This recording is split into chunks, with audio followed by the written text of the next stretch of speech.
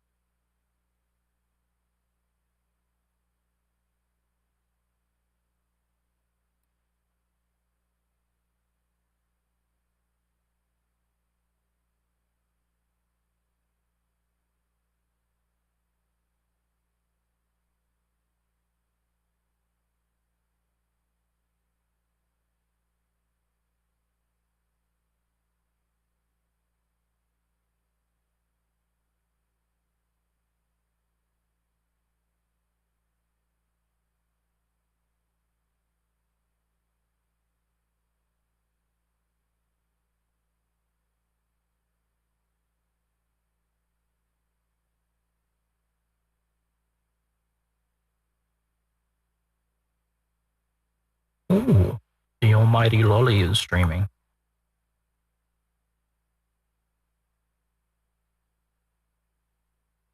What are you, what? No, Pippa has a crush on me, you Oh, he's playing Final Fantasy 16. I don't want to watch anything of that. I'm specifically avoiding it.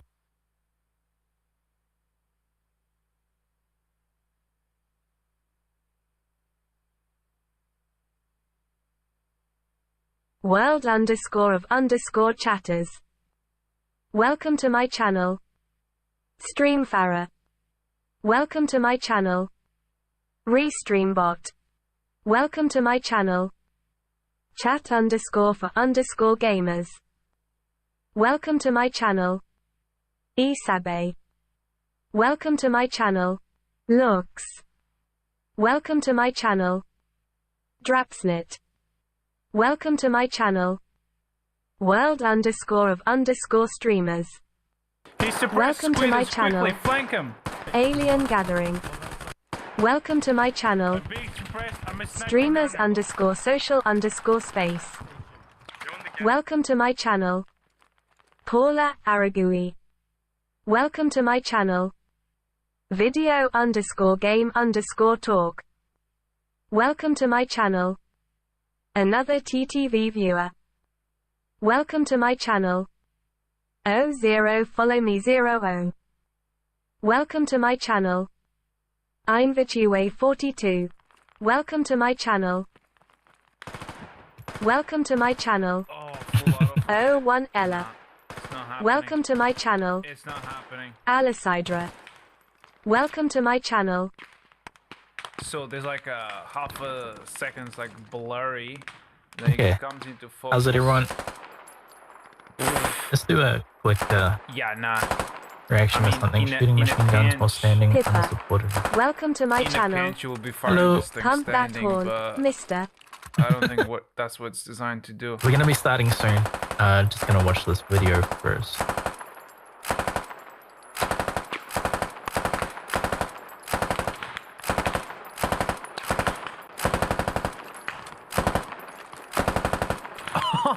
But more than likely today is gonna be surrounded Jesus. about this game Yeah. and Oh and God, I love it. music making, pretty much for the stream. That's what I have set up. But I am curious So because like this is the this, demo and version, it's so I still don't know blurry, how but long your I eyes get need to to play refocus. with the That's a cool demo effect. version. I like don't know that. if it's time locked It's in pretty- any way. So cool. This is awesome. That was me trying to shoot you. The expression is so bad that I missed you completely. I thought you were full of good intentions and there was an enemy behind me. Turns No, out that you is just just you hate me. hit fire recoil. Hit my head, hit fire. There's an enemy over there. Let me try my hip fire technique. He's suppressed. He's suppressed, Squiders. Quickly, flank him. He's going, suppressed. I got him, I got him. Good job. I will Teamwork. give you a Teamwork thumbs was up, right. but they haven't added it yet to my this notes? one. I wish you hadn't shot me I'll because piss it's her off. kind of hard to keep a steady aim now. Wait, I want to be I'm under very suppression fire too. Okay, I'm taking you wanna zero come suppression destroy over here actually. Oh, okay, this guy just died.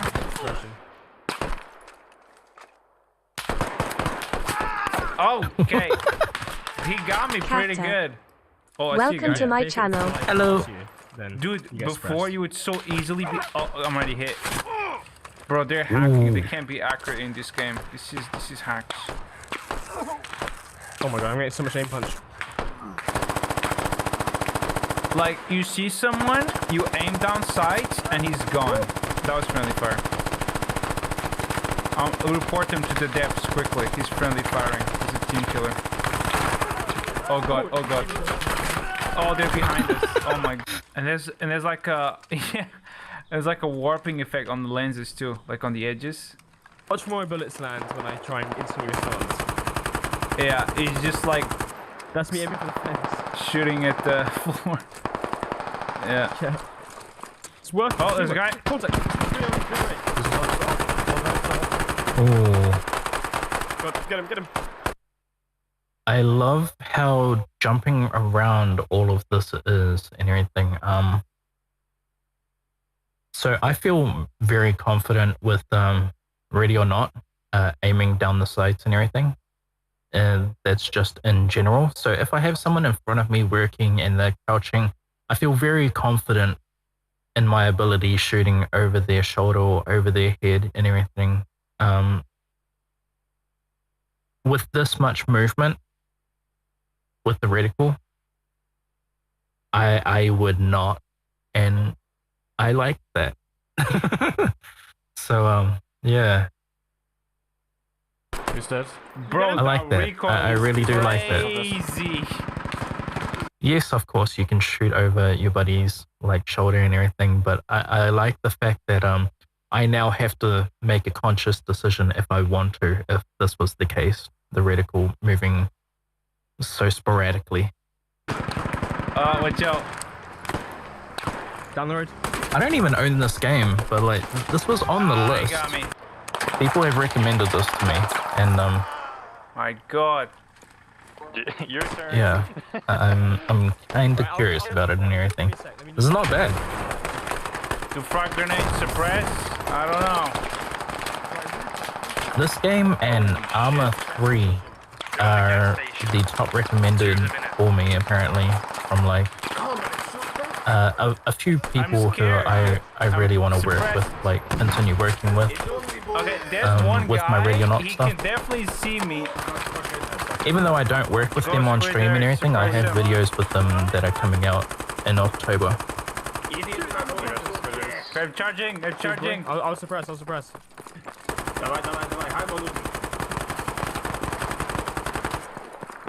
Move. Right behind you, Nano. Okay, I killed one. Oh, he's on the corner. He's on the corner here. I think Squid is just... Man, role-playing in BattleBit last night as well. Oh my god, that was That's so how that fun. feels. Well, I'm gonna try and return fire. I'm being suppressed. I'm gonna snipe the gunner. Oh, okay. No, I don't want to go there. So like going from BattleBit to like any of these games that try and take shooters realistically, it's so cool, man. I got a couple okay, there you go. Oh, Ooh, can still snipe them. He's on the left, close to the wall. Oh god. damn, that was I hit quick him with the thinking with grenade. the. Did he kill him? Oh, he blew up, Sick. so I don't know. So we can't vault over these anymore? Oh. Right, okay, that's fair. I like that though. It's still possible, you just need that teamwork. Oh, Okay. I like that. Exactly. Ooh, Well, they get- I really like that. Oh, That's shot so him in the cool. face. Shot him in the face. Helping your buddies like over a wall and everything. That's really I cool. can't do the cancer maneuver anymore. Oh god. The only thing I have a problem with about that is that you're dividing your forces. So whoever the last man is, I don't think they'll be able to climb the wall the exact same way as everyone else. So yeah, you're leaving one man behind. Ouch.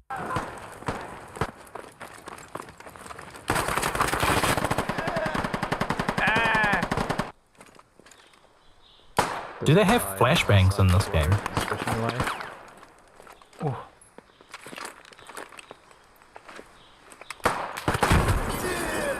That sounded hit him like that came once. from left side.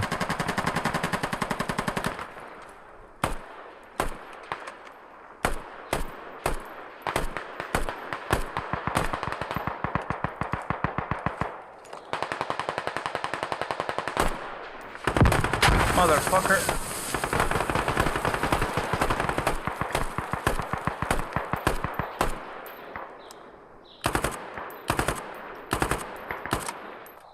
Damn it. I'm trying to see how clear his reticle is with the shots. Hip fire still Semi. works.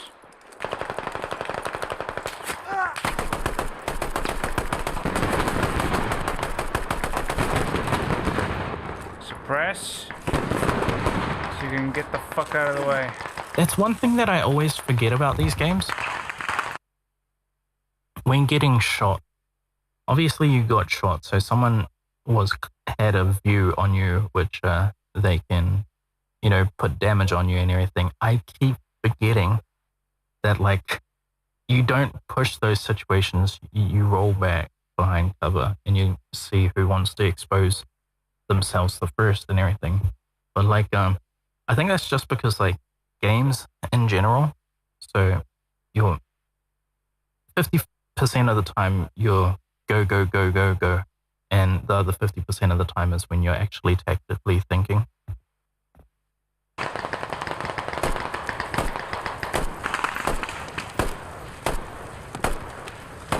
It's just as gamers, we haven't got that instilled factor of receiving shots, you know, caution. Someone just got shot out of a window. Because we don't feel it. We don't feel the bullet and everything. It's not something that's a very clear warning for us. All we have is a screen that looks red now.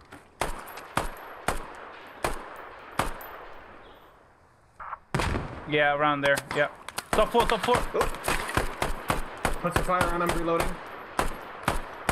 Second window from the left. One outside on the left. Nice. I'm hit. Come on. I'm hit. I need to bandage. Ooh, we got shot in the ass. Cover me with some suppressing fire while I drag him in. Oh my god, everyone just keeps dying. Alright, get in here. Oh, Jesus Christ. I'm sorry. I'm just gonna crawl and die. Yeah, can you drag them? They all playing marksman.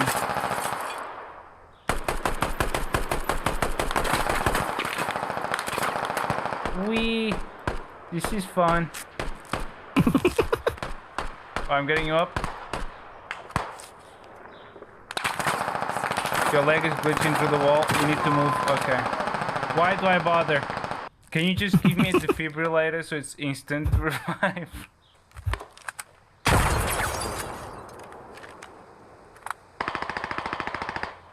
I love this little Alamo moment.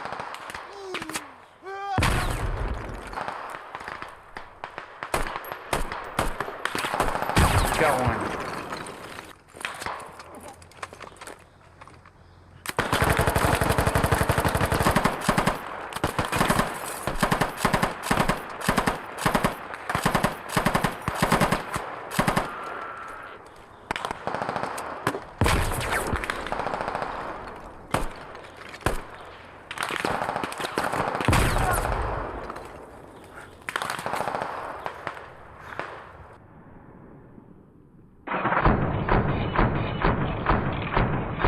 Well, you definitely got that first shot off, which wiped out the left half of his face.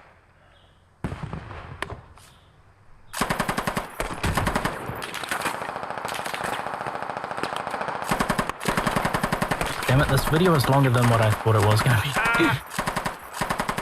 But I like what I see there. Machine gun wins.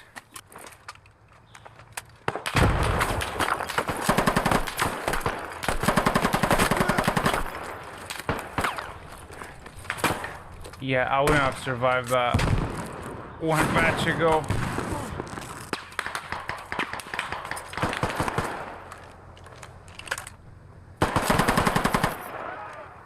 Second story.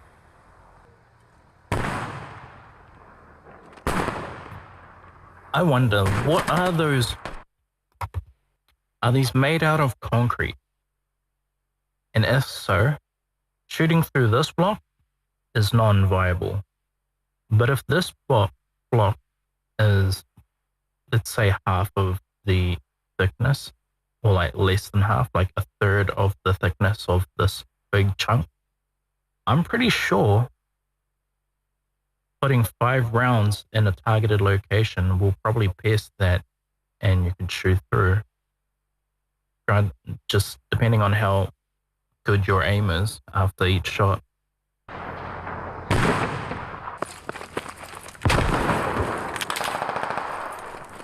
YOLO. Maybe like I might have like even spent a mag just to do it and everything. I wonder if that's a thing in this game. Oh, I got him through the door. Great as you want healing. Yes, please, puppy. You have to come to my tent.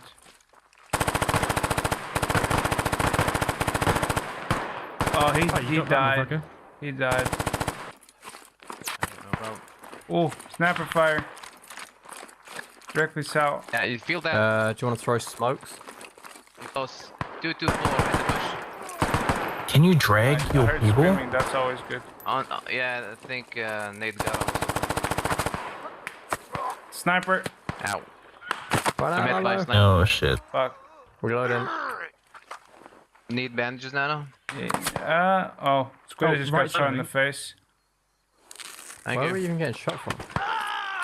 You guys really need to question. I stop think dying it's by near the this hangars. sniper. Yeah, you guys Squiders, you think you're in line of fire? need to work together. Oh, wow.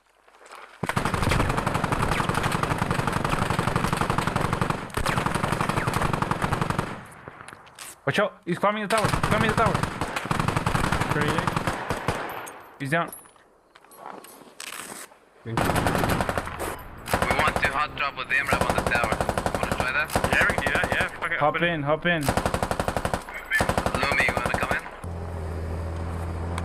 The game looks pretty good. From the left side. 150. And I'm already shot. Okay, I was hiding the turret. They still got me.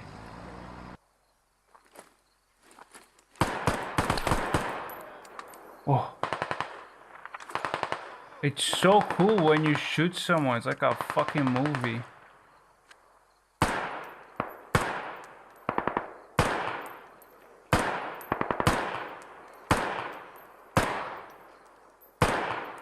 That ooh.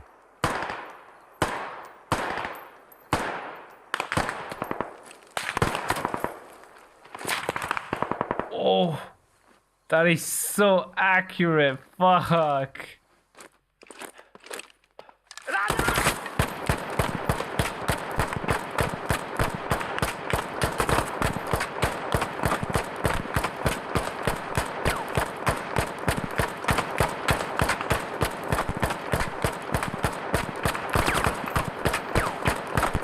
This guy just does not give a fuck. That was good suppressive fire though. It's not like super bam bam bam bam bam bam bam bam. That slow rate is really good.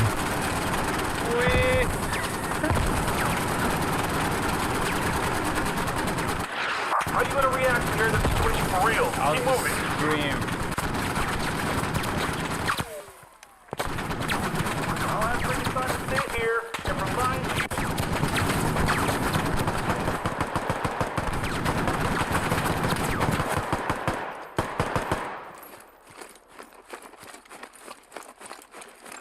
Keep it up. Remember, fire and maneuver. Fire and maneuver. Get some lead down range and give them a...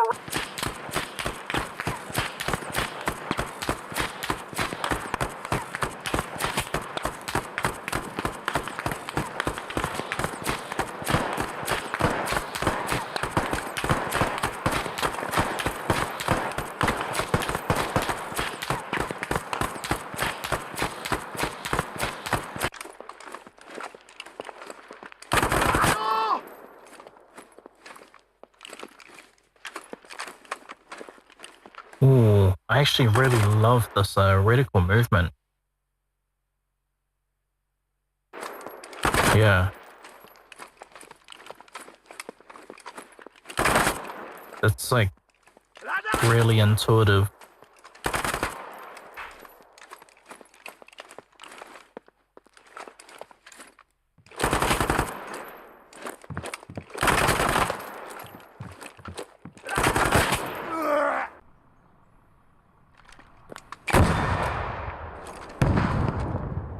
So this is going to be one of their new updates. This is an actual dev update, or is this a modder? I don't know.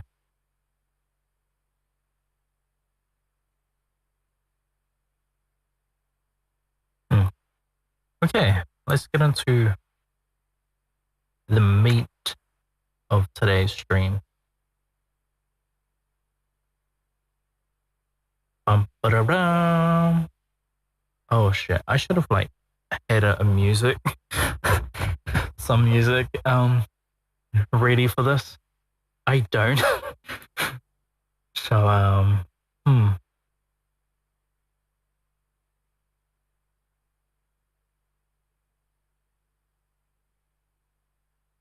okay, some of this will be good. Let's just get into it. Okay, we'll just go first option. Let's see what this looks like, feels like.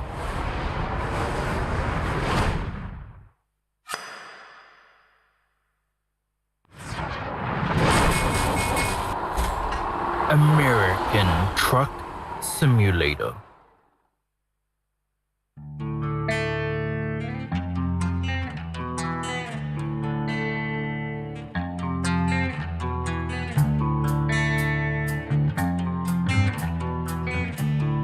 I don't know what any of these logos mean. This is like gender or some shit. Is this male? Is this female? Is this male? Is this female? Yeah. I don't know what this shit means. Picture. This looks like Bo Burnham. Let's see. Oh, there's a lot of pictures and everything, so let's see who's the closest that looks like me. Okay, so I'm not gonna lie. I'm a very, well, not hairy man, but I have a massive beard right now. My beard is not white. My beard is red and black. I got some Scottish blood in me.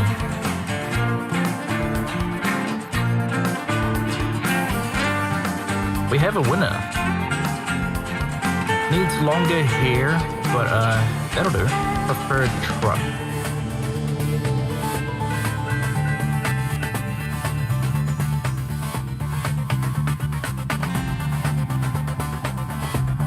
I'll rather go the white truck because I can generally see it and everything, but I'm a fan of either white or black. The black truck looks really good too. So does this one. I like less colored things because I wear a lot of color on me, but like the things that I own are not colorful whatsoever.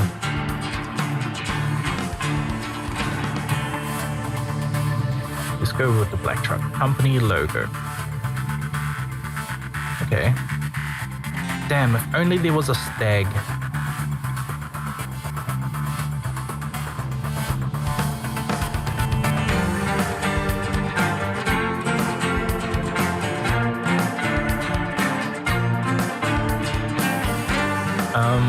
I don't know which one. I'm a fan of these two and this one. But also this one ain't so bad either.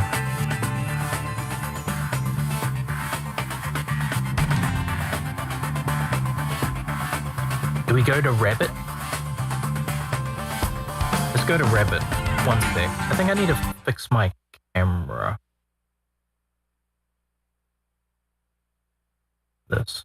Let me put this down a little bit more. Here we go. Lock it in.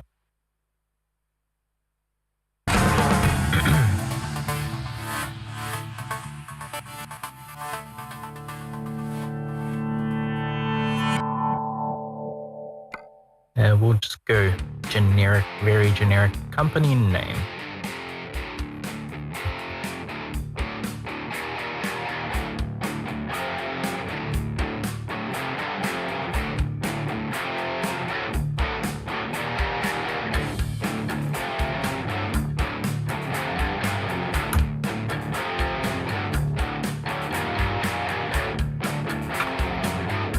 Can't add an S. Earthwalker Trucker. I'm gonna remove Trucker.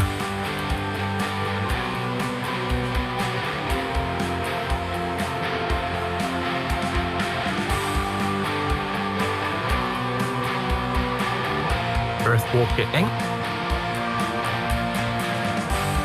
Actually, Earthwalker Prod.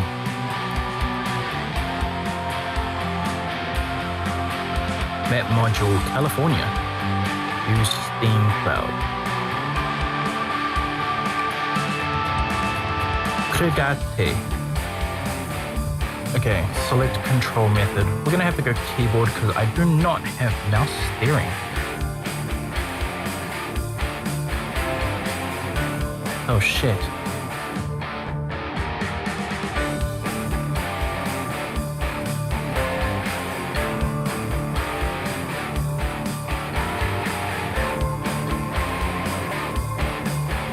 Oh, I like that. The simplest form.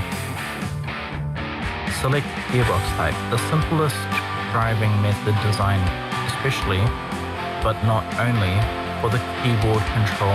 Press forward to drive forward, press back to brake, or reverse. The gearbox will handle everything else for you, switching between driving forward. Okay, yeah, because, oh shit, wheel automatic. Ideal for wheel with pedals, use buttons to switch between routes. We're just gonna go simple automatic.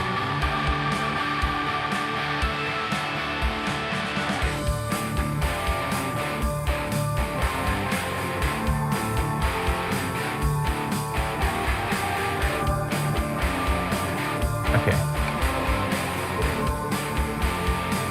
Let's see how this goes.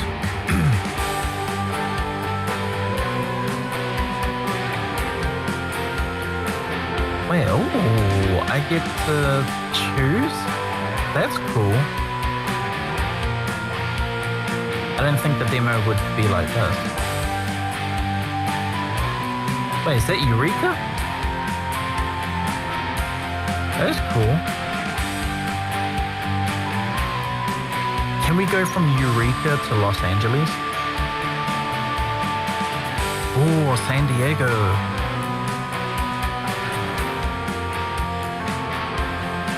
Try Eureka.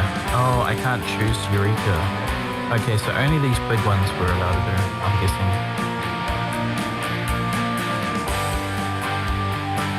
Reading, Sacramento. Oh, Sacramento. San Francisco. Fresno. Oh, fuck, Fresno. I want to spend as little amount of time in Fresno as possible. Bakersfield. Fuck Bakersfield. Well, Bakersfield ain't that bad, but like some PTSD-inducing fucking viral videos that I've seen. Oh wait, can I only start from Los Angeles because that's the only green one? San Diego. Let's try Sacramento. Okay, yeah, we can do Sacramento.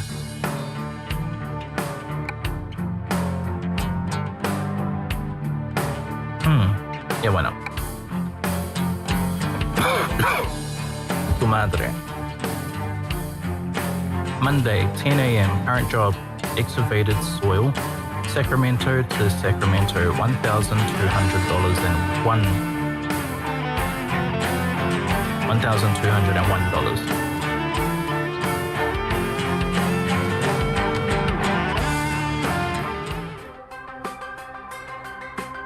Welcome to American Truck Simulator. At last, you have the chance to experience your dream job, driving a truck. Your own transportation company is now open for business, but sadly you lack the money to buy a truck. For now, you'll have to work for other companies as a driver for hire. Your task? is to safely deliver a load of excavated soil to Sunshine Crops Dock in Sacramento. Your employer has provided you with a vehicle and will cover all expenses. Don't let anyone down and arrive on time. The music is very loud. I need a moment to turn that shit the fuck down. E to start engine. Wait, oh, that's right. They drive on the right-hand side of the road.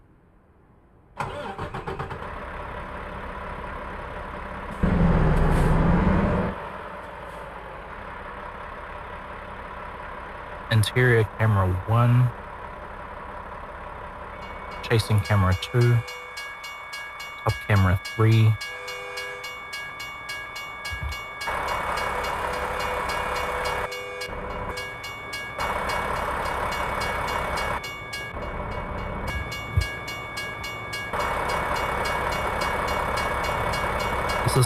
Yeah, I think this is the front of the truck.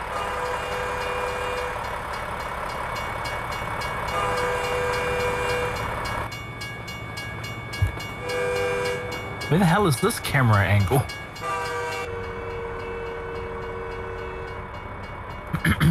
Okay.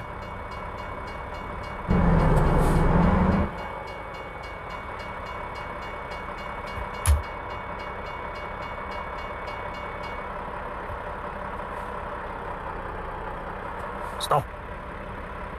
It's time to make a delivery. Use Route Advisor to see where you are and where you need to go. Press F1 or pause to look closer.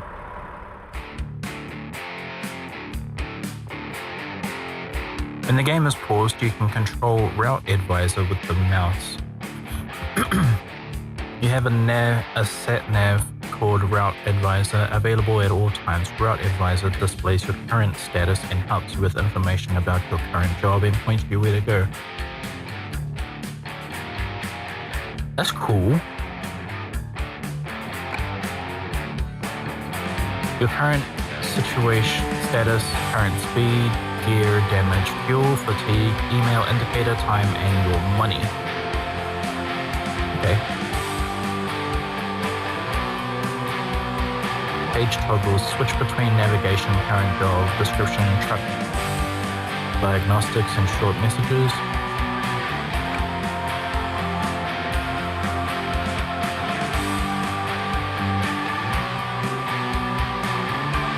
At the bottom of the page, there is an estimated of remaining trip time and distance, and you can cycle through the different zoom levels by pressing F5 or activating the button on screen.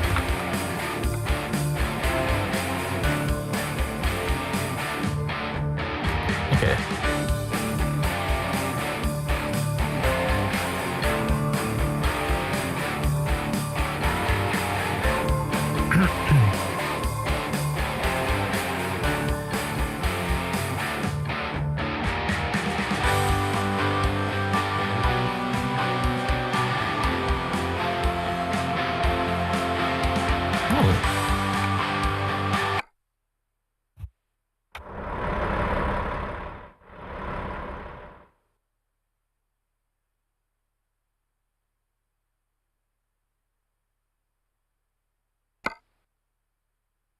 There we go.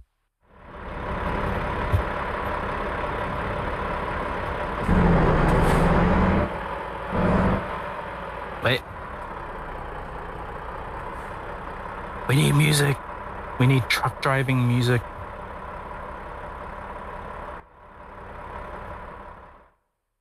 Wait, how come I can't get out of the game?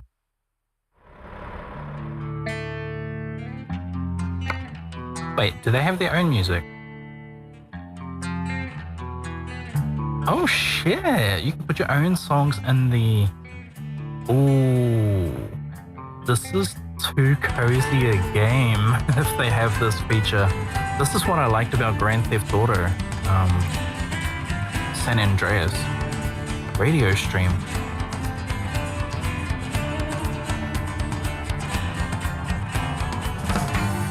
Huh.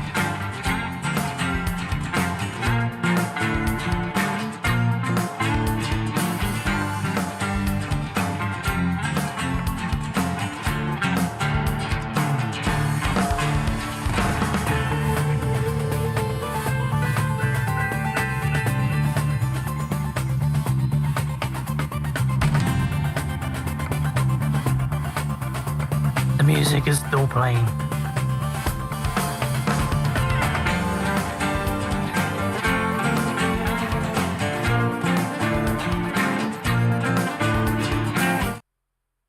Finally. Oh my god. The music volume we can turn up. Radio volume we can turn up as well. This is cooler. Bad thing is I don't know how to... Yeah, let's see if they have something.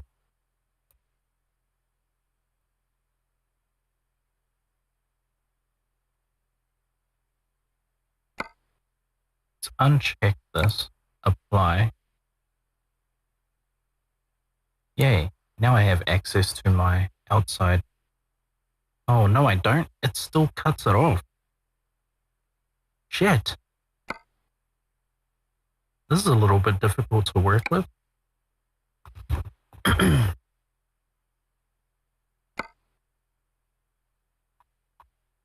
I just open my actual desktop? Because, like, y'all are not letting me while I'm in game. Which is really not good.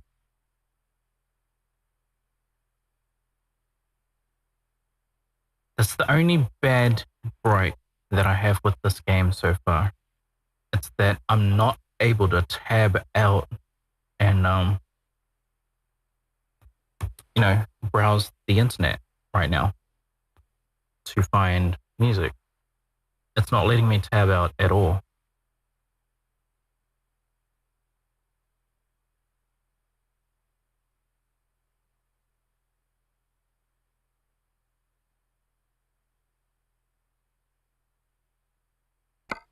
Let me do this again.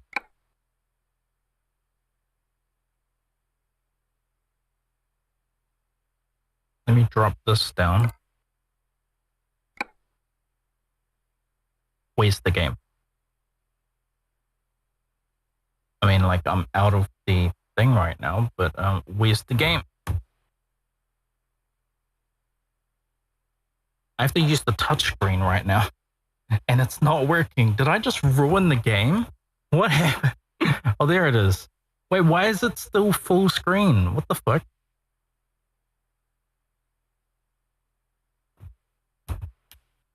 Okay, now I'm in game. Apply. Where's the game? What is wrong with this thing?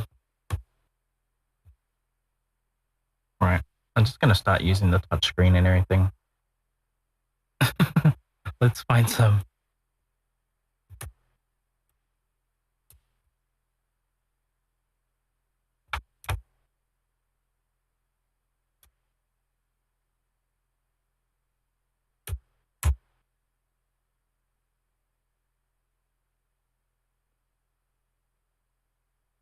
Oh no. Bro. This game, it's messed with my mouse now.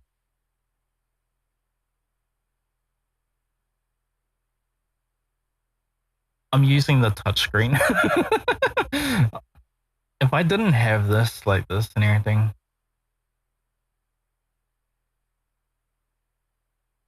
Electro playlist? No. I'm looking for country western fucking DMCA free. Because that is the truck driving experience. Maybe not in New Zealand, but like in America, I'm assuming that it would be.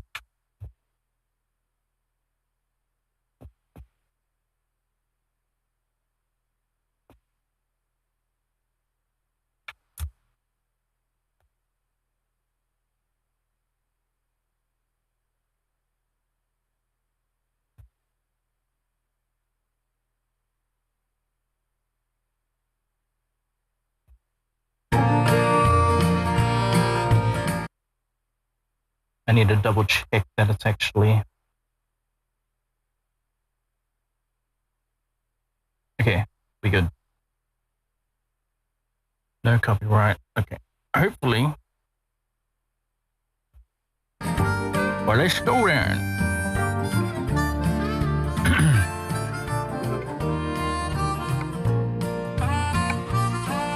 Now the music is too loud.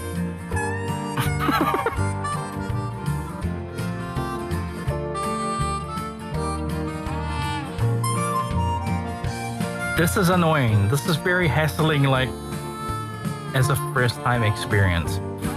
I kind of don't like it, just because of how it is right now. Because now I can't control the music volume. Not without exiting the whole game.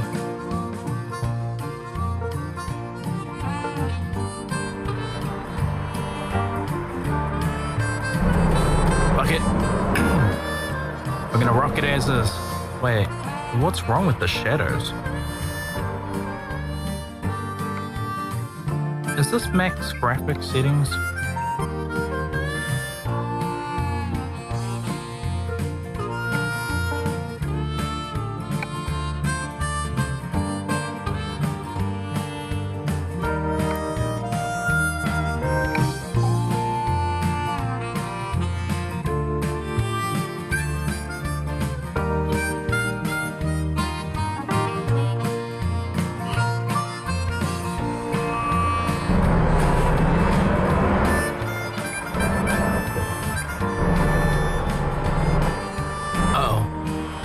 Am I stuck already? I am.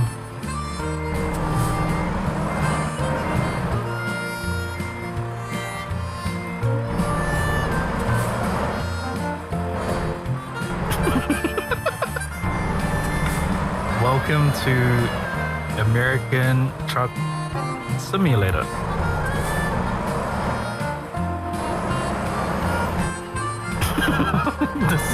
We can't keep doing this. We can't keep doing this. Oh my god. I'm so bad.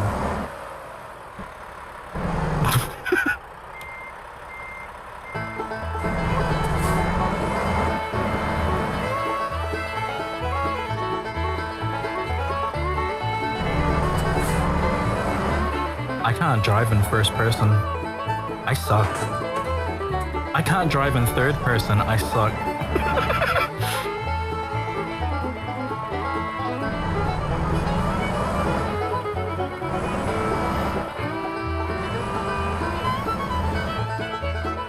Yeah, and we're moving.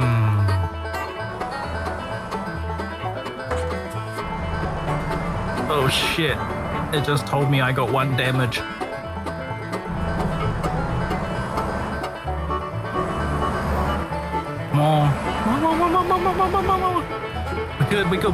We're good. Okay, we're good. That is a lot of sucking. Okay. We're good. It's fine. We lost the $1 that we were... Wait, what? Red light violation? The fuck are you talking about?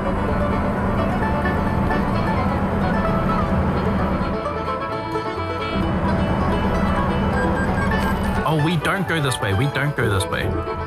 Oh shit. Pay attention to road rules.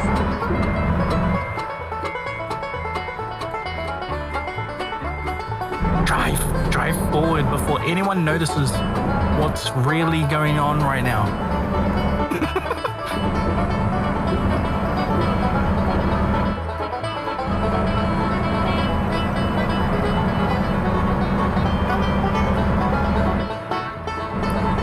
Yeah, our first corner without a violation.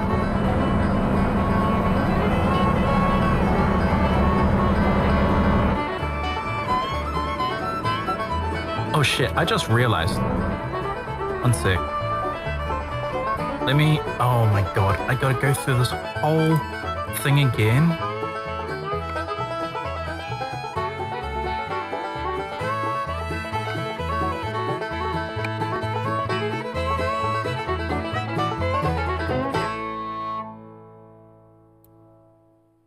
Ah, damn it. Let me do this. Apply.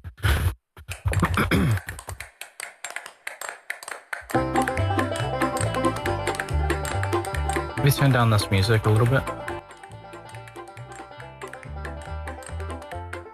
Well, it'll need to be up a bit louder than that.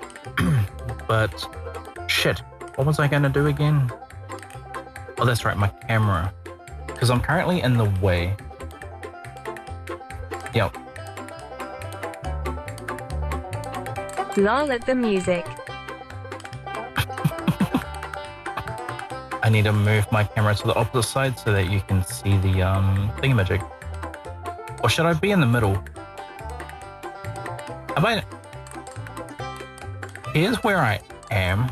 Let me do this. Let me...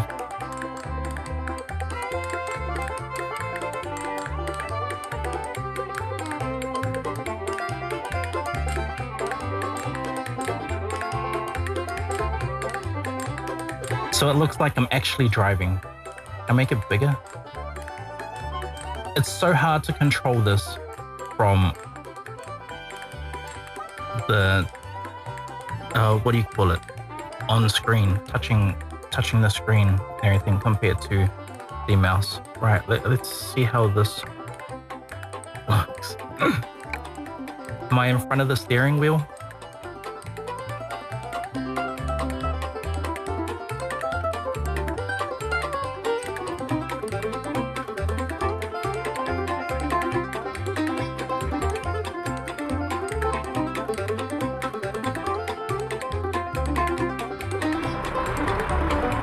Not really, not really. So the steering wheel is kind of in the center.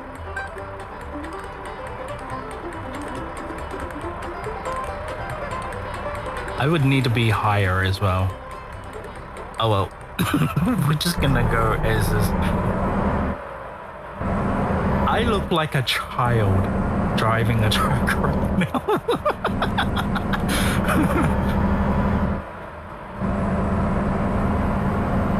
Okay. Is this immersive? My head is so small compared to like what the rest of this looks like.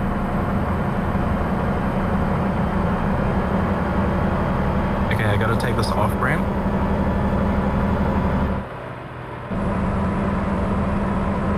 I'm speeding. We're speeding. I'm gonna cut the corner at the last moment, you know, just to scare everyone behind me. We're gonna keep picking up speed.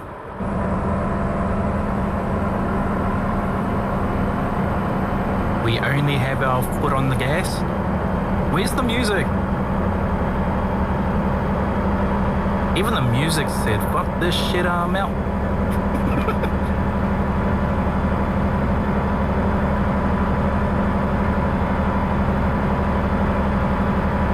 Speeding? How fast am I going? Is that 42 miles? Don't we need to go 88 miles so that we can blast off to the future? Where we're going, we don't need roads.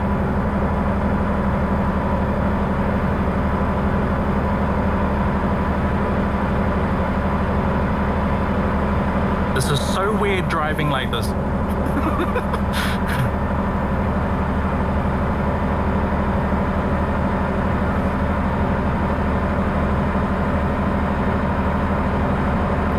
Just because I can.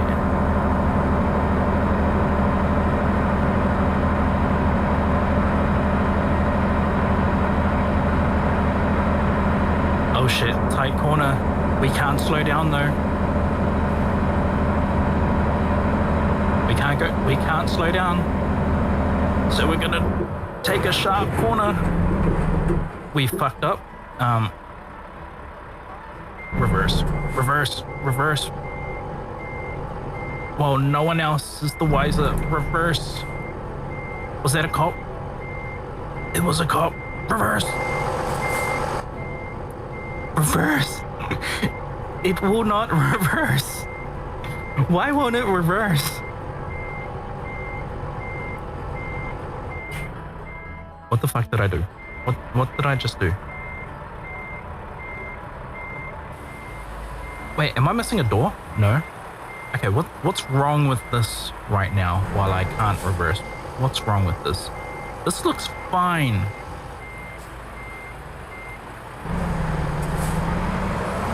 Oh, we're moving. You cannot start moving, maybe differential lock, blah, blah, blah, blah, blah. But we are moving. I see it. We're creeping ever so slightly. We're moving. Just keep moving. Just keep moving. How long is this supposed to be? Does that mean that we are 16 miles away from our destination? Okay, we are 22 minutes away from our destination. Correction, we are 1 hour away from our destination.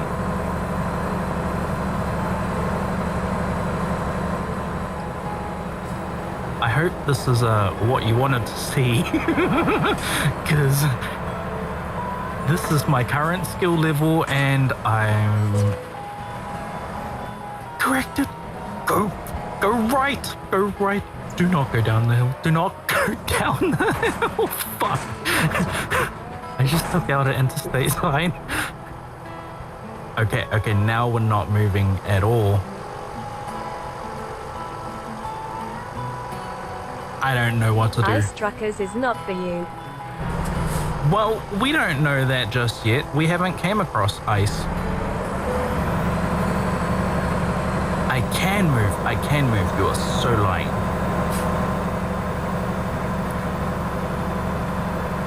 We are 59 minutes away from our current destination. Our final destination. Tears We're moving. of joy. We're moving. We're moving. See the wheels moving? Yep, we're moving. See, we're moving now. Now we're really moving. Right, 4% damage. Okay, let's get back into immersive mode. Right. Yeah, who decided to put that rock there? Like, come on, man.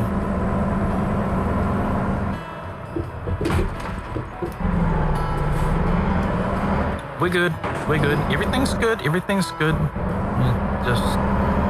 Well, who needs the extra $20 anyway? I'm probably not going to be able to eat tonight.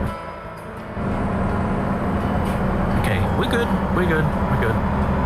Okay, I really don't know why they stopped at a stop sign. That makes no sense.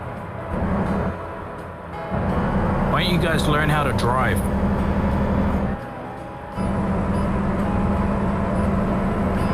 Okay.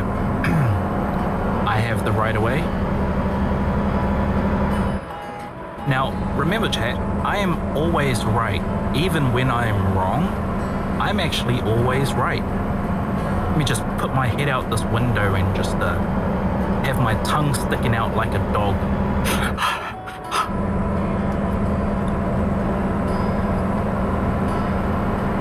Okay, we got a tight corner, so we're gonna take a long angle. We're not gonna slow down whatsoever. We're just gonna keep trucking. We're good. Oh, we might get there ahead of time. Right. Yeah, we had a half an hour left, but now we've just cut it down to 8 minutes somehow.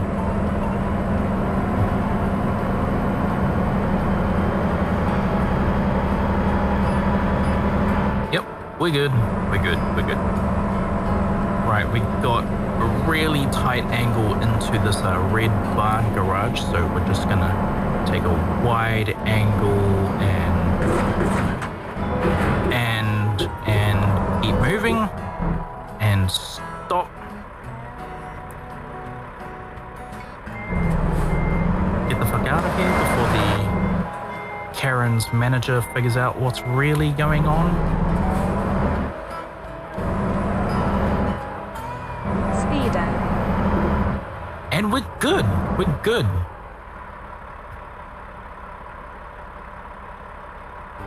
That's the wrong button. That's the right button. Okay. And that's how it's done. That's A1 quality. Okay. At this terminal, once you have selected your desired parking spot, proceed to the parked trailer. At some terminals, you may choose an easier alternative spot for less equity. If you get into any trouble, you may also choose to complete the delivery Clipboard. automatically. Clipboard. A rectangular area will be highlighted on the ground and marked for... Right, where am I? I'm supposed to put this somewhere?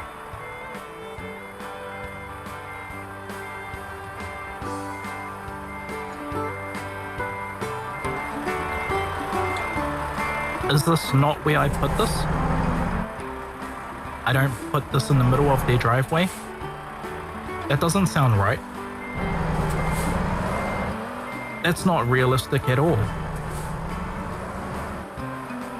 The game is wrong. I'm right. They don't know what they're talking about.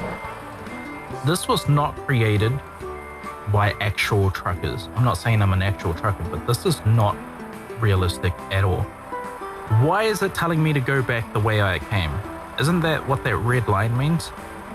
Where do I park my truck? Do I...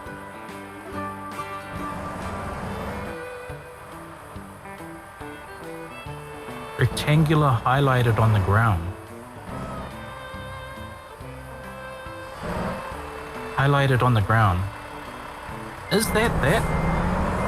Is that what that means?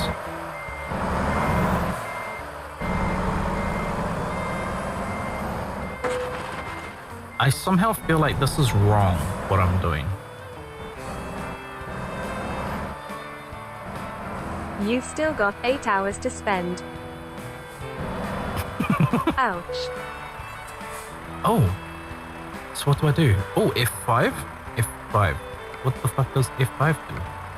Oh, that's not what I wanted. What am I supposed to do with this? At the terminal once you... Oh, am I supposed to like... Oh, okay. And then enter...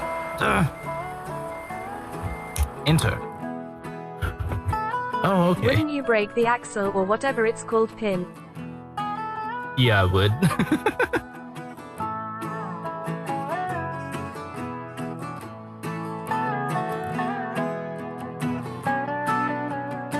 Skip.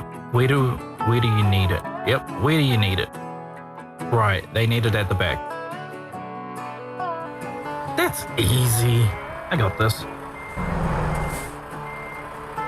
Hold on. Let's straighten it out first.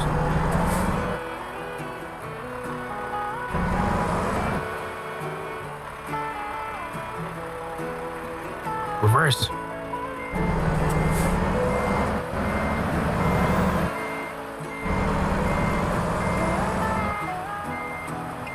Oh. Ooh. Oh my god, this is so much worse.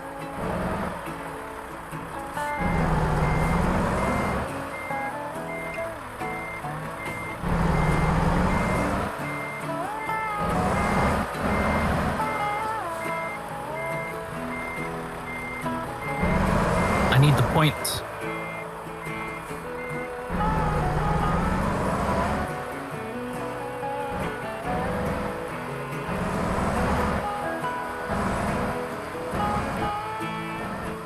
Okay, we good.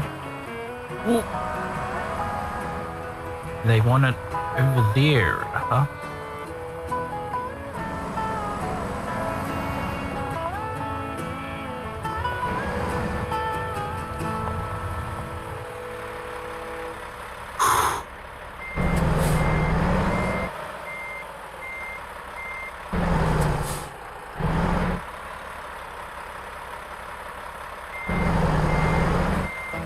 Shit. This is harder than what I thought.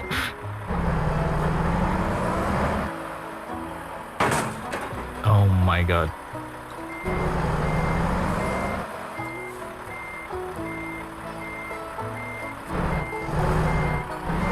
Why does this music sound so comedic right now?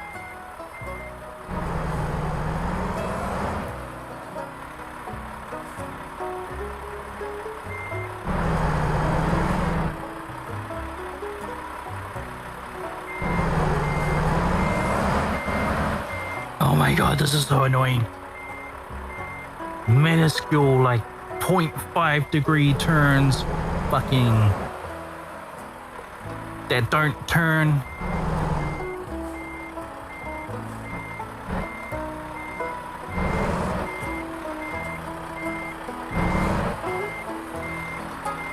That turns whenever you're going straight in reverse.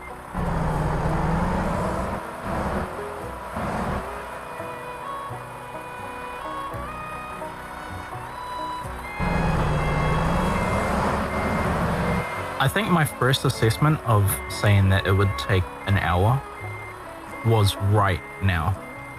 Like, I now understand that I was right all along.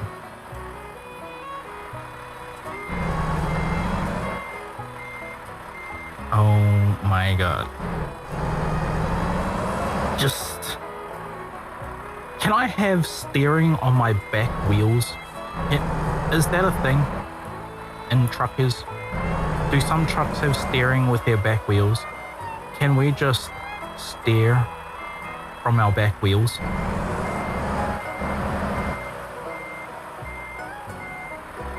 Don't fuck this up, don't fuck this up, don't fuck this up.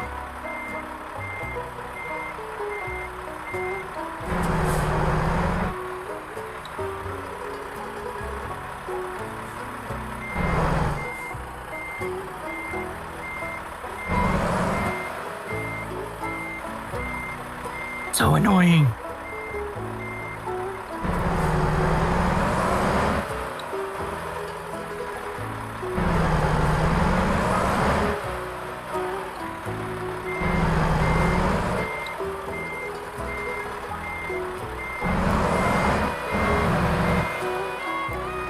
Oh my god. Why did I do this?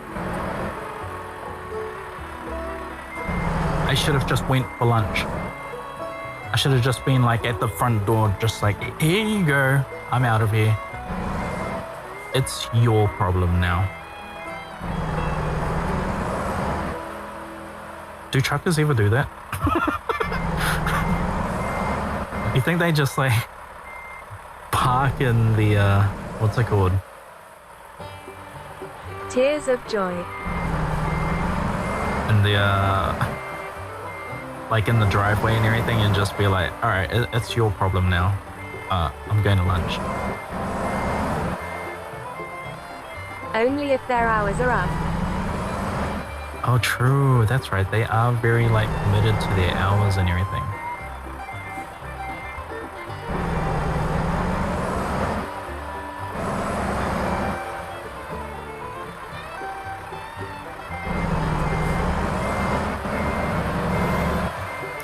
Why does the tail end go left, but I want it to go right?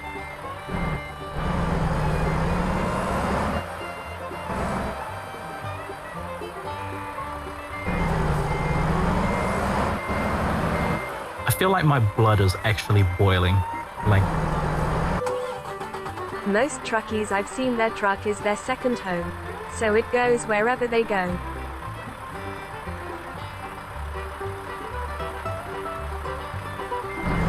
reverse. Man, my S button is like so messed up. I have to press it like 3 times just to get it to start reversing. Same with my W key. This game is like ruining my keyboard even more with frustration. This might not be the best of game to try and stream if I'm gonna be smashing my S and my W buttons like so often and everything just to like get movement. It's gonna ruin all future games that I can play. Like this is my keyboard for laptop, mind you, so it's built in. Like, I can't replace that keyboard once it's broken.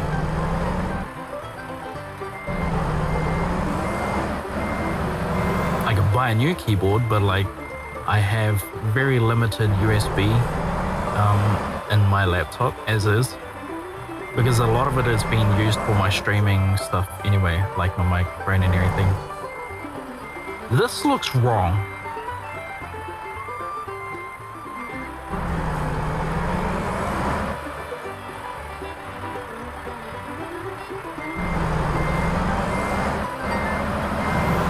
Oh my God.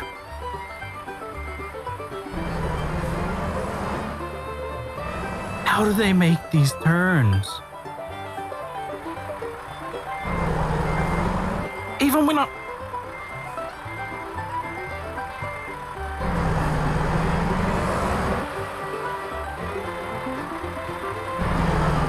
American Frustrating Simulator is what they should call this game.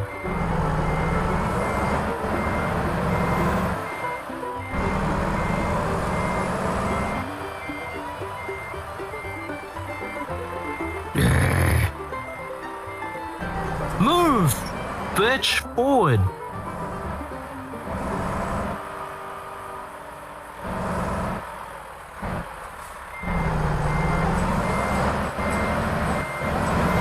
No, stop going on that fucking weird angle. Why are you retarded?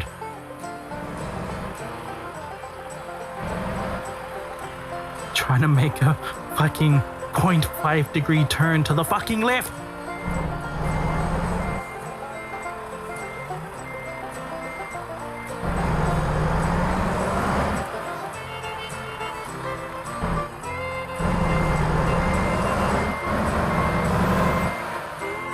Why does it go? I now no longer give a fuck. I can care less right now.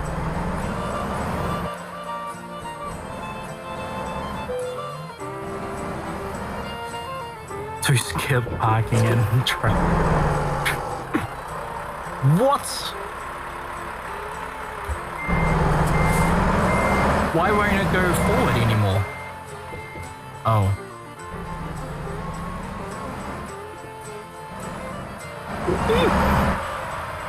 Here we go.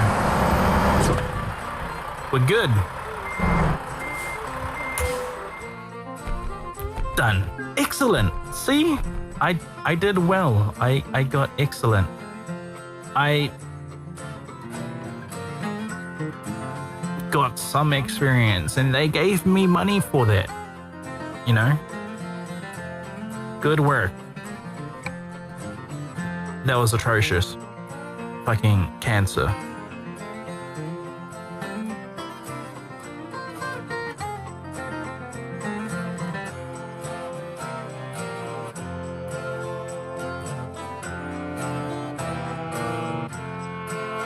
Interstate 70, San Falswell truck headquarters. This is your headquarters. That's not my symbol at all. None of this represents my company. It's a pretty basic garage. It may not be much, but it's a start. This is like one of those... Lol. This is like one of those abandoned like buildings that people go in and play airsoft or do copious amounts of heroin and shit like that.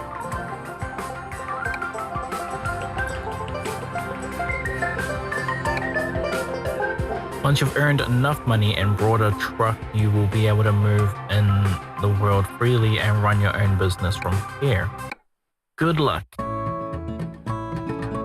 Here you can see your progress. Level 0.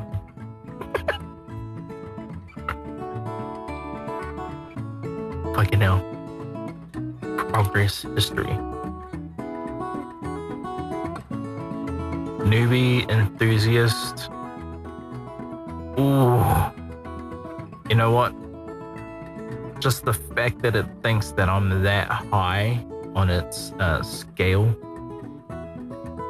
I can already tell that this graph is wrong. What else they got? Ooh, pick your next job. Quick job. Get hired. Right. Oh shit, what the fuck? Okay, we see money. Oh, what the fuck? $800, $800. Fuck no. So is that like the easier and these are the richer? Because we like money and we need to buy a truck. So let's ball out. What is this? New Zealand fruits going from Sacramento to Eureka. That sounds about right.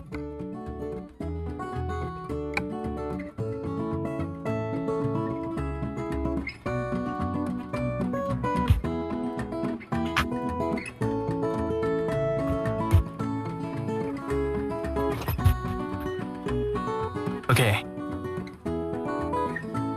Where's my cell phone? Nowhere in sight. Right, they want me to completely go the opposite way of where we are as of right now. Let's just pull to the left.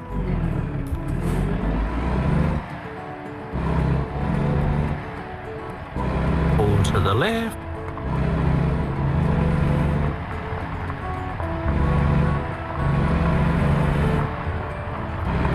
Here we go, our first real job. That other thing was just a test run.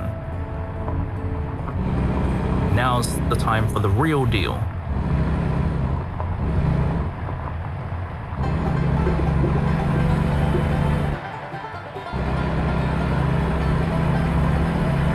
Hey, it's okay. I'm from New Zealand. We drive on this side of the road anyway.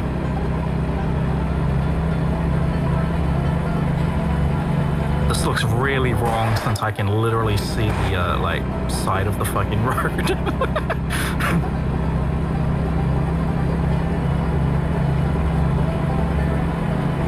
Leave this idiot. How do I beat my horn? Wake up! How do I beat my horn? I feel like that's really important to know. How do I beat my horn?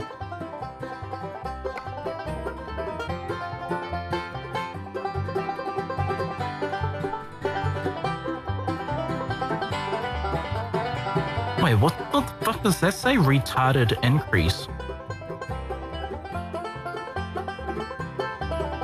Retarder increase. What the fuck does that mean? H or B? H or B? Oh, horn, H. Air horn, N. Light horn, J. Fuck that. We go all the way. So that's H or N, I think. Drive. That used to be Train Simulator's shortcut. N. Okay, N. We need a... Oh my god. That's right, this game. I can't switch out to put that stuff on my... thing. On my... I want to add those keys to my mouse. But it's not letting me.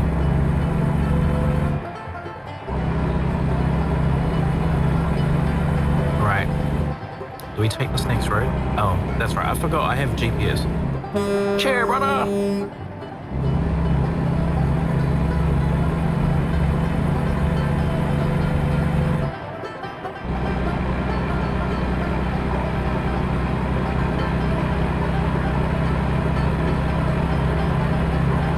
This looks right.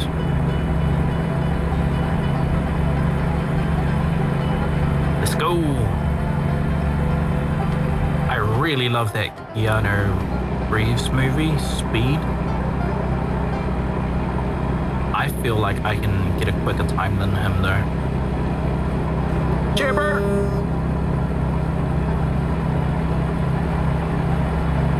Drunk driving advert in the making. Okay. So I have a leftover bottle of whiskey and a leftover bottle of Jack Daniels. I don't drink regularly, and I've never drunken on stream and everything. Like I do copious amounts of fucking weed on stream. I've done that before. I've never drunken on stream. Does this call for it? Let's. I want to make money first, so let's make money. Wait, why does it say I only have 2,200? What the fuck is that? Don't I earn like 5 grand off this bitch? Bro, they got my money such fucked up.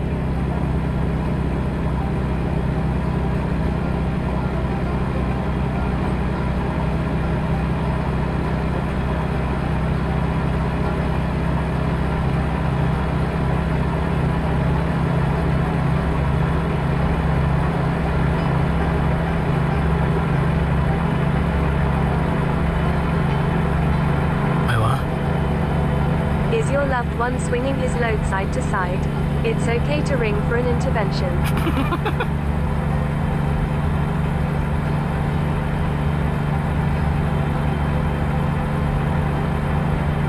We're fine. I ain't gonna lie, the graphics in this is pretty good. Oh, is there any nighttime? I would really like to see what this looks on nighttime, because most nighttime in game and everything is like pretty spot on. And I'm just assuming that with this, it probably would be. Ooh. Is this what these fuckers do all day? Just speed? Like, you know, just driving and speeding and shit? This would be such a crazy job. I don't think I'd ever be able to do it though. Because the fuckers like that.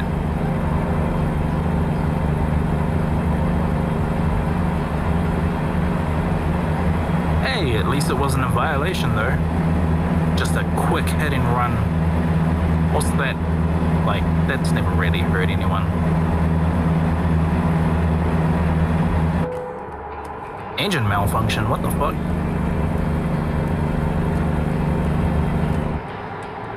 Lol.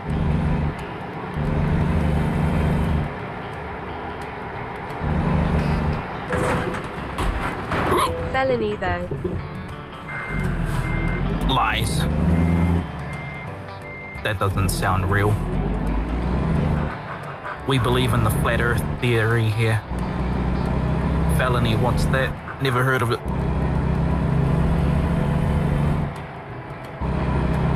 We actually don't believe in flat earth theory here. Just for everyone's knowledge.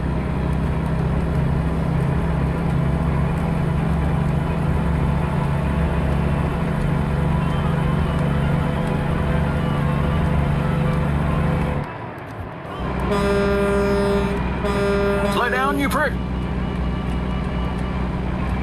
Only I speed. Only I. I only.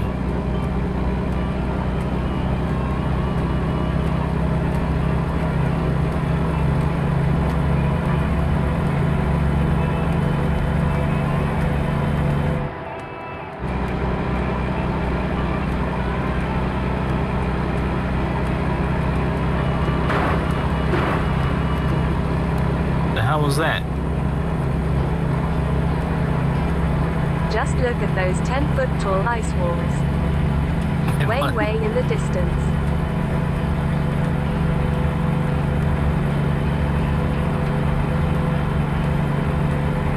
Oh shit, for a moment there I thought that was an undercover cop, like trying to do some shady shit.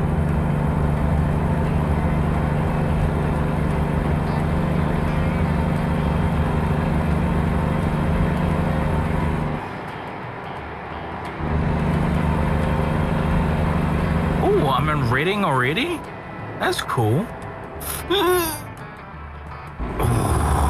Lucky. Jabber!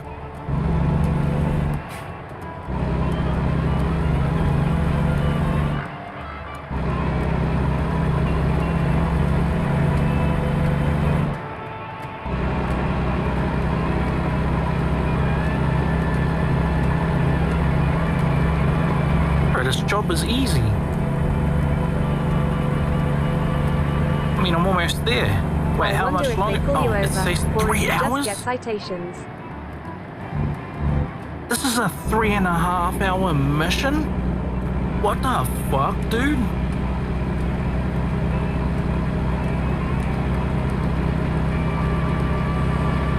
Oh shit, red light, red light.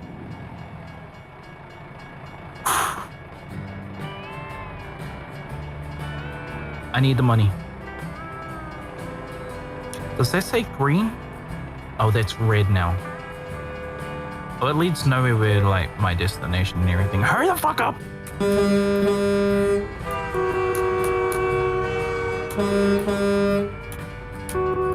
Lion of Iara.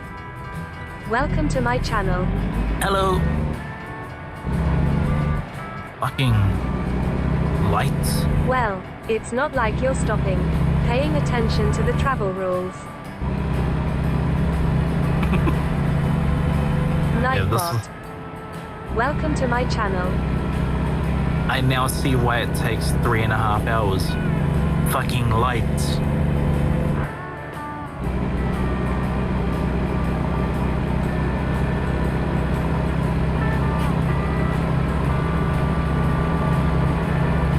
That looks hilarious that I see it on stream that your messages are right beside the map and everything, so it looks like I just got text messages almost.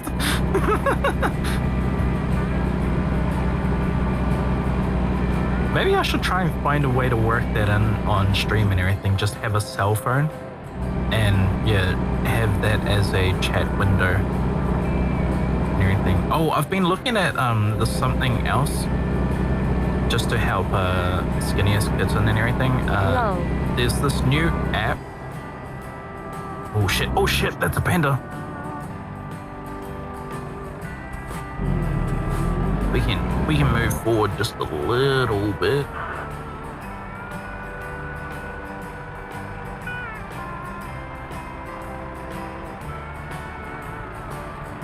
Fuck off, I got a delivery to make. Stupid red light.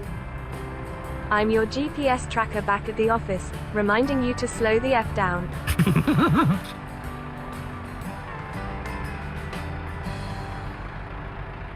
Can you type a swear word into the thing? I just want to see if my text-to-speech actually says it. I think that'll be like, it's fine. I mean, obviously, because like I swear all the time on stream and everything, so it should be fine. Like whatever thing happens. I don't know if it's ever like really sworn or whatever. Okay, those fucking yellow X's in the middle of the thing is like really immersive braking. But the rest of this game actually looks like pretty convincing, which is like bugging me the fuck out. Does it have to be truck driving simulator? Can I just like drive a car in this world? Because like the graphics look really fucking cool. Like I'd be happy with just driving around in this game naturally and everything. What the fuck? No. Come on. While the light is green, while the light is green. Come on, you bitch. Hurry up while the light is fucking green. Fucking engine malfunction. What the hell? Oh, turn green, you bitch. Turn green. You slut. Oh, yes. You're actually decent at giving head. I'm so sorry. I should not talk that way. What the fuck? You need to get to a mechanic. Tears of joy. Oh fuck, red.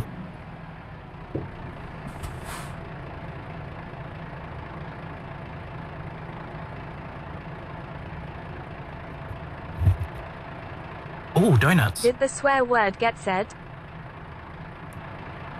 Oh, it didn't. Ouch, that sucks.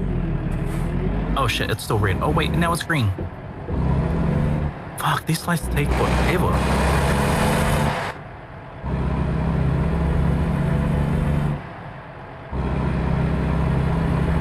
it's still like 2 hours and 50 minutes. Bro, I have the right of way. You slow the fuck down. Y'all know me. Man, I wish I could listen to like some Bone Thugs right now.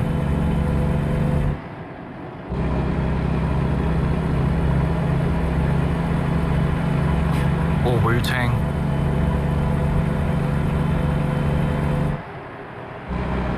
On your right.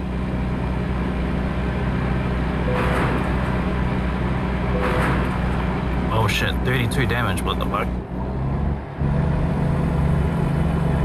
This asshole. He'll send some shorts to reaction on Discord for later. Okay.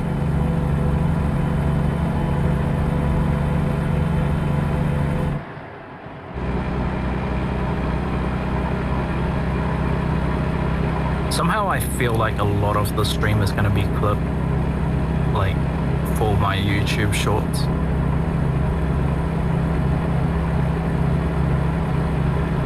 But this looks like a really easy track so far.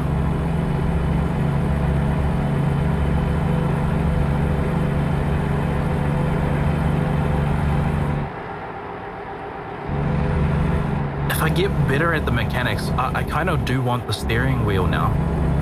But if I get the steering wheel, then I have to sit up at my desk, and then I have to clean my desk and everything, clean my chair. It's so much work. Can I lie down and still use the steering wheel? And like figure out a way how to use the pedals and shit, like, well, still like gaming while lying down. So I don't have to clean my desk whatsoever.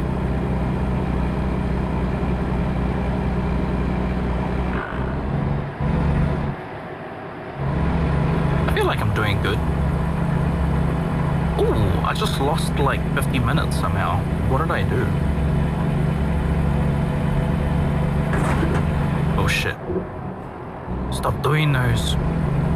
Each time I lose a percentage of like my truck health.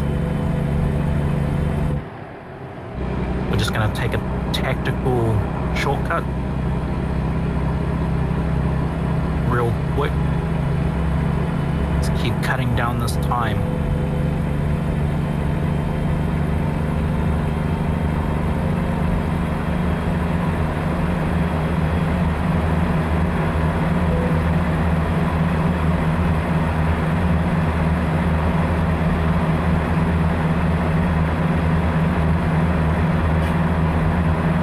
Back. I posted 3. Okay.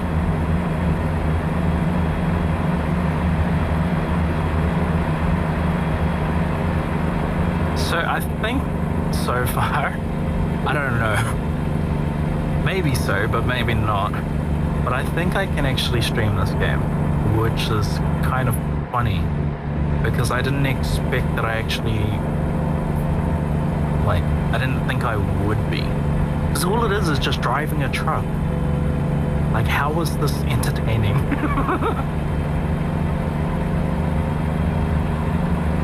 It's only entertaining because I'm breaking the rules, I think. Fuck, 38% damage. Dude, now we only have an hour and a half left. My engine is fucked. What the fuck?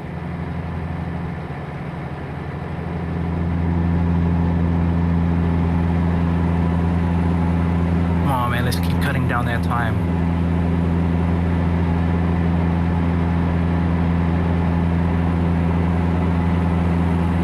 Designs roads like these? Why are they so windy and everything? You're running out of fuel. What the fuck? Oh no. Was I supposed to stop for fuel? Is this a gas station? The way you're driving is entertaining, as is your future troubles, but is the streaming woman shrugging. Gas station? Tears of joy. I need a gas station. Oh, there's the gas station.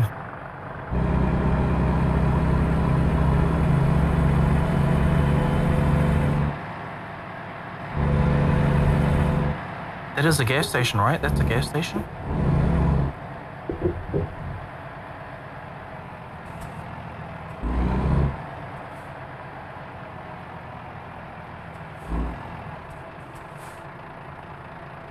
How do I refuel? E for engine off. How do I refuel? Oh. You fit. How do I refuel? How do I refuel? Diagnostics. What the fuck is this? Ooh. Wait, is that how much it costs? Fucking hell. 22,000?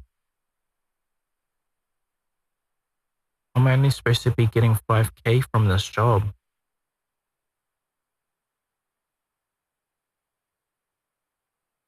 Does insurance pay for this shit or do I have to?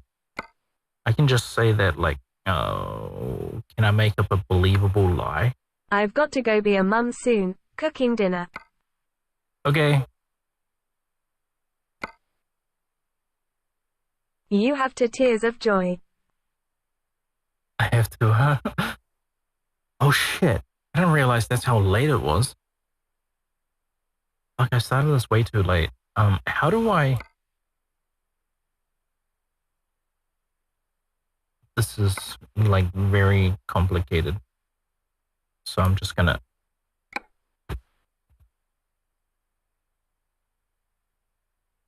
Damn it. I need to get rid of this. This is literally the same MO as most driving games.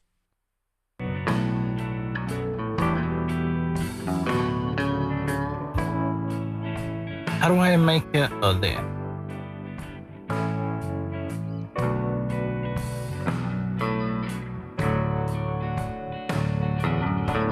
American Truck Simulator. How to...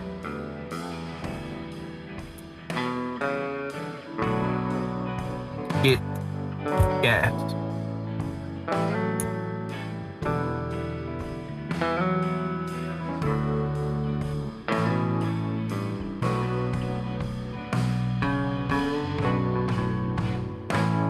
Well, I don't want to know how to how to save, edit, fuel. Will you be streaming still in an hour?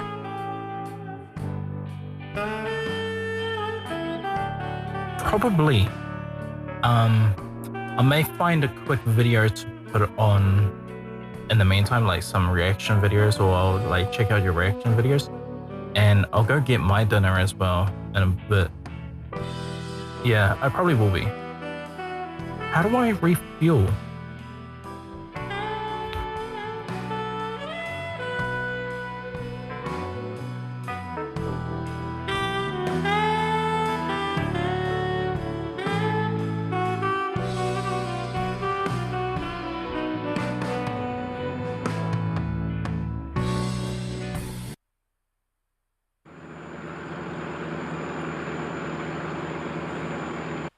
I'm at the gas station already.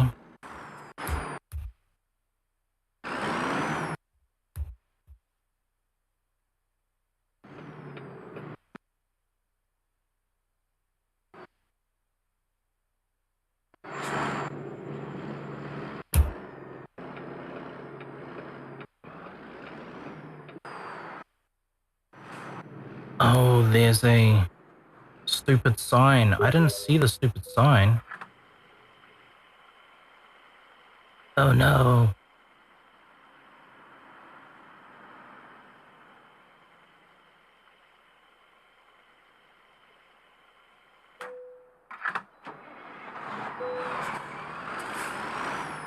I didn't get any of those options. I need to message 67.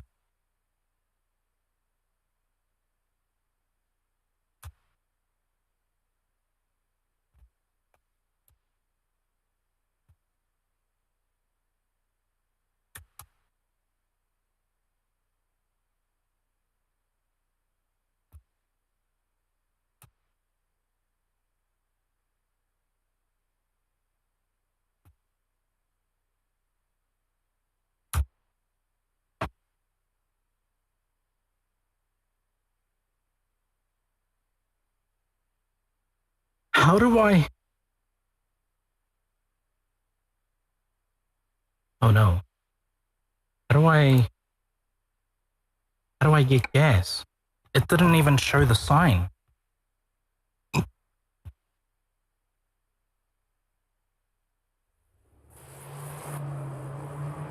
Did you get refueled? I just watched a clip, and it was automatic. I don't think I got refueled because I can see in the bottom right corner the fuel level is still low. I didn't get a sign.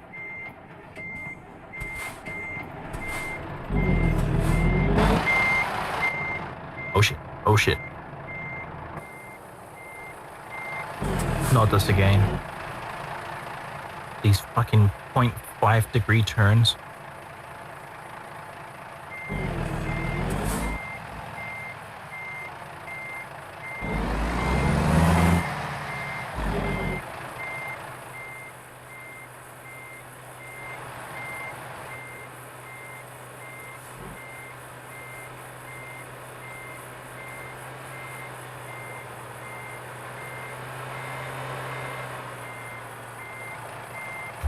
Drive! For fuck's sakes.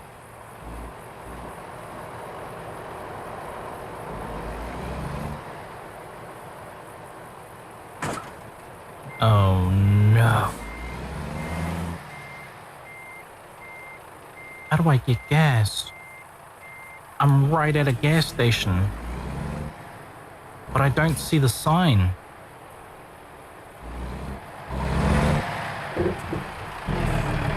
Oh shit.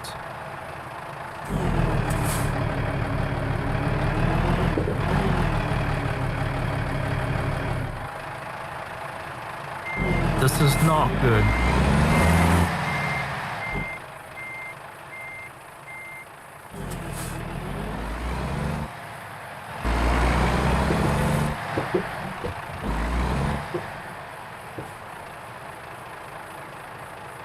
How?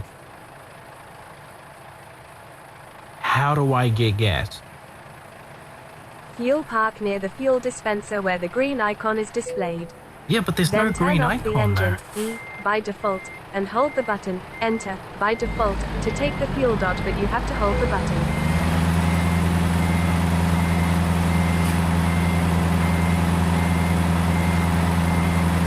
https://guides.gamepressure.com/americanTruck Simulator/guide.asp?guide=33737.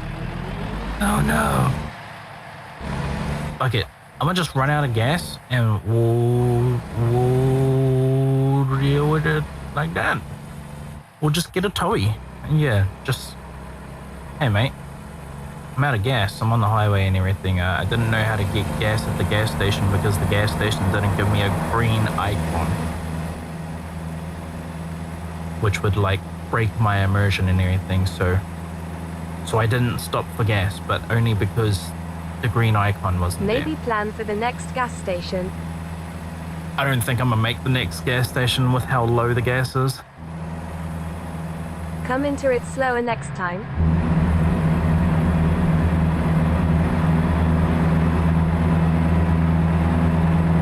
I think this game wants me to fail. I think it's specifically just said, nah, you don't need gas. We're not gonna give you the green icon.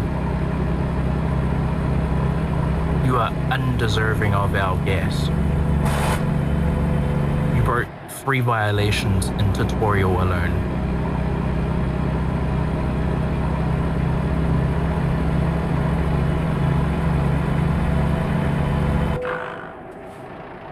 We're fine.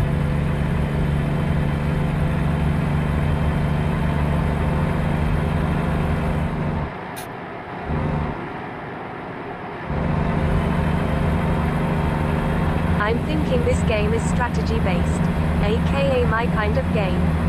I think it's like NASCAR. You drive inside to outside and pick up speed.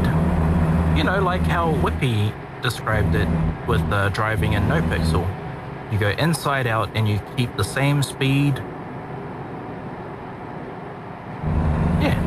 Lol.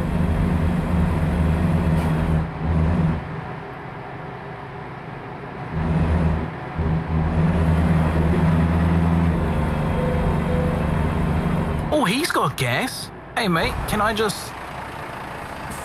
That actually doesn't look like gas now that I look at it. I think you're carrying cement. I'll be back later. I need to sort out dinner. Okay.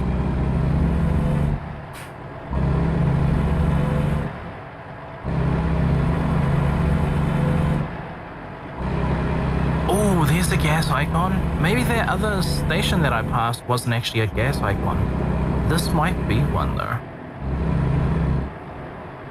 Oh, fuck. Is that on the bridge above? No, wait, it's not. Aha. I think we're gonna get some gas.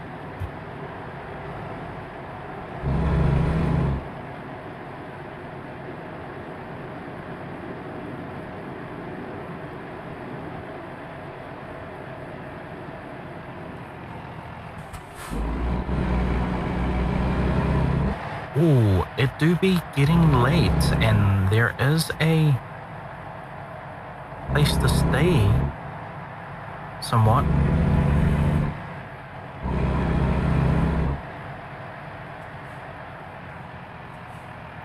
Oh, I see the green icon now.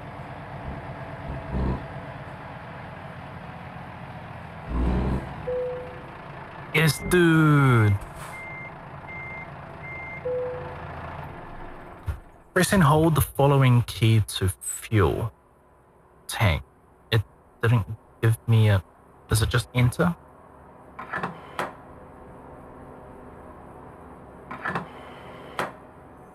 Oh, okay.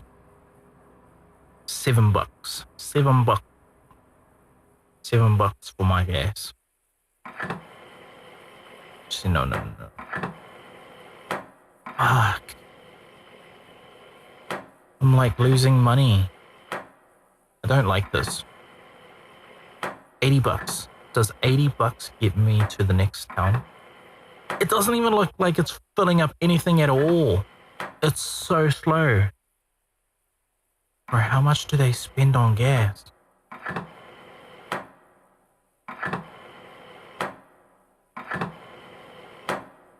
Is this for real?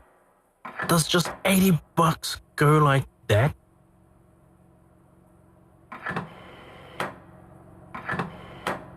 Do I have a hole in my fuel tank? Is that what it is?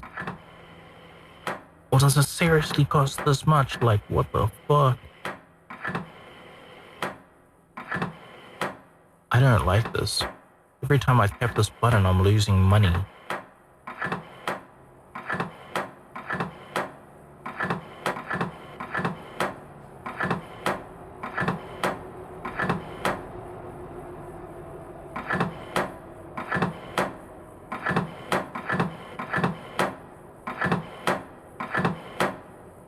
What the hell?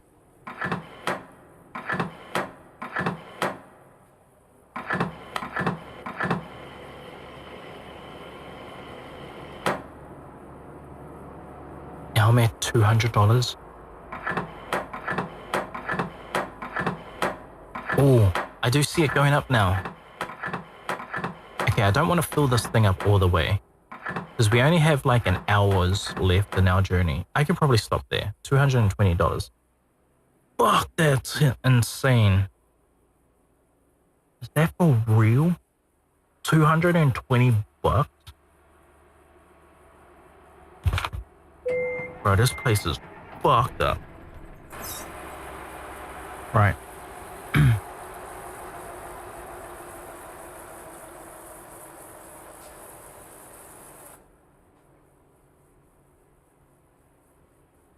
Now time for our favorite thing. 0.5 degree reverse.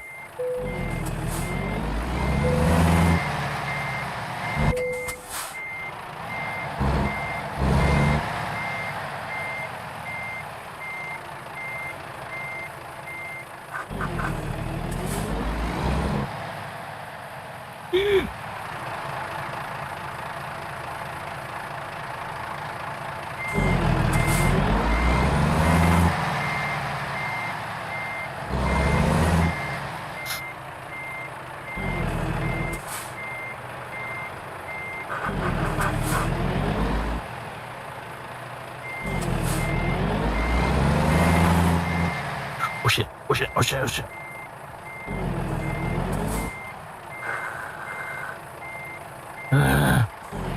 Why does everything sounds like it breaks?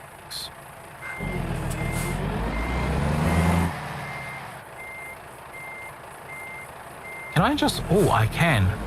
Okay, I'll just take the roundabout turn. Yeah, let's just go around this little roundabout and everything. We're good. We're good. We're fine. This is good. We are A-OK.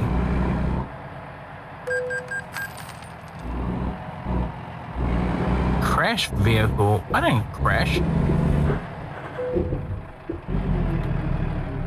Come on. Come on. What the fuck is our problem now?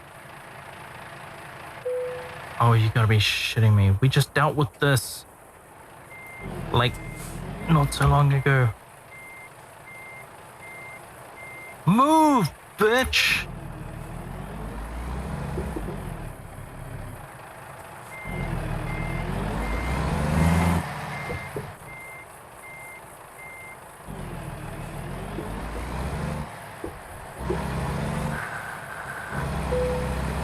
There we go. We're fine now. We're fine. We're fine. Everything is fine.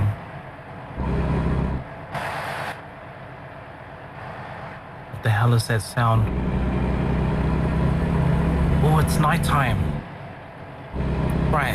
How much longer? 20 minutes? Oh, 20 minutes away? Cool. Eureka!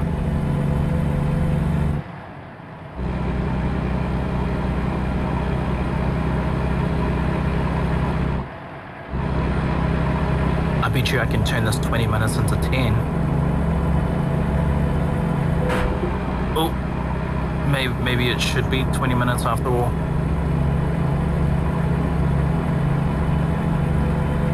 Oh shit. Oh, I could have gone that way. Oh no, I couldn't have.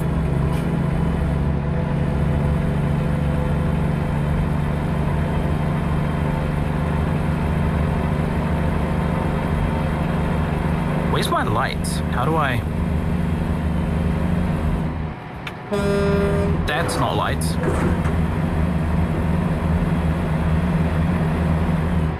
Fuck it. We'll navigate using his lights.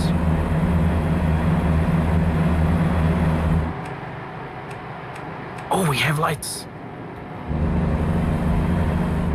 Oh shit, we're actually here. We are at our destination.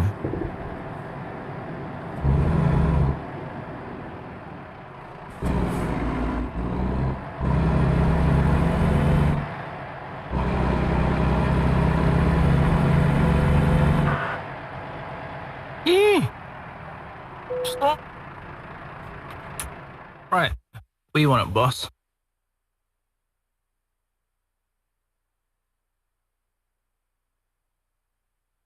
Ooh. But you want it facing that way.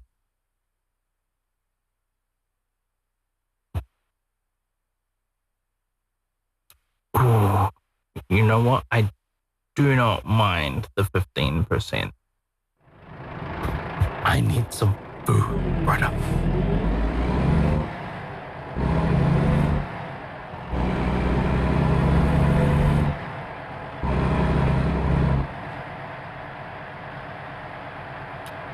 People in chat were talking about food. Now I want food.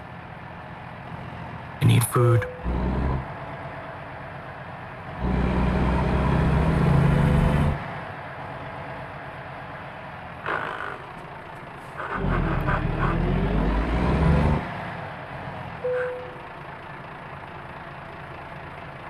Cargo is ready for unloading. Press the following key to detach trailer.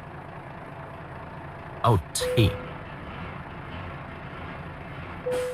The fuck? Reasonable. Hey, reasonable. which are good.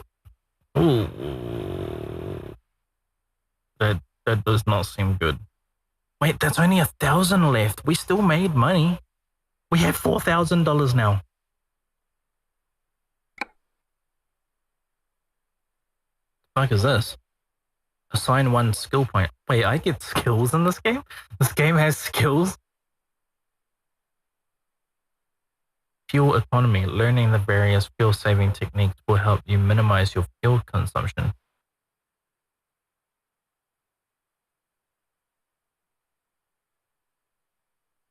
Ooh.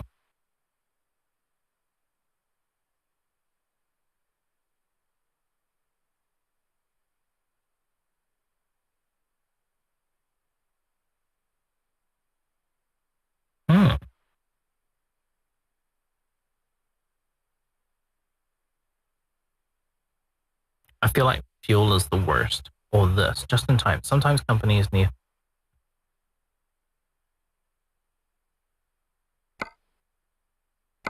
I want to go fuel. I don't like fuel. I don't like dealing with it. Keep track of your garages, hire new drivers. Wait, I can hire drivers? Wait, so I can hire people to like... How do I have $6,000 now? That don't make sense. Didn't I lose 1,000? Email. Need money? We can help. We thought you might like to know that we can offer favorable loans to new businesses. Do you need funding to get your business running? No, I'm perfectly just fine. I just made 4,000. We are a certified retrailer of Mack trucks. We offer a wide selection of different configurations, and we also perform customizations to accompany any special wishes. Please. Blah, da, da, da, da, da, da, da, da. Best regards, your Mack truck dealer. Oh, I have a dealer, and his name is Mac.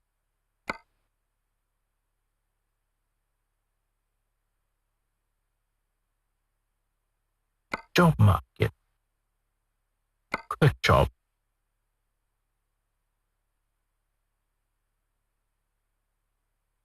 Oh, 7,000. Reading to Oakland. Wait, I can go to Oakland? No way. Bro, let's go to the hood. Well, this one's reading to Oakland as well, and it's a white truck. But this one's more money.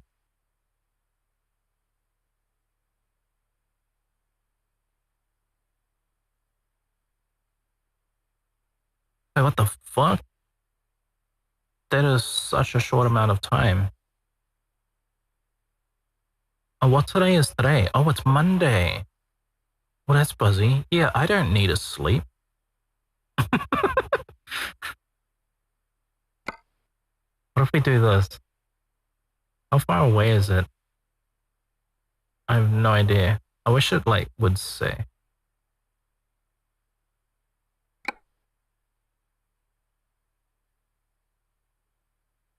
Okay, we're gonna put the keys in the ignition, but we're gonna pause because I'm gonna go get me some food. I will be back. Does it save?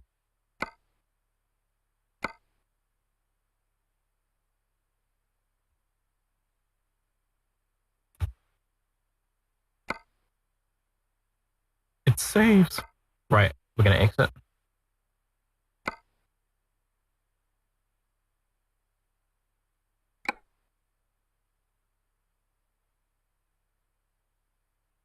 Okay. Okay, let me quickly find a video to set up. And some previous content.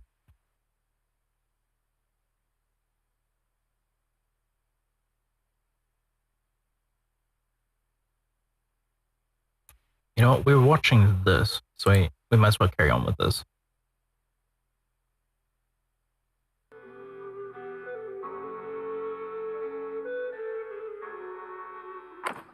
Okay. I will be back. Okay. With food. and then we I will can do be reactions. pausing and starting the moment. recording just to show you my number of like people when I collect them. I'll try to do that every time, but I'm guessing that it's gonna get pretty old. However, let's continue. Picking up 3 troops from here.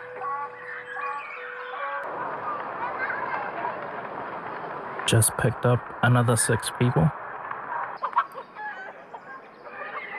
And another 6. Picking up another 3 people, and we're about to go into a fight straight away.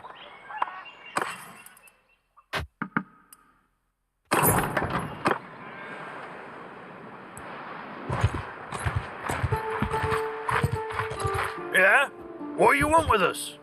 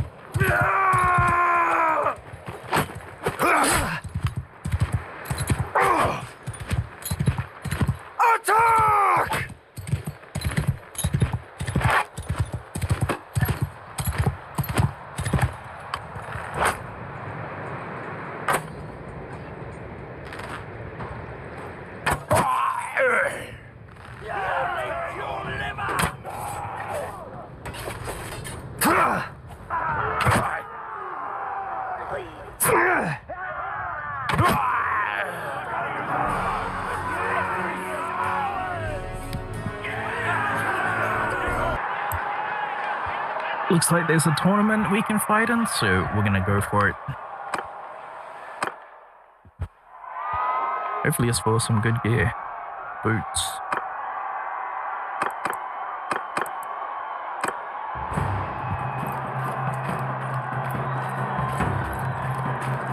Run while you can!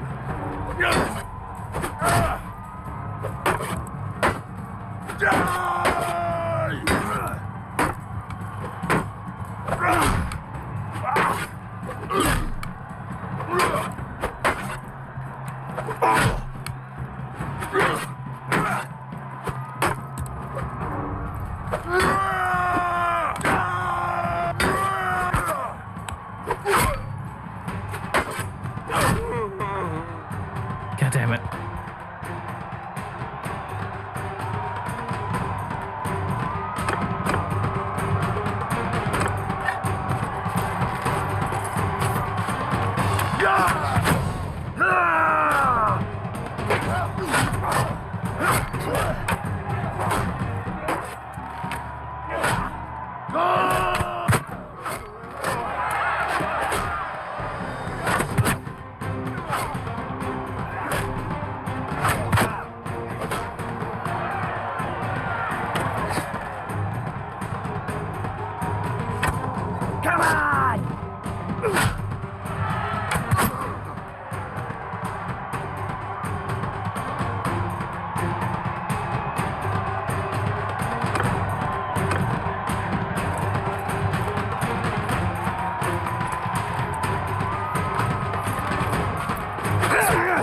Damn it.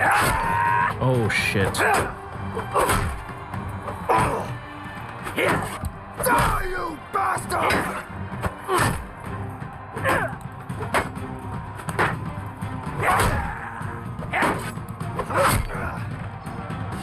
God damn it.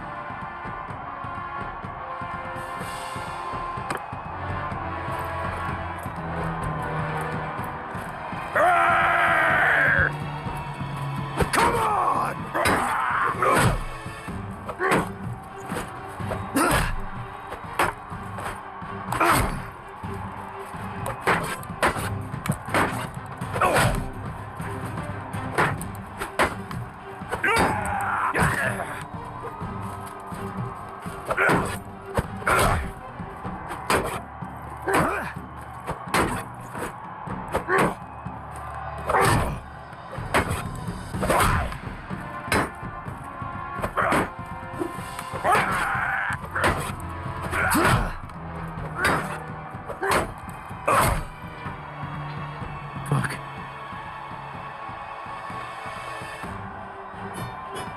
Sweet, got some new boots.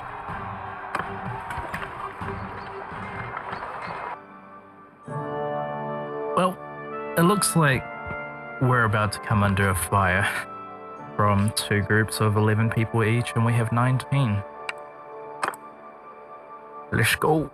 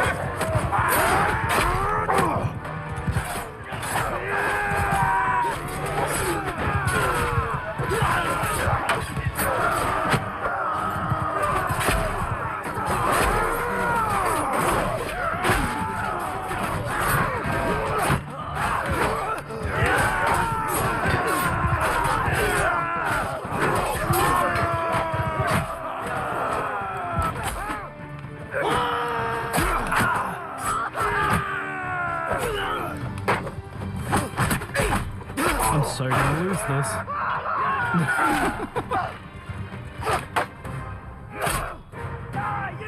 And that's how we get captured.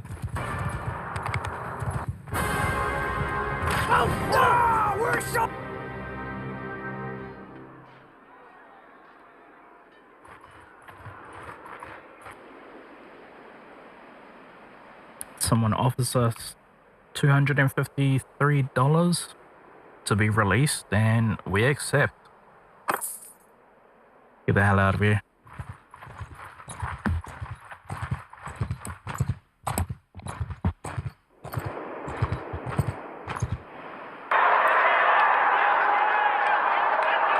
Without having all that much money, there's nothing else we can really do other than join tournaments to make more money.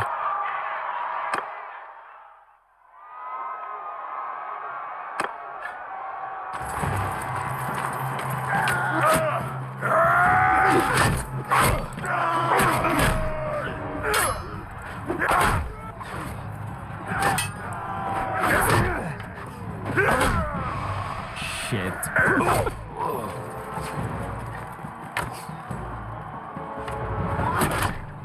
Die, filth! I think I just lost the tournament just like that.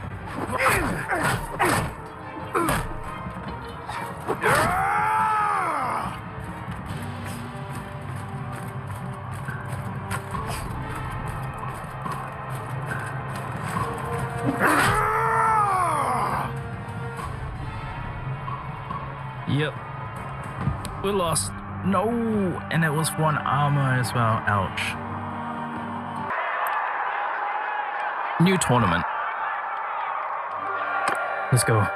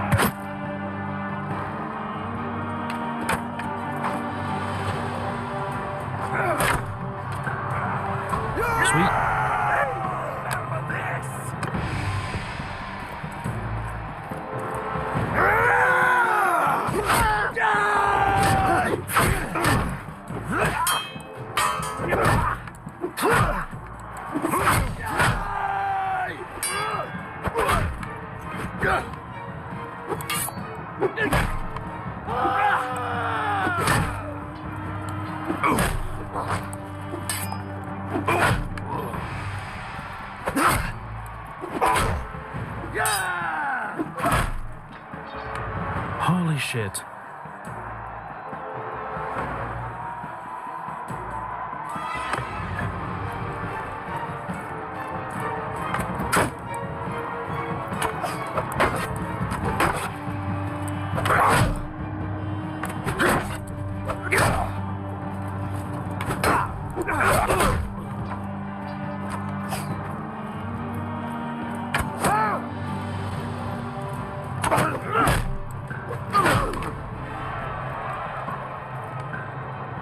sweet. Oh yes, it's one of the scale piece of armor. Now if only I can just win this.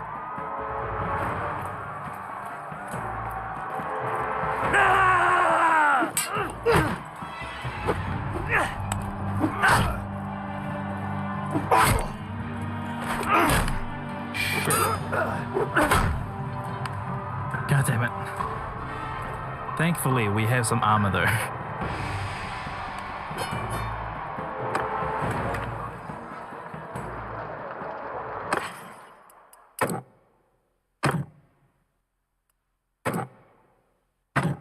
Sell that. Okay, let's go find a new tournament. Okay, while trying to find a new tournament, yep. Looters. 1 versus 11.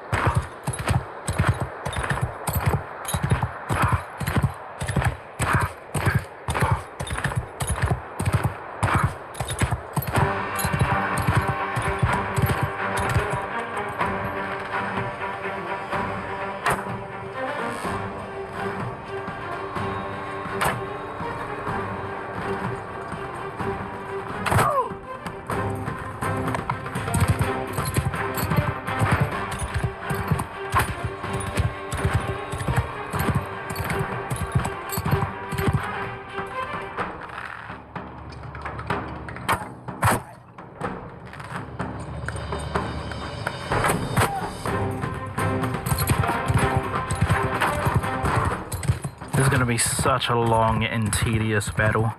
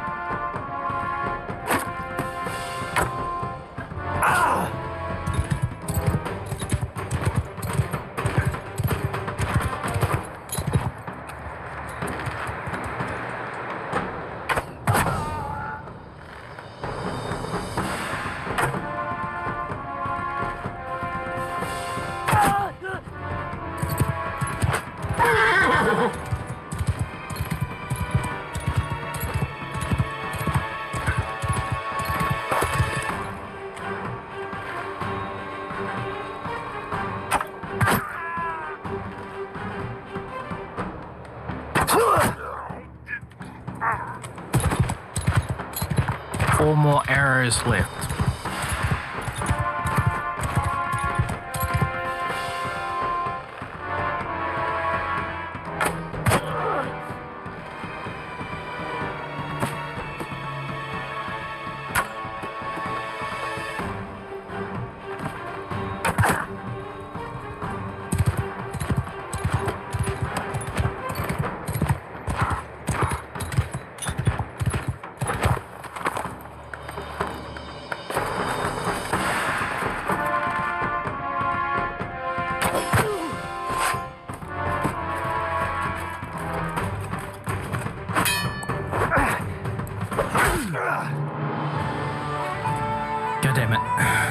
that was way too long. Well, more looters while trying to find tournaments.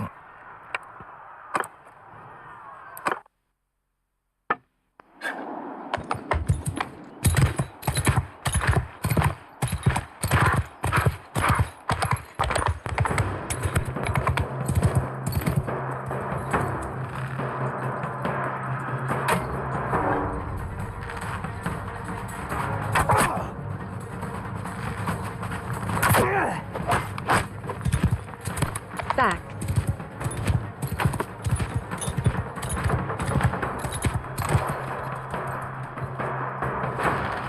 Bannerlords. Grin.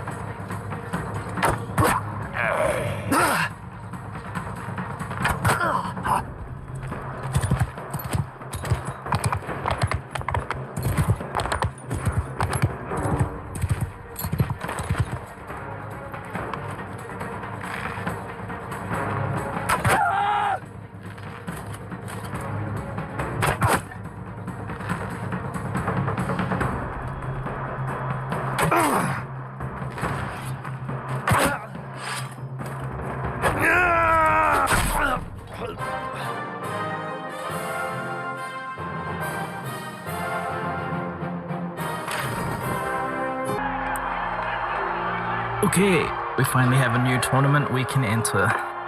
Just in time.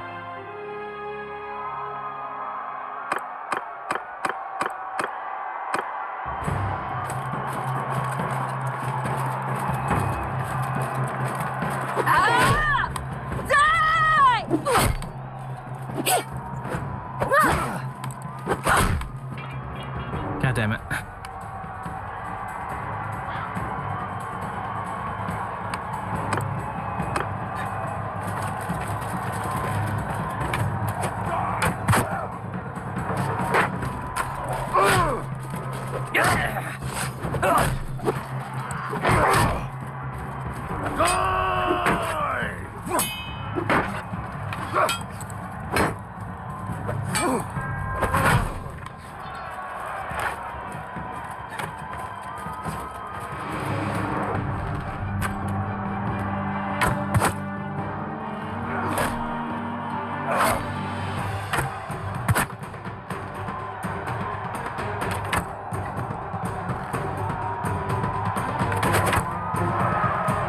Wait, they just killed themselves?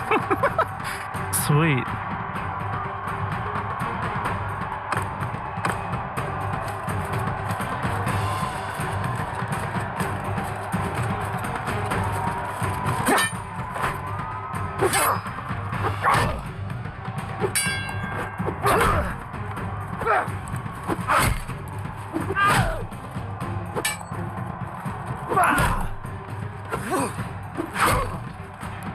God damn it.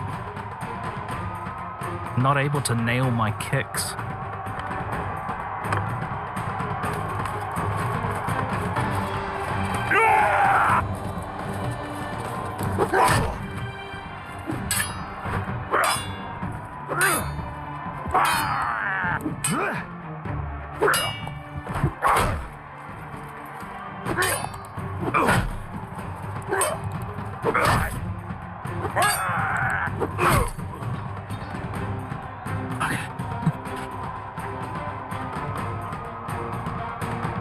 What was that for? Okay, one-handed axe. Probably gonna sell it. Okay, seems like some looters. Sweet. Trying to find another tournament and everything. Just so I can earn a little bit more money.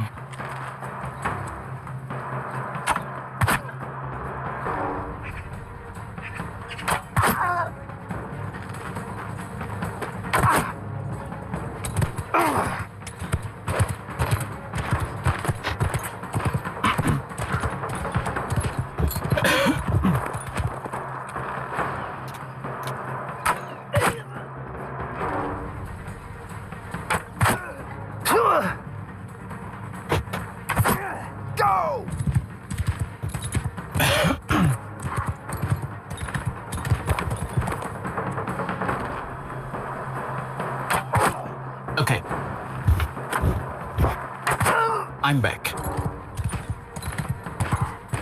Let's not watch my mediocre content of Mountain Blade 2. Let's push something else. Oh wait, you put something in Discord.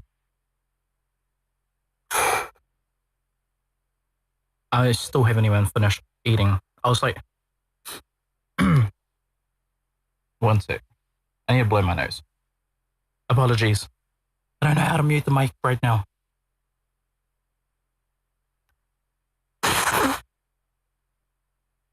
Welcome back. Sorry. I'm eating too. Okay, where's... What have you got first? Some shorts?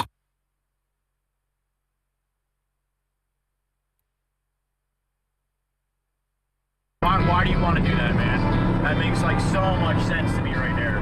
Yeah, that was a really good move, man.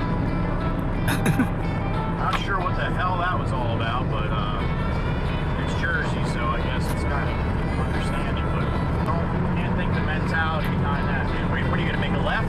Where are you gonna make a left there, Acura? You got no place to make a left here, man. Yeah, you felt that was necessary.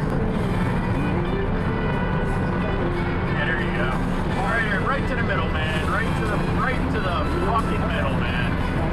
Yeah, that makes so much sense, man.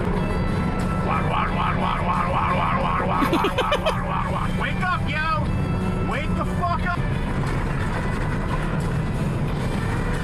Now, I'm not gonna bitch at you because you got a license plate that says I love dogs, but that would have been a fucking really stupid move. But you love dogs, so you get a mulligan there. But you get a mulligan? What is this? Oh. Let's not watch that. Seems like that's been all the rage lately. Talk of aliens and shit.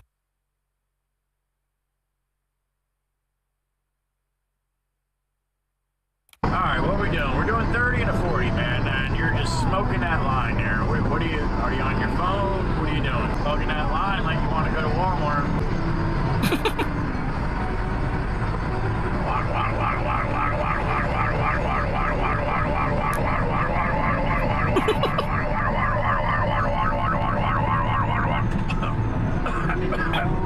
Woo! Went deep on that one, huh? You got a full belly now? Alright.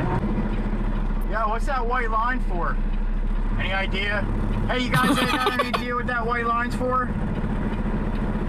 Obviously not.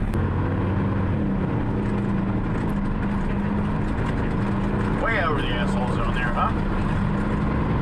She's got no fucking idea. None. Zero. He's back behind the asshole zone. That's the way Is this what I'm supposed to do? Just like compliment everyone else on their bad driving? Damn, I heard about this situation. Homie went rogue in Iraq. Ouch, man.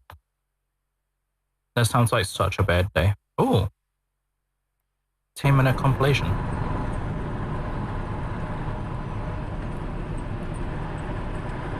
You got your left blinker on. You got your left blinker on and you're coming over to the right side. That's pretty fucking interesting, huh? A little fucking different there. Right? That's awesome. Yeah, that was fucking nice, dude. Is this the other What the fuck was that? YouTuber that you watch? Is this... Green light? Yeah, it's not gonna get any fucking greener.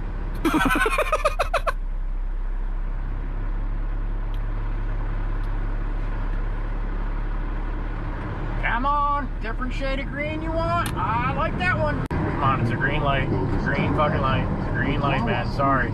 It's a green light. It's a green fucking light, man. Wow. All about courtesy, man, but that's just fucking stupid. This is Joey Whispers. I mentioned him last week. Nobody behind me, man. Nobody be fucking behind me. And then you don't even step on the gas. That's fucking awesome. Double stop sign. Yeah, fuck that, I guess, huh? Fuck, I guess Alaska don't stop at stop signs either. Fuck that. Ow. Yeah, another reason why. I think I just chipped my food.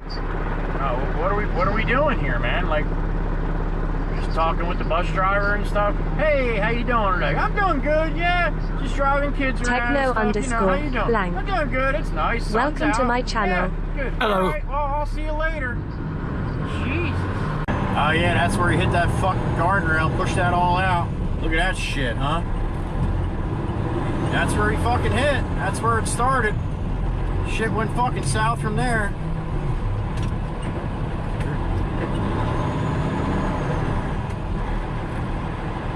Good thing we got the big toe boys out here.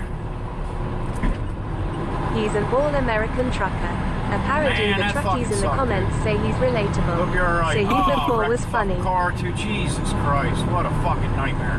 Wow. Oh, a couple of them. Woo! Man, I hope everybody's alright. Son of a bitch. Wow. Use of FAA planes. This is like Hey! Sam Brinton Hey! stealing luggage. Pete Buttigieg just You flies can't around park on the there! government's jets. And he Funny says, place for a picnic. I don't know. Why would you do that? Why would you do that? Why would you fucking get in that lane? Why? Makes no fucking sense. You're going slow. This is the fucking slow lane.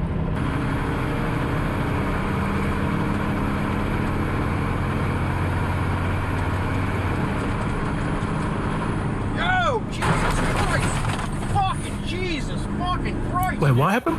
Yo, Jesus Christ! Oh, the fucking car. Jesus fucking Christ, dude! How do What you an just idiot. fucking come out of there? What the fuck, man?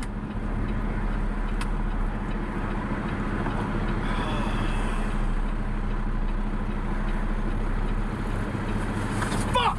Here, that are so critical. Whoa, that was a This nice line move, of- man. What the fuck was that all about? I'm going this way, mother. Look at this guy. Yeah, it's my way, you fucking moron. We are the Illuminati. We come. I guess you drive on that side of the road. I'll drive on this side of the road. What the fuck, man? Yeah, that's not the right lane, honey. Valid questions. What's happened to the autopsy? That was a nice fucking move, huh? All this time. Alright, which fucking lane you want here? You gotta fucking pick one, man. Can't have both of them. What the fuck are you doing, man? Oh yeah, that's close. Whoa, that's fucking close. That was close. Yeah, fuck everything, right? Stay in your lane, How many people you know have what I been mean? harmed in your Oh, view shit. by Yo, the dude. events that have taken Yo, place? hey, what's up, man? Got another one here? Yeah, there you go. Attaboy. Oh, shit. What are you doing, dude? What are you fucking doing, dude? What are you fucking doing, dude? What the fuck was that? You misjudged that turn by that much? Holy shit. People are a little bit afraid of already. House cat flu is coming, people. Are you fucking serious? Who fucking does that, man? Where the fuck are you going, dude? Where the fuck are you going, dude? Yeah, that was a non-passing zone. Yeah, cause a fucking accident.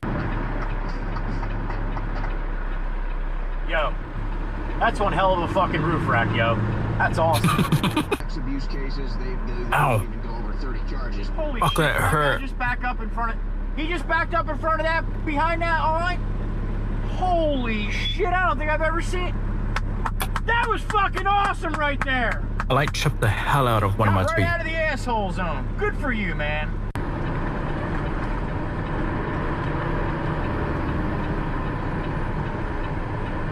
Yeah, see this guy? Staying back behind the asshole zone, that's the reason why. Thank you very much. I appreciate that. Have yourself a good day. Yeah, that's like well into the fucking asshole zone, man. well into the fucking assholes. Faith, they're acting illegally. They have targets. They have targets on Trump's back. They have targets on the American people's back. What the fuck? Oh shit, what are you doing? Are you turning? Are you fucking going straight? What are you doing? What are you doing? Oh, you're turning. Alright, well you could have went one way, could have went. You know the fucking blinkers are awesome, right? Right? How dare you, right? We're gonna talk about crime, we're gonna talk about East Palestine. What the hell was that? You just decided to go through the red light? So much, it wasn't so quick much enough talk. for you?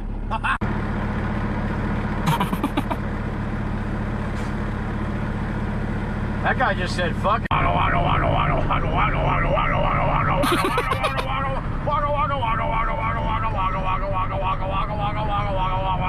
getting tired, man.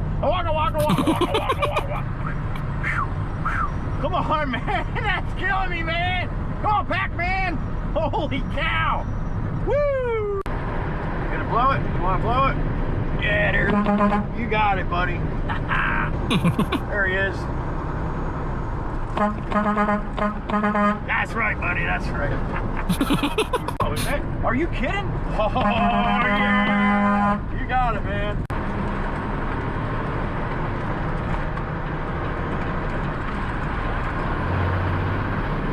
Where are you going to the right there, man? You don't want to do that. What an where are you idiot. going? Were you just going to ride on the shoulder there? What are you doing, man? What? I don't know what fucking country they do this at, but oh, you're gonna turn up here, okay? All right, yeah, that's not really how we do it here, but hey, man, you know, to each his own, I guess. Yo, fucking Pac-Man, waka waka waka waka. You can't eat the lines, man. You can't drive on them. Come on. Yeah, thanks for kicking that right in front of me there, did you, huh? Yeah, I know you're pointing at the thing you just kicked in front of me.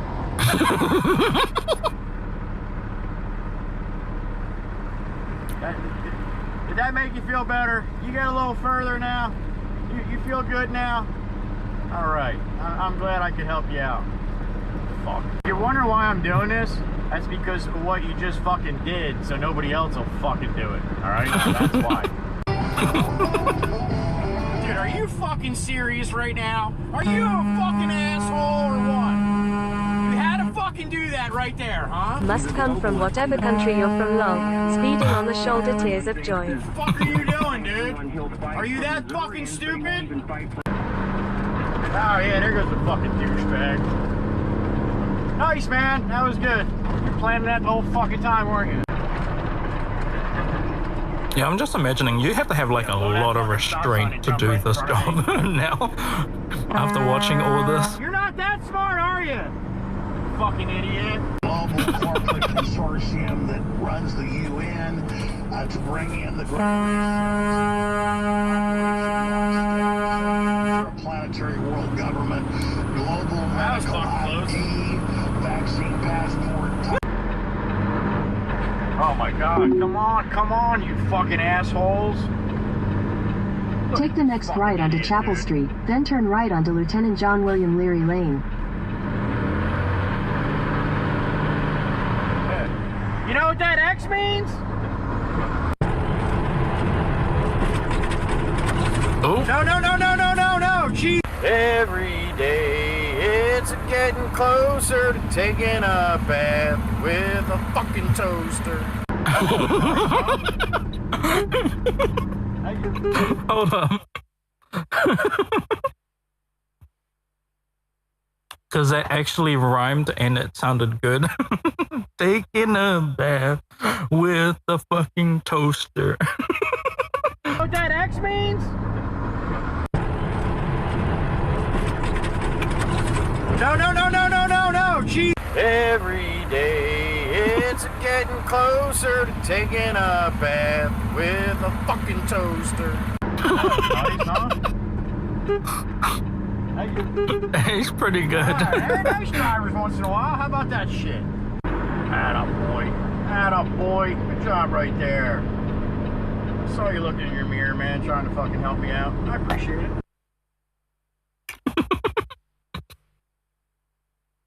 He's pretty hilarious. Ooh. Yeah, let's watch this because I really do want to watch I was this. gonna watch the Mogul Mail of the XQC thing. This is crazy. I don't know how to start this video. This is crazy. Streamer X. Actually, no. Let's watch the other one. Shit. There it is. Let's watch this one. Yo, what up? Yo, what's I'm good, still bro? eating. Just chilling, man. Big day, huh? Crazy day, huh? Crazy fucking day. I heard about this a little bit ago, and I wasn't really like. It's like it was such a big deal. I was like, I'll believe it when I see it, you know. And I heard people saying today's the day. It's like, is it really though? Like, let's see it, and it fucking happened. Crazy, huh? Yeah. Yeah, we got to get you on next, huh? One of these days, maybe. Well, we'll see what happens, right? Ain't no way they are seriously thinking of sniping Asman. I mean, does anyone really want this motherfucker on their site who doesn't stream to make money? So they're not going to be getting any subs or anything from him. You know? I mean, he literally asked one of the owners of Twitch and everything, how much money do you lose from me streaming every day? And they just walked away from him. Conversation with Eddie, see, go from there, you know, go see what happens. But yeah. Well, you've got other people. Like, apparently, there's going to be other signings. Yes, many more. A lot of massive ones. You know, I can't say much, obviously, but you know, I can say, you know, there's some big FPS streamers, some big variety streamers. You know, definitely some personalities that are locked in and, you know, ready to come. So definitely crazy. But I wanted to get on the call just to kind of be here to hear your rants and, you know. I think we're on the Mixer topic, right? Yeah. I can chime in on that when you continue yours and finish. Oh, I'm going on it, right? It's like, I think that the reason why Mixer wasn't successful is because Mixer only brought over a few people, but they didn't actually create an ecosystem for streamers to go there naturally. Like, that's really kind of what happened, right? Because like, I looked at it as like a forest where like you need a massive tree to make a canopy, but you also need the grass, the bushes, the shrubs, and that's where those small streamers come in. And a lot of those people go over to Kick without a sponsorship or anything. That's right. Yeah. So I think one of the primary differences, not to, I gotta find a way to say this as humbly as I can, but one of the biggest differences is I kind of, you know, I have the keys to the castle, so to speak, right? I understand how Twitch works on like a foundational level. The problem with Mixer was, they took what looked good on paper, right? Yeah. So I'll give you an example of that. Like, obviously, Shroud is a fantastic streamer and has done things in this industry that, you know, won't be repeated by others. They won't be replicated by others, We're all right? watching the PUBG streams. Right, exactly. But the thing is, see, the problem with Mixer is when they see 230K viewer streamers, they just look at the numbers. So to them, those are the same exact streamers, the same exact value, etc., etc. The issue is there is a difference between a streamer who just sits there and kind of is very quiet, just plays the game, and is very popular, rather than a streamer who is in the industry. I knew I at a forgot foundational something. level. They have small little, if you want to use the example of a tree, they have roots that go to every section. They have roots that go to the underground, to the, you know, I'm gonna go above get ground. some stuffing. They're I will everywhere. be back. Yeah. And this is the key, right? The key is exactly what you were saying, the It's the small, community. mid-sized creator. It's the large creator. It's the communities that you need to find, not the... Well, look at Autoblock, right? He's on Kick. Yes. That's a perfect example. Exactly. And the small, mid-sized creators are very, very important. That's why I took a large portion of the marketing and the budget for larger creators. I took a percentage of that and put it toward the creator program, which will be released soon, right? Which is the hourly payment based on view count, hours streamed, chatters, etc., right? Because they need to be, right? That is a very important part of streaming platforms. I think Mixer didn't understand. They just wanted to bring a lot of big guys that kind of sit there and they don't say much, they keep to themselves and they just play their game. That's not going to do anything, right? That's just going to create a little stimulus shot that will, it's a headline. Yeah, it'll create hype for, a week. But it's not going to actually solve the problems new platforms have when they're, up and coming or when they're, first developing. Yeah, I think so too. And also, like, Mixer never really, as far as I know, they didn't really do any consulting with content creators at all. Whereas, like, with Kick, obviously you've been really involved, other people have been really involved, and they've given feedback, and, obviously Kick has made decisions based off of that. So I think that Mixer, you have a bunch of Microsoft executives coming in, trying to make a bunch of decisions on, like, what are the kids going to like on the video game streaming website? What the fuck do they know? Yes, exactly. Yeah. And I think, unfortunately, I think Twitch makes the same mistake. I'm not asking for Twitch to, put one of the, foundational creators, on the front page of a magazine, stating that they're working with them. But I think they need to bring in people and streamers of all content styles. Sure, some won't be brand friendly and they don't need to work with them publicly, but there needs to be that connection for all creators in Twitch. And right now, all Twitch has is that very superficial, connection on a business level. And that's the issue. That's the disconnect. They're alienating 90% of their platform because they're catering to one type of streamer that looks good on paper. And that's the exact mistake Mixer made. And Twitch can get away with that mistake. But that is why I believe a lot of streamers are feeling alienated, minus the obvious, paycheck cuts. How long did it take for them to tweet about Kai? I mean, yeah. It's so weird, man. That was so weird. And it was the same thing like before. Like, obviously, Aiden's had a lot of controversy recently, right? But like, whenever he first started, he wasn't talking about any of that stuff. And Twitch never supported him at all. Yeah, that's right. It's because, listen, I've said this, I'm going to try my best to explain this. It's tough to explain it, but there are people in this world who have book smarts, and there are people in this world who have street smarts, and there's people who have both.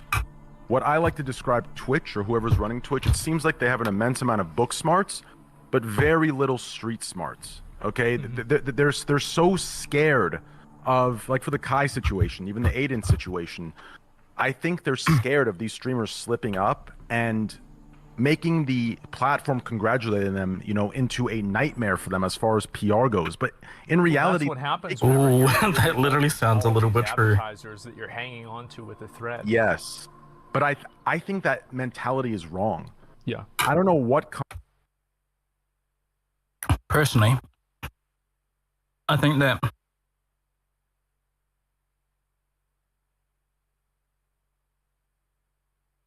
Twitch is holding on to the old contracts because it's making them money.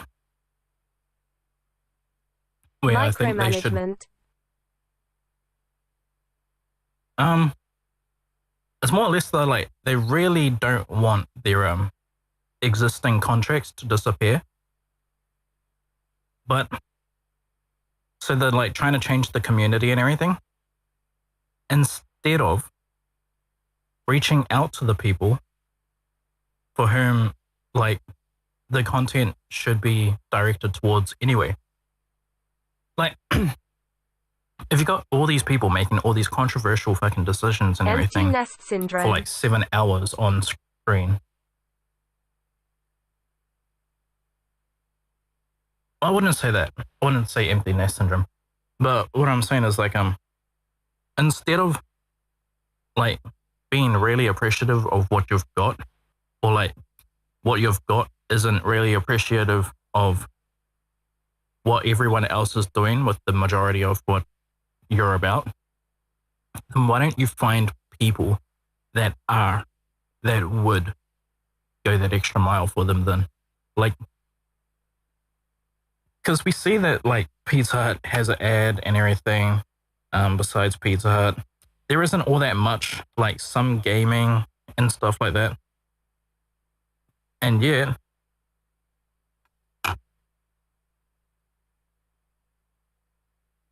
all of these like Gamescom icons and everything, these gaming conventions they want to use Twitch and they want to piggyback off Twitch and everything, they have the money. So why don't they work together with Twitch? Like, why don't they just Sounds like pay Twitch Twitch lost its vision. outright? Sounds like Twitch lost its vision. I absolutely agree with that. Yeah, I think like they have lost it. They might have brought in one too many people and everything, and the new people are obviously saying, hey, if we want to make money, this is the way how it is. Instead of like, okay, this way isn't working, why don't we try something else?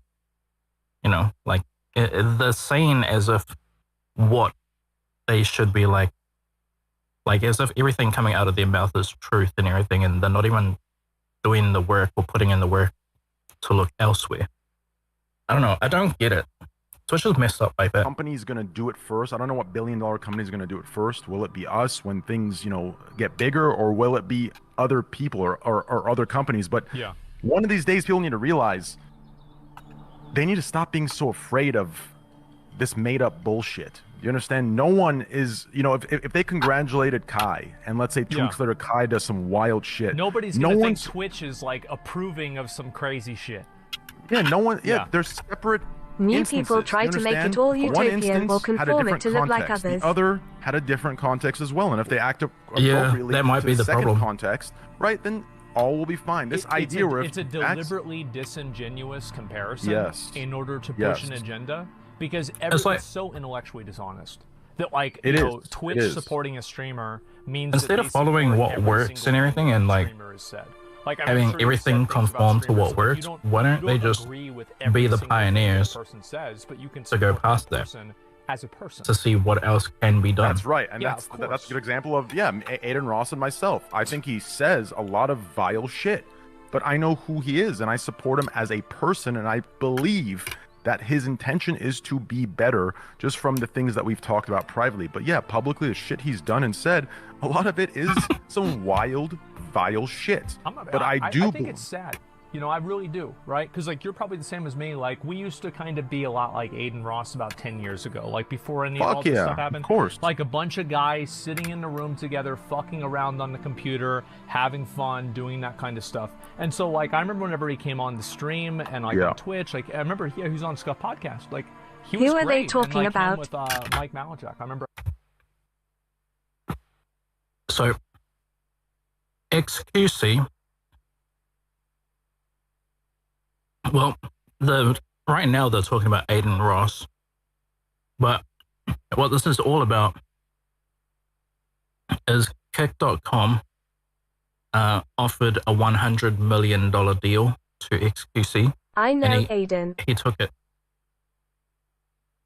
Like right now, XQC streams on Kick, not Twitch. Oh, hey, I'm finally actually following him. It wasn't working before, but I guess now it is. But yeah, he's now on Kick. I think I was on that episode. Yeah, that. Yeah. I remember that. And You're right. Holy shit, that was so long is ago. one of the founders of Kick.com. Fuck me, bro. But yeah, I really like, bro. I believe in Aiden. I know no one does right now, and you don't have to either. But I truly believe in Aiden. I think he's done some wild shit. You know, Devin Nash tells me every day, bro, he's going to be the fall, blah, blah, blah. But bro, he's young, man. Yeah, he's young. Like, in my opinion, and maybe I'm naive, maybe I'm being optimistic. How is Twitch different to Kick.com? Right, I can either... So, a lot of the things that Twitch no longer does, Kick does still. The way how Trainwreck's, or the way how he was like saying it was, or the way how I see it is Kick right now does look like a Twitch clone, but not a Twitch clone of what it is right now. Okay, thank you. Pretty much a clone of what it used to be. Help guide him, believing in him, right? And in my opinion, I don't want to use the word convert, but I could convert him into, you know, being a little bit more mature and understanding, like you know, how things work.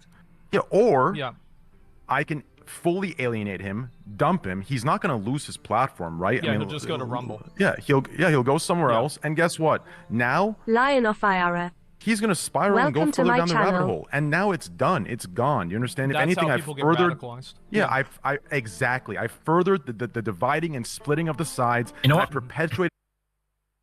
They're only talking, they're not really like showing all that much. So I figure we play the game and we could just have this in the background. This can be the white noise. They're like, yeah. Did the very thing that has made all of us not come together, right? So it's like, in my opinion, this whole thing of just giving up on someone and tossing them aside into a category is wrong. Like, if I truly wanted to be a teacher, if someone else wanted to be a teacher to me, there needs to be patience. There needs to be, you know, a teaching and understanding. That's kind of my philosophy of things. It's I'm not switching perfect. to my I don't know bedroom, everything, lol. but that's kind of how I see it. Does that make sense? Yeah, I mean, like, I completely agree with you. Like, I've seen some of the stuff Aiden has said, and like I've tried not to like really make a lot of comments on it because I just feel like it's so sad. It's so sad to see somebody who is so happy all the time making comments like this, to see them in such a bad place. It's awful, and like I don't know Aiden as well as you do, right? But it sucks, especially for like his audience, because obviously some of those people agree with it. You don't really want to have that stuff pushed around, right? I mean, like, neither one of us really agree with it. But at the end of the day, like, you can't just tell somebody that they can't talk, because even if you guys get rid of him, he'll just go over to Rumble. I mean, fuck. Like, Rumble got, like, the Andrew Tate thing got 440,000 views on Rumble. So it's not like there's not a platform for somebody like Aiden Ross. Aiden is a good kid. Trust me. I know I'll get a lot of hate. I don't give a fuck. I know he's a good kid deep down, and I know there is hope, and he has peaks he hasn't seen yet. I know it. Just trust me on this. Listen, people have doubted me for a lot of things, Asmund. Okay. I don't want to get to the schizo shit. Okay. I will get to the schizo rant if I have to. Let me turn this up a little. We've had a bit of those conversations in DMs. Yeah, I know. Yeah, we have. Yeah, you already know. I'll spare turn the down the schizo quality rant. as well, so it doesn't mess with any of my systems. I have a good feeling that with time, he'll even out, and you know, people will see the best sides of him. But anyways, back to this kick stuff, bro. As far as what a day today, huh, Asmund? I am astonished, honestly. Like, and I'm sure, like, you must feel kind of vindicated, because before Bruce got signed, right? Like, everybody was probably adding you, like, where are all those big signings that you promised, right? And now, they're finally coming. And I'm kind of curious to see, because like what I think is going to be the turning point is whenever larger creators move over to another platform, whether it's Kick, YouTube, Rumble, etc. It seems like for a lot of people it's Kick. They move over to that platform. Man, it's still so quiet. Contract. And I think that whenever that happens, then it's just all bets are off. I agree. I think there's already plenty of incentive, even without the creator program launching. I mean, the 95.5 alone is it's insane. Like, it is a wild difference. It's not even believable at first when you see that difference. That alone is enough. Not to mention the the non-exclusivity thing that that is another thing. Although I guess Twitch brought their exclusivity clauses, which I guess ruined that, but. I think these are already massive incentives to come over. On top of that, you have the creator program, which is going to be crazy, and then the ad program with time. Have you heard about the ad program yet or not? A little bit. I've talked to people about it, kind of, but like apparently, my understanding is that that's still a work in progress. It's still yeah, that's unsure. I'd say a year, maybe a year minimum. I'm not sure though with the way things are moving. Who knows? Maybe but it's not going to be designed in any way that's like Twitch's. It's not going to ruin shit. People will have a choice. There's going to be. I would like to see it if this game, things like this. It's going to be. Since I'm involved, I'm going to make sure that kind of shit. If instead of driving a truck, it doesn't ruin streams. Like I can just drive a normal car, especially when I'm not logged in. Fuck, a red light violation. When I'm not logged in and I'm on like a laptop, bro, that shit is wild. I would turn on the stream, it's like a 9-fucking-minute ad. It's like, the fuck, I don't want to watch anymore. Like, I don't even watch TV fucking ads. I switch to another fucking channel. It's ridiculous. I remember I was watching watching Tectone do polls for like a character in like this game. Man, and they are so quiet. It was a 3-minute ad block, right? That just gets forced by Twitch if you have like. They are like insanely quiet. And whenever I came out of the ads, he had already gotten the character. So I completely missed the moment. It actually happened. Yeah. I can relate to that. For people who are doing like hardcore runs or just anything, speed runs, you miss the entire exciting part. It's just it's terrible timing. It's integrated incorrectly in my opinion. It's very backwards for how advanced and how dominant Twitch is in the space. It's a poor design. Well, what do you think is going to happen now with like other content creators? Do you think they're going to? I mean, I'm sure you. How many people do you think have probably hit you up today? Are we talking like everybody, or are we talking just the people who were shitting on me just a month ago? Just the people that were shitting on you. I'd say at least 100. At least 100 people who were like blatantly like not just shitting on me, but like we're talking like fully in the, how do I even describe it? Like I don't want to say delusional, but fully in the like like the conspiracy motherfuckers. You know what I mean? That were like typing that wild shit as if, you know what I'm talking about? As if they like, knew. Yeah, as if it's like the worst, you know. And so I'd say at least 100 of them. Jesus. Yeah, I would like to try this game without an actual truck because it looks really good, especially at night as well. Or they've been waiting for this is very convincing for me. Those people I'm cool with, right? I don't mind. And even the ones that have changed, like I get it. You know, I get it. Yeah. But you know, I definitely would want at least a little, my bad. Times I should have done research. And it's like, you know, it would have been nice to at least, you know, get a hey, my bad. But you know, I don't think I'll ever get that, so I don't hold it over anyone. So they really pissed me off. A lot of people just don't see where things are going to go, you know, and people are also in their own world, right? They're not thinking about that. They're worried about, you know, so they're professional players for a video game. What the fuck do they know about streaming platforms? It's so quiet still. They just like speak louder, you dicks. I'm actually really curious to see, because I really want to hear what they're talking about. Over what's going to happen now. Because I think that this is going to have a very large effect. I think that it already started to happen with Bruce. Yeah, Bruce was a massive signing as well. It was definitely crazy, and I agree with that completely. Yeah. I mean, I think it's going to be. I think, hey, I mean, from what I know, there's a lot coming, and I'm sure there's things you know too. So. Well, I already made plans moving to Spotify podcasting a thing. The XQC signing is going to work that so there's a chance that I could also be staying on Twitch as well. Massive. But I mean, Spotify let multiple artists walk whenever they were going to protest the, you know, something that Joe Rogan said about COVID, and Spotify just said, "Fuck off, who cares?" It was also 100. Yeah, there you go. Yeah. I just hope these numbers, you know. It is pretty crazy though. Yeah. That XQC got a $100 million deal. You know, I think, you know, the numbers we're talking about are massive, you know, regardless. They're huge numbers, but obviously, you know, everyone should be, you know, until you see something from, you know, Kicksend or you see something on a piece of paper, I would be... Don't believe everything you hear on Twitter that is made by an anonymous source that mostly reposts clips from live streams. Yes, like, exactly. I think, I'm just hoping that certain numbers from certain people don't unmotivate others thinking that, you know, if they don't get some... That's the one issue I see, but hopefully that kind of dissipates and goes away over time. But I think, yeah, that's exactly right, Asman. Thank you. Yeah. Hey, I mean, let's be real. It is what it is.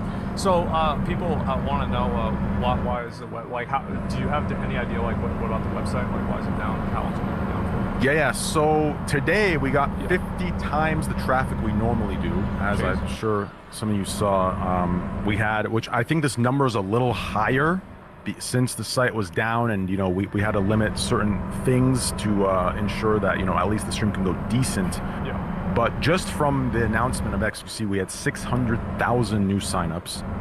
And I'm pretty sure that number is probably a bit higher, maybe 750, but 600,000 for sure. The system might be lagging a little bit from what I'm looking at, but 600,000 signings is kind of the baseline of what happened today. So that's kind of what shot the, that's what broke everything. So we're working on that. it was crazy. Obviously 7TV, hearing the devs and hearing Eddie tell me the emotes that were bugging out, it was tomfoolery and schizo. Those two emotes, there was something that happened with the coding where it broke the site. That's the good thing about Kick, is that I can have my own emotes from day one. I don't need to be signed. I don't need to be affiliate. I don't need to be partnered with them. So we had to disable those I can have emotes right now. Yeah, so there's definitely need to learn how to make emotes. We're slowly working on perfecting everything and getting everything straight. Obviously, it's only been 5-6 months we've been around, shit. so yo, what the hopefully fuck? things fix up. What do you guys ever worry about? That car pulled over the wrong fucking truck. Clearly, mine's the one that's fucked up. I saw that written in this chat. I heard it was brought up earlier. People talk about that. I saw Pokemon's clip. Here's what I can say. I can't say too much, but what I can say is this. Okay, and I think she should understand this too. Shouldn't it have Anyone more really lights? should when we're talking about numbers. This is as much light as I have on it. Money amounts this large. It doesn't light up anymore. Or I don't know if there's a high beam. Some shitty mobile app, a game deal with a new Twitch streamer from 2016 where it's dodgy text between the agent and the game, right? When it's this level of money, there are legal contracts in place for extended periods of time. Yeah, I mean, right? Turn my camera around. I know. Exactly. It's just weird. It's not more. There isn't this thing where they could just shut it, right? There are legal obligations and implications to the things that are being, spewed. And the thing is, people compare Kick to Parler, and the difference with Parler, I think, is that number one, Parler was used. This was 5 years ago. The entire political, social climate was totally different than it is now, and also Parler wasn't an active competitor to an Amazon-owned subsidiary. I think the precedent that Amazon would set by literally shutting down service to a competitor to one of their subsidiaries would hurt them in the market massively, because it would make every single person who's buying AWS right now second guess, should I buy that right now if maybe I get popular enough and Amazon sees me as a threat and they just shut down my service. Agree, and I'm sure there's loopholes with the team that Amazon has in place as far as lawyers go. I'm sure they can find some loophole, but on the surface, it's a complicated loophole that will be expensive. It looks that kind of also sounds a little, Here we go. I mean, I don't know enough to speak on that, but that sounds kind of illegal, doesn't it? Probably. I mean, I'm sure it sounds like a monopoly, does it not? Where if there's a competitor, you shut the services off. I'm sure there's a loophole, right? I don't know. It was some fucking bullshit. The thing that they pulled with that app store, that Apple App Store, I was pissed about that. I've been complaining about that for 2 years. Yeah, I saw your tweets. You're right about that. They have a dual monopoly on the entire smartphone industry. How is that? Europe, it's not like that over there. I'm pretty sure. I think that they've broken that up, or it's regulated or something like that. So I find it to be it's anti-competitive, and it just gives them too much control. Yeah, I think AWS has been understanding and very, they've been very professional. Not to mention, I'm pretty sure that's one of Amazon's top profiters. Is it not? Okay. No. I'm talking AWS. Absolutely. That's it's where one of their make main. A lot of the money. Yeah, and Twitch, they're in the red, so I don't know if they're gonna make that trade-off. Well, so here's the thing, right? Because let's say you're making 10% a year on Twitch, and you're making 15% a year on AWS. Is it a better idea to just let somebody else buy AWS and then let Twitch do whatever it wants?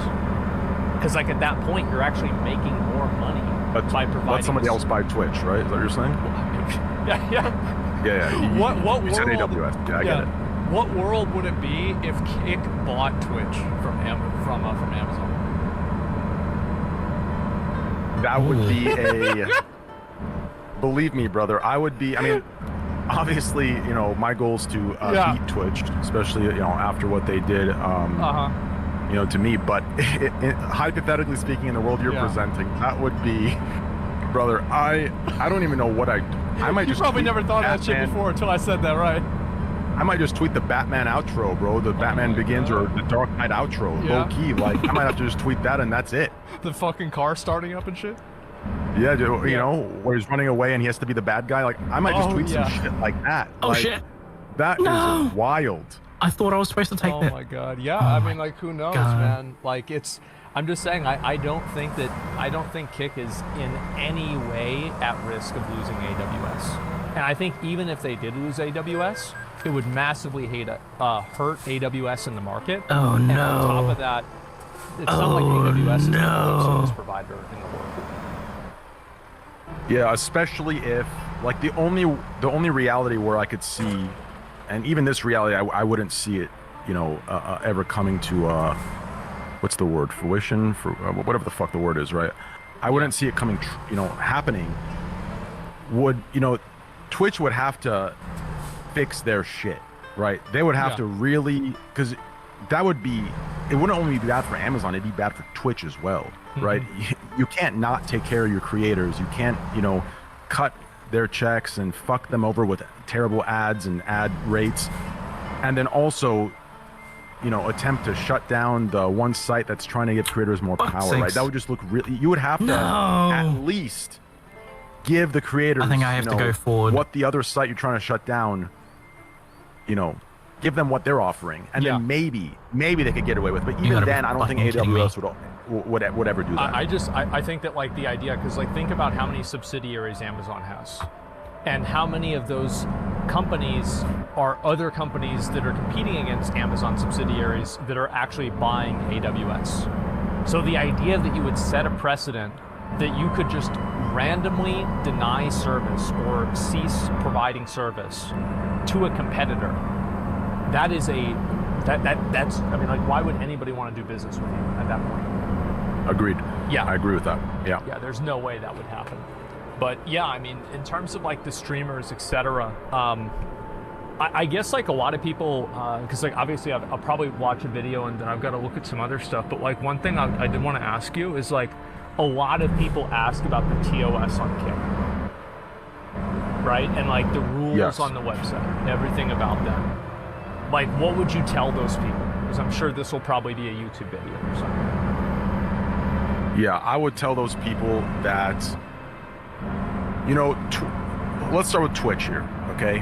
I think a lot of new people or new streamers want to close their eyes and pretend like Twitch is where it is, and it's always been where it is and how it is.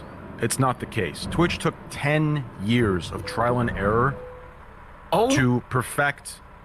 Oh, we used to say some shit on that website a long time ago, and nobody had a problem with it. Yeah, they took a long time to tweak their TOS, their rules, what's allowed, what's not, and even now, there's still, you know, there's still wild shit that goes on. How did this happen? Right?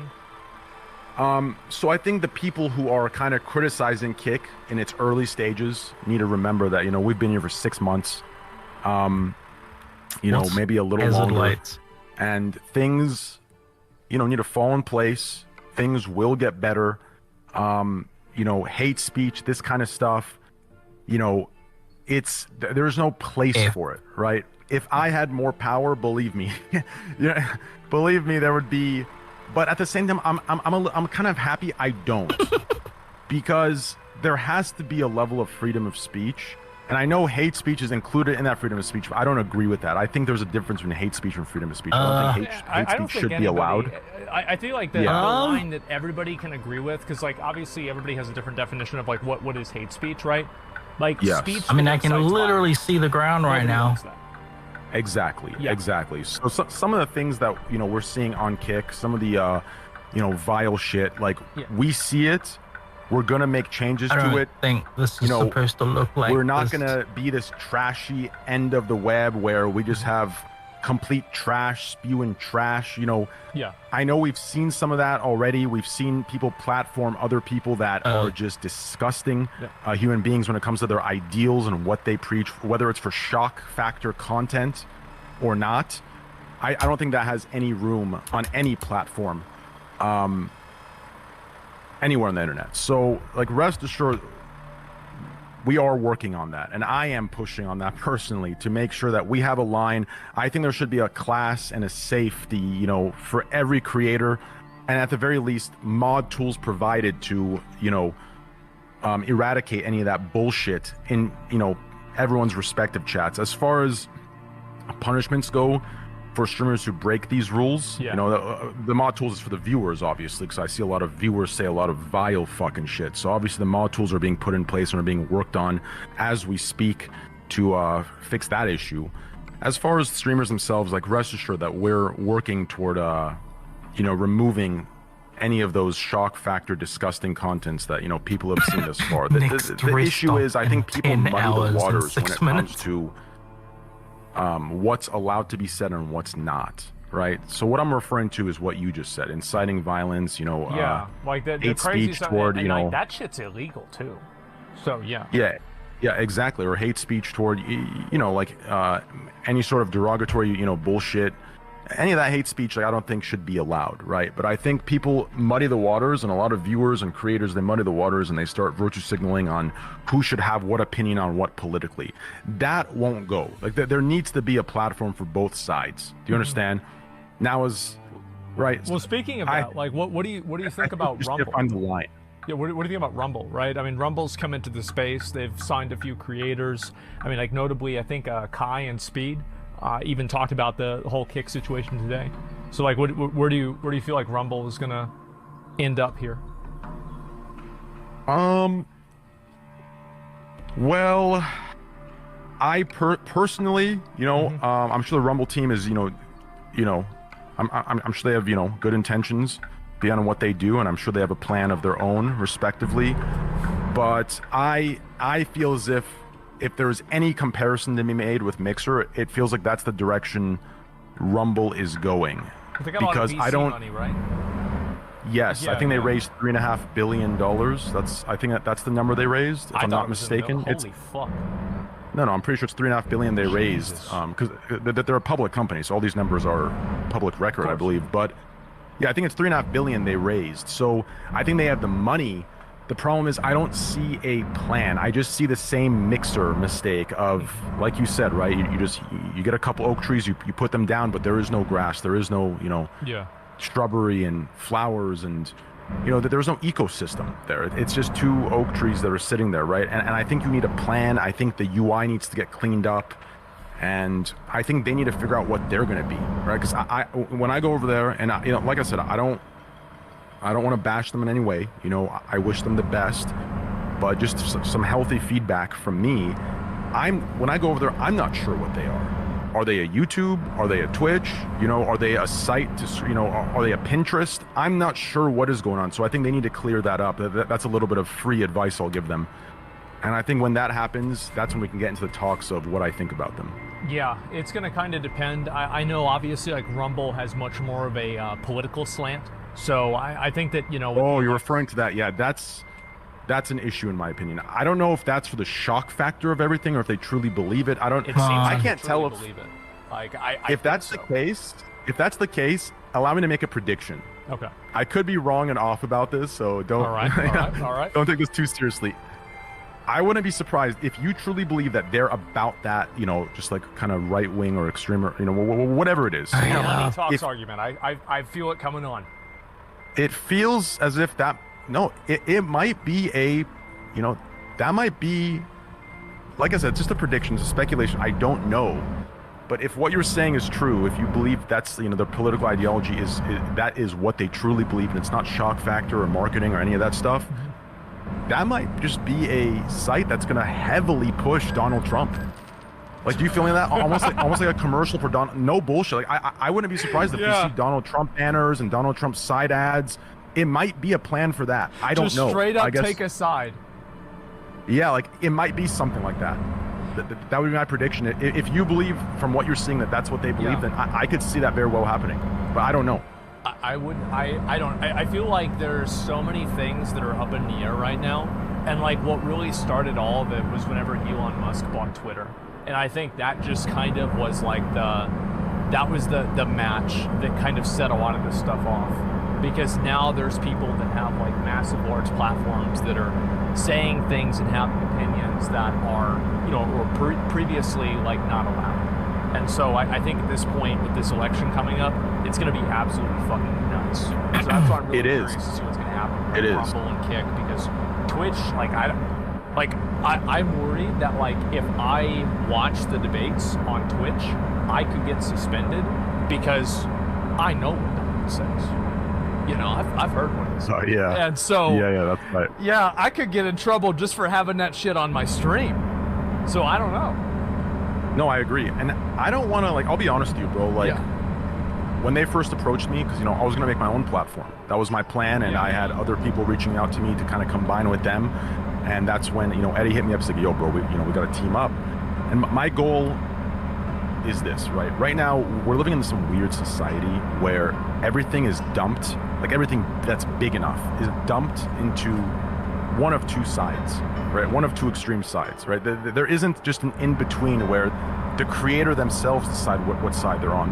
It seems like the platforms themselves are choosing what side to represent, and I hate that. I absolutely hate that. Like, obviously Twitch is on their side, despite, their, financial motives. But, as far as what they say they are, what they appear to be, it's obvious what side they're on. It really does. I want a place that's more, in the middle, I know it sounds wild, but something that's in the middle where the creator themselves can decide where they're at. And obviously... So Kick is the platform for enlightened centrists. Well, Kick is the platform where you decide where you want to be, and obviously you don't cross the lines where it gets hateful and you're doing bullshit. But yeah, you decide where you want to be, and you're not going to get blacklisted or crucified or canceled because you have an opposing, political opinion, to the side that the internet currently is kind of leaning toward. Exactly. Thank you. There it is. Well, that makes sense. Yeah, no, I get it, man. And what would you like? I mean, I guess so obviously, it's been a massive day for Kick. I think this is going to be probably, I can't think of anything that could happen. Like, I guess, who I crash into? Tweeting at Kick before, so maybe something like that would happen, which would be absolutely nuts. But other than that, I feel like there's going to be a number of other signings if they've already picked up Bruce and XQC. Yeah, hopefully, we would love one day, hopefully, in our wildest dreams, we'd love to have Asmongold himself on there. So who knows? Maybe one of these days, maybe in another world, who knows? I don't know. So hopefully that day comes to be in this world. If not, hey. We'll see what happens. Eddie's he's a nice guy. I've got friends over there at Kick, and, the future can be anything. Yes, it can, brother. Yes, it can. Anyway, dude, thanks a lot for coming on and talking about it. And probably I'll love them. Watch video and probably move on, talk about some other shit, play some Diablo 4. All right, bro. I'll be lurking. Love you, man. All right, see you. Peace. Peace. Man.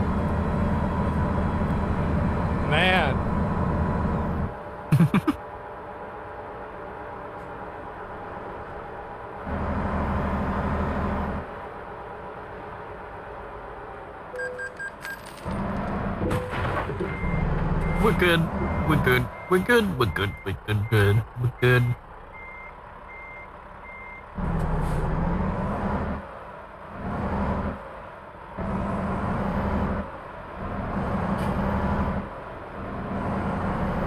I need to make this delivery in 20 minutes. I don't think I'm gonna make it.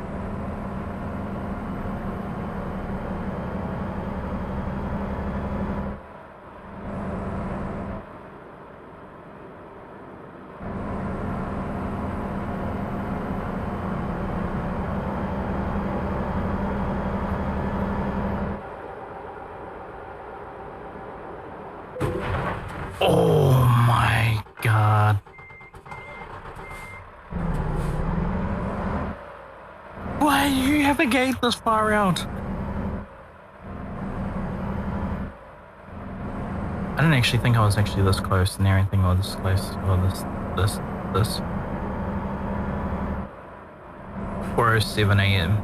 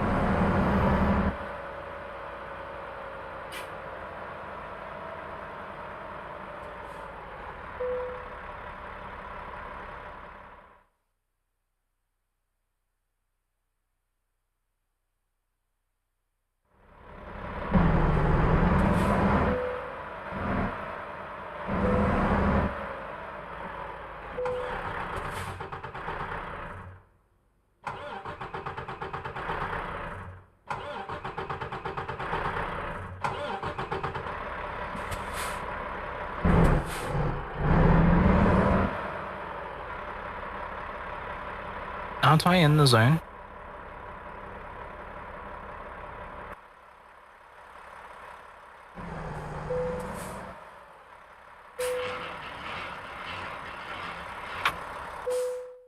Yeah.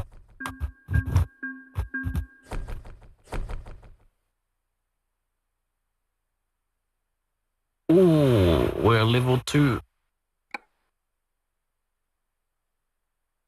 This game's kind of fun. It's incredibly chill.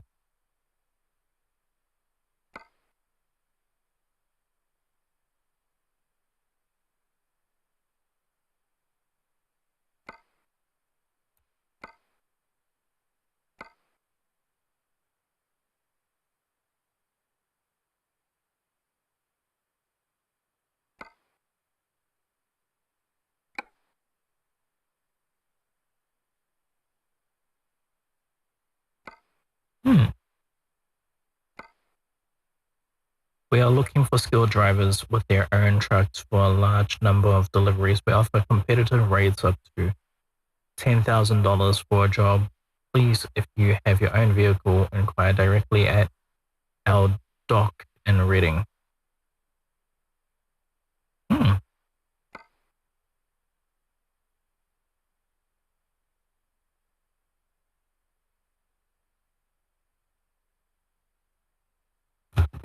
Ooh.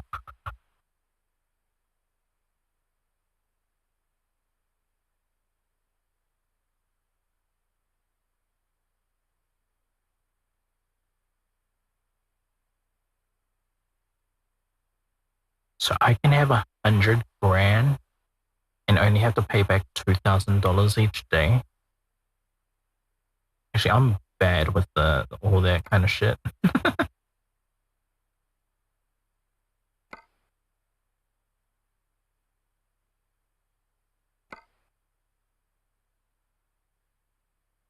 Wait, is this everywhere that I've been?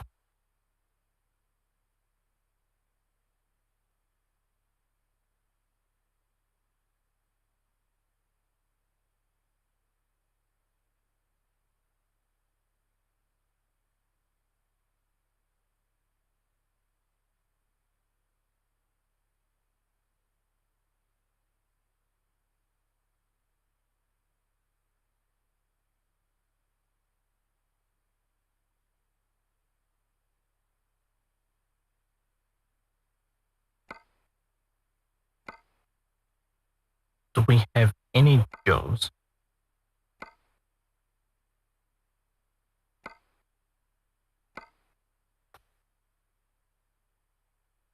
Damn. Do we have any jobs that go to LA?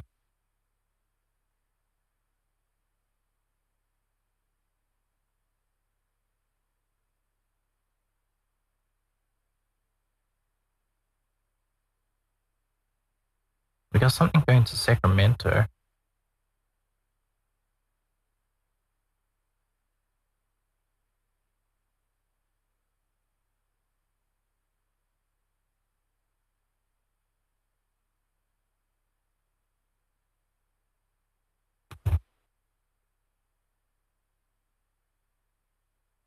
What is this shit? Oh, that kind of trucks.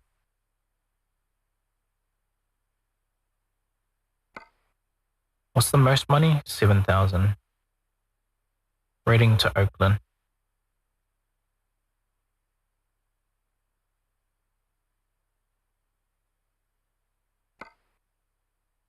Why not? First, though.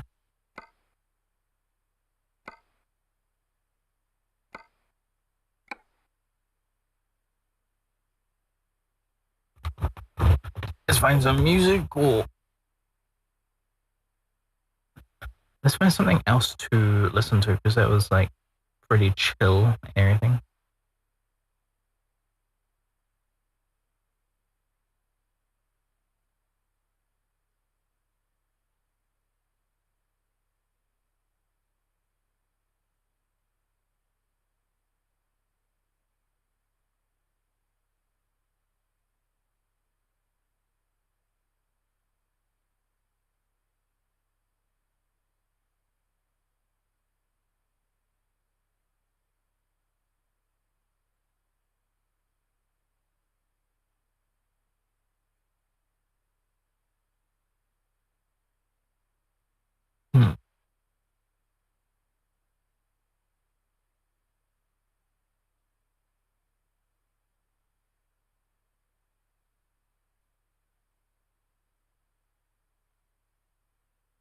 I'll be honest. If I had to choose between Diablo 4 and American Truck Driving Simulator,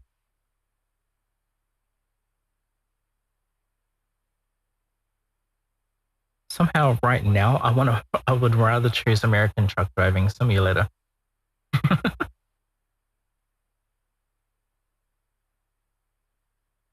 We need some long ass podcasts. You know what? Let me find some.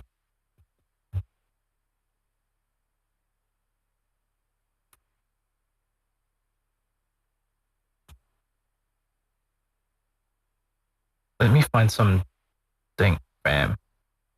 It has been a goddamn minute. Damn, 2 years ago was when they finished.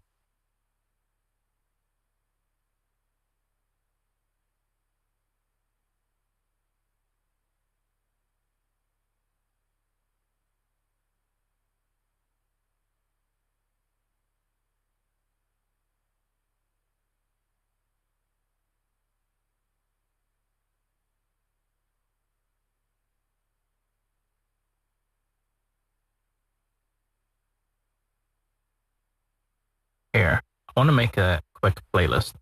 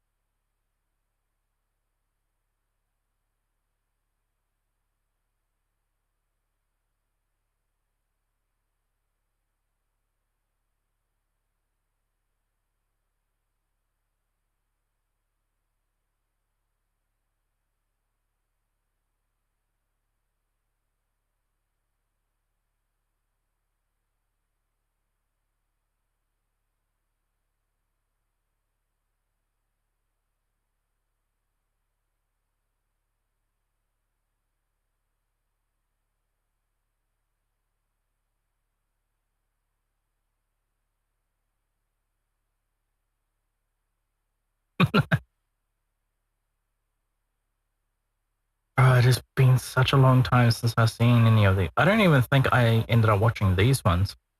So I was just too busy with work and everything.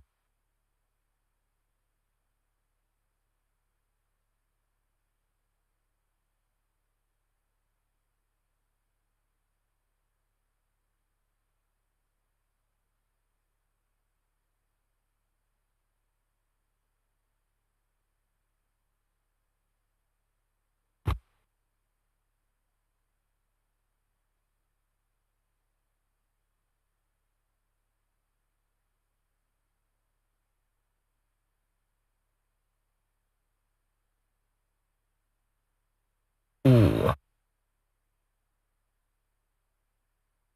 Those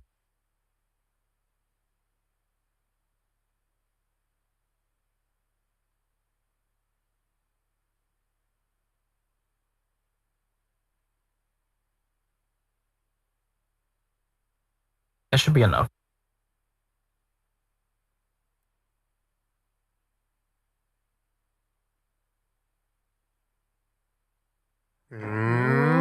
Dink, dink, dink, dink, dink, dink, dink.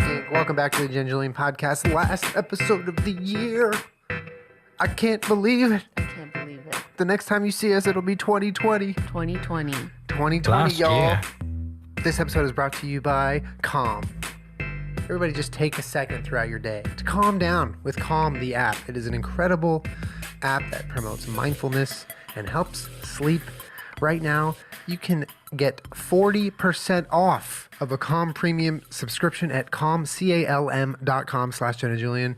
That's 40% off, unlimited access to their entire library. It's a great app. I use it all the time.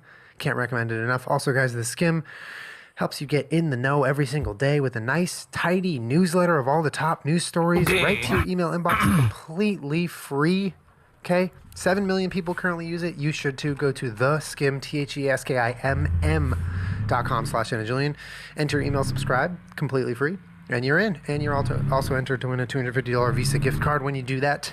Thank you, sponsors. Thank you, sponsors. Come on. Yeah. She wants to sit with Come you. on. All the doggos want to be up here this week. It's the grand finale of 2019. Oh, don't say that. That's too much pressure. Grand finale. Oh, I would have planned something better if I thought of it that way. Well, Game of Thrones didn't, so...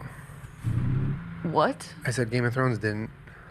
Wow. But that was not some- a grand finale. That's like some really cold tea you just spilled. What? My point is that a grand finale doesn't have to be good. It's just the last one. Oh, I see. Okay, yeah, for sure. It's just the finale. Got it. Yeah. This is the finale. It's just the finale. Season whatever finale. We'll Fuck be back everything. next season. I mean, let's end this though, because now I can actually. Yeah, for real. So when the volume is this done, right? podcast is the last one of the year. Then we're taking 2 weeks off. We're Very taking time excited. off for our minds Very excited. and our well-being. And then we'll be back January 6th, I think, is the next podcast. So you'll have to do without listening to us talk. I don't know how you're going to do that. It's pretty I know much how. air. Wow. Also, I think I straightened out the frame. I think we were a little off-centered. No, we're not. The end. By Julian. Good one. Jenna has a new thing. We actually have 2 new things we're going to do this episode. It's pretty fun. Well, yeah, because, I mean, I just do it all the time anyways, as it is. So I was like, I don't know, maybe Might as well make content, baby. someone's interested in all of the things that I Wikipedia this week.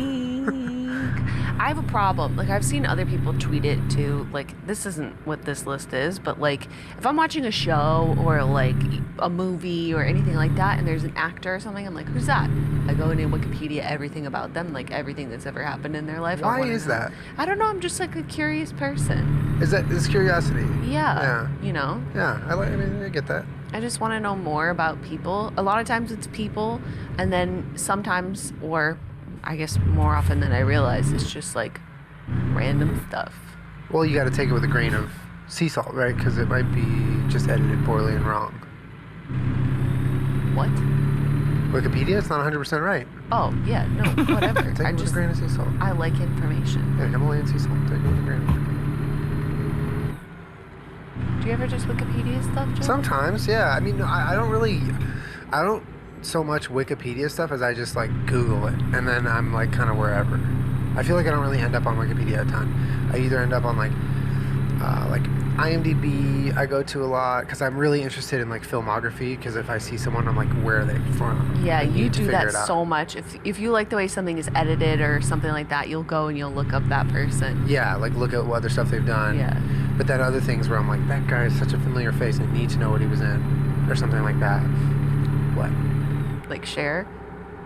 Yeah, she was in Moonstruck, dude. Have we talked about it? We watched Moonstruck. We watched Moonstruck. Moonstruck, dude. Such a good Thank you guys movie. for all of your suggestions. I mean, we were gonna watch it anyway since we're on a quest to watch every Nicolas Cage movie of all time. All time. And it came highly, highly recommended from all of y'all. We watched over Thanksgiving with my mom, and it was such a good time. It was so good. It was like honestly a fucking genuinely amazing movie, and it's like one of my favorite movies now. I was like crying laughing at the end. It was so good. I was in tears. It was so good, and Nicolas Cage was so good in it, and so was Yeah. Cher. Like we like talk about how how goofy he is in his later stuff, especially all the bad movies he's done. But like, this was he did really good in this movie, and it was just such a beautiful movie. I don't know. It really was, and I really liked that the movie wasn't about him. Yeah, it wasn't. It was about Cher. It was about Cher. It was about Cher. Yeah, I loved it. But all the family members, every supporting actress was like 10 out of 10. Fucking good, man. 10 out of 10. Yeah, special movie. If you haven't watched Moonstruck, we're passing on that recommendation because it is good. And we watched it with my mother. So if you're with your family and such a great you family guys movie. are looking for, I wouldn't call it a family movie. Well, you know, adult family movie. I mean, it's not even adult, but it's like, yeah, we watched it with your mom. Yeah, I mean, I wouldn't say you wouldn't want to watch it with like your little cousins and stuff, you know, or something like that. If you're a kid, you're gonna be bored by the movie. Yeah, probably. There's some things in there. It might be a lot for a kid. But yeah, no, it was a good time. Yeah, I had a good time. Like, I think part of what made it, I mean, it was an incredible movie, but I don't even know what my expectations were. They were low, first of all, because I don't know. I had low expectations. And also, for something about the movie, it was just like really unlike any movie I had ever seen. So I think it's always cool when you see a film that like really just kind of like, I don't know, like bends what you think a movie can be in your mind a little bit. It was just so different. I don't know. I really liked it. I liked it. It felt like a play sometimes. Yeah, it did feel very much like a play. Anyway, I don't know how we got there, but how did we get there? I don't know. Oh, the IMDb thing and looking up movies and stuff, yeah. Did you look up the director of that movie? No, but remember how excited I got when we were watching Silicon Valley? And one single frame. This is what Julian does. One single frame This is what Julian does. was uncolored. And I had to like pause and go into like quarter frame by frame to see it. But there was one single frame that the colorist didn't color, and it was left in like flat S-Log, and it looked wrong, but it was so quick. I was so excited that I caught that. Oh my god. He loves that stuff. And then I have to sit there for 20 minutes while you try and catch the frame and miss it like 100 times. And then we're watching like Survivor. They have really great B-roll and time lapses. So when there's a good time lapse, I'll just be like, D-slaps, D-slaps. That's what he says during every show. If there's ever a time lapse, D-slaps, D-slaps. And then when we were watching Moonstruck, and there were those aerial shots. Oh no, it wasn't Moonstruck. We were watching Jingle All the Way, and there were aerial shots. God, what a hold on. Let me finish this point, then we'll get there. We were watching Jingle All the Way, and it was made a long time ago, and there were aerial shots, and I was like, yeah, they fucking had to have a helicopter shoot that thing, and just like pointing out things like that is what I did. But yeah, Jingle All the Way. I watched it when I was a child a lot, like during the holidays. So for me, growing up, I was like, oh, yeah, Jingle All the Way. It's a pastime of mine. I watched it during the holidays, and it reminds me of the holidays as a child. How wonderful. Let's watch it. And we watched it right before Moonstruck, and holy fuck, it is bad. It's so bad. And I'm eating my words because I will stand by the fact that Stuck on You is amazing. Okay? Jingle All the Way? Jingle All the Way is a trash movie. Hold on. It is so not what I remember it to be at all. We're with my mom, and we're watching it, like, it's opening up, and my mom's like, what do you remember, like, liking about the movie? You know, because we're having a great time, because it's fucking bad. We're just, like, laughing at it. And I remember when the movie came out, being like, Arnold Schwarzenegger was a big, huge action star, right? And it was, like, his equivalent of Dwayne The Rock Johnson doing The Tooth Fairy or whatever. It's like this action star that's doing this family movie, and it's like toys and kids and Christmas and Arnold Schwarzenegger. That's what I remember, like a fun toy action movie about Christmas. Love it, 10 out of 10. So we're all like in this mindset being like, okay, yeah, I'm sure it's gonna be 90s and bad or whatever, but cliche. Like, it is so fucking bad. Let me tell you, the story of Jingle All the Way is be a shit dad. Do shit terrible fucking things to try and make up for the fact that you're a shit dad. You have a perfect tornado of circumstances that allow you to redeem yourself from being a perfect, this is the like, Jenna Julian garbage podcast. dad. I used to listen and that's to it. So like, also, the moral of the story is be a it has shit been dad, a really do shit long things, time and since then I've your heard kid any will of these. And then also consumerism.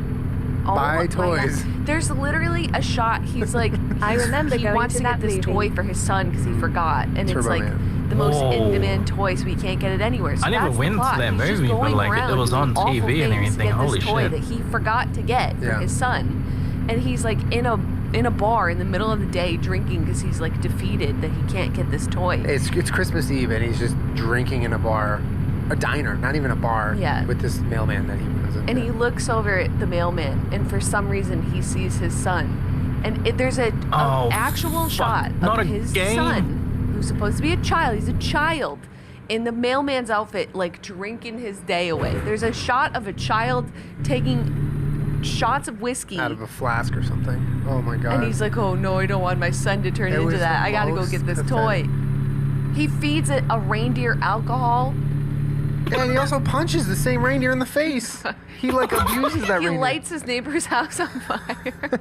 They blow up a building with a bomb at one point and a bunch Yeah. of cops. Oh They blow up a bunch of cops. But then the cops are like fine later. They just have like bandages on. He tries to take that bouncy ball from a child and just goes, this is my ball, from the top of a mall. And then at the end, he's just like everything's redeemed because It was he's the like. first time I this- remember he- turning off spoiler USA fucking cringe alert movies. here. He becomes Turbo Man, and at the parade he acts out Turbo Man. He is him, and all of the horrible things that he's done to like drive his wife into the arms of another man and everything. She's just like, Oh, he's a superhero. He's still hot. I love him. He's, It's like, wait, he's what? still hot in that I thought you were. costume. Yeah, like, weren't you just on the phone with him saying, "I'm tired of listening to you. I'm done." Like, pseudo breaking up or like separating. I don't know, but I really like, so he goes through all the trouble, the entire movie, to get this stupid toy for his son. Mm-hmm. And then his son gives it to the mailman's mailman, who's son a gr- at the end. Who's going to prison, by the way, because No, he blew... He gives it to the mailman, Yeah. the adult mailman. Yeah, for his son. So we think. Yeah, so he's like, I want to give your son the toy Yeah. because, you know, Well, I already have Turbo Man. Turbo Man's my dad. Yeah. So the son is like a better person than the dad the entire movie. The entire movie. You're just And taking these corners. that's like a it. And then that's it. NASCAR And then driver. also during the finale, like in the Well, parade.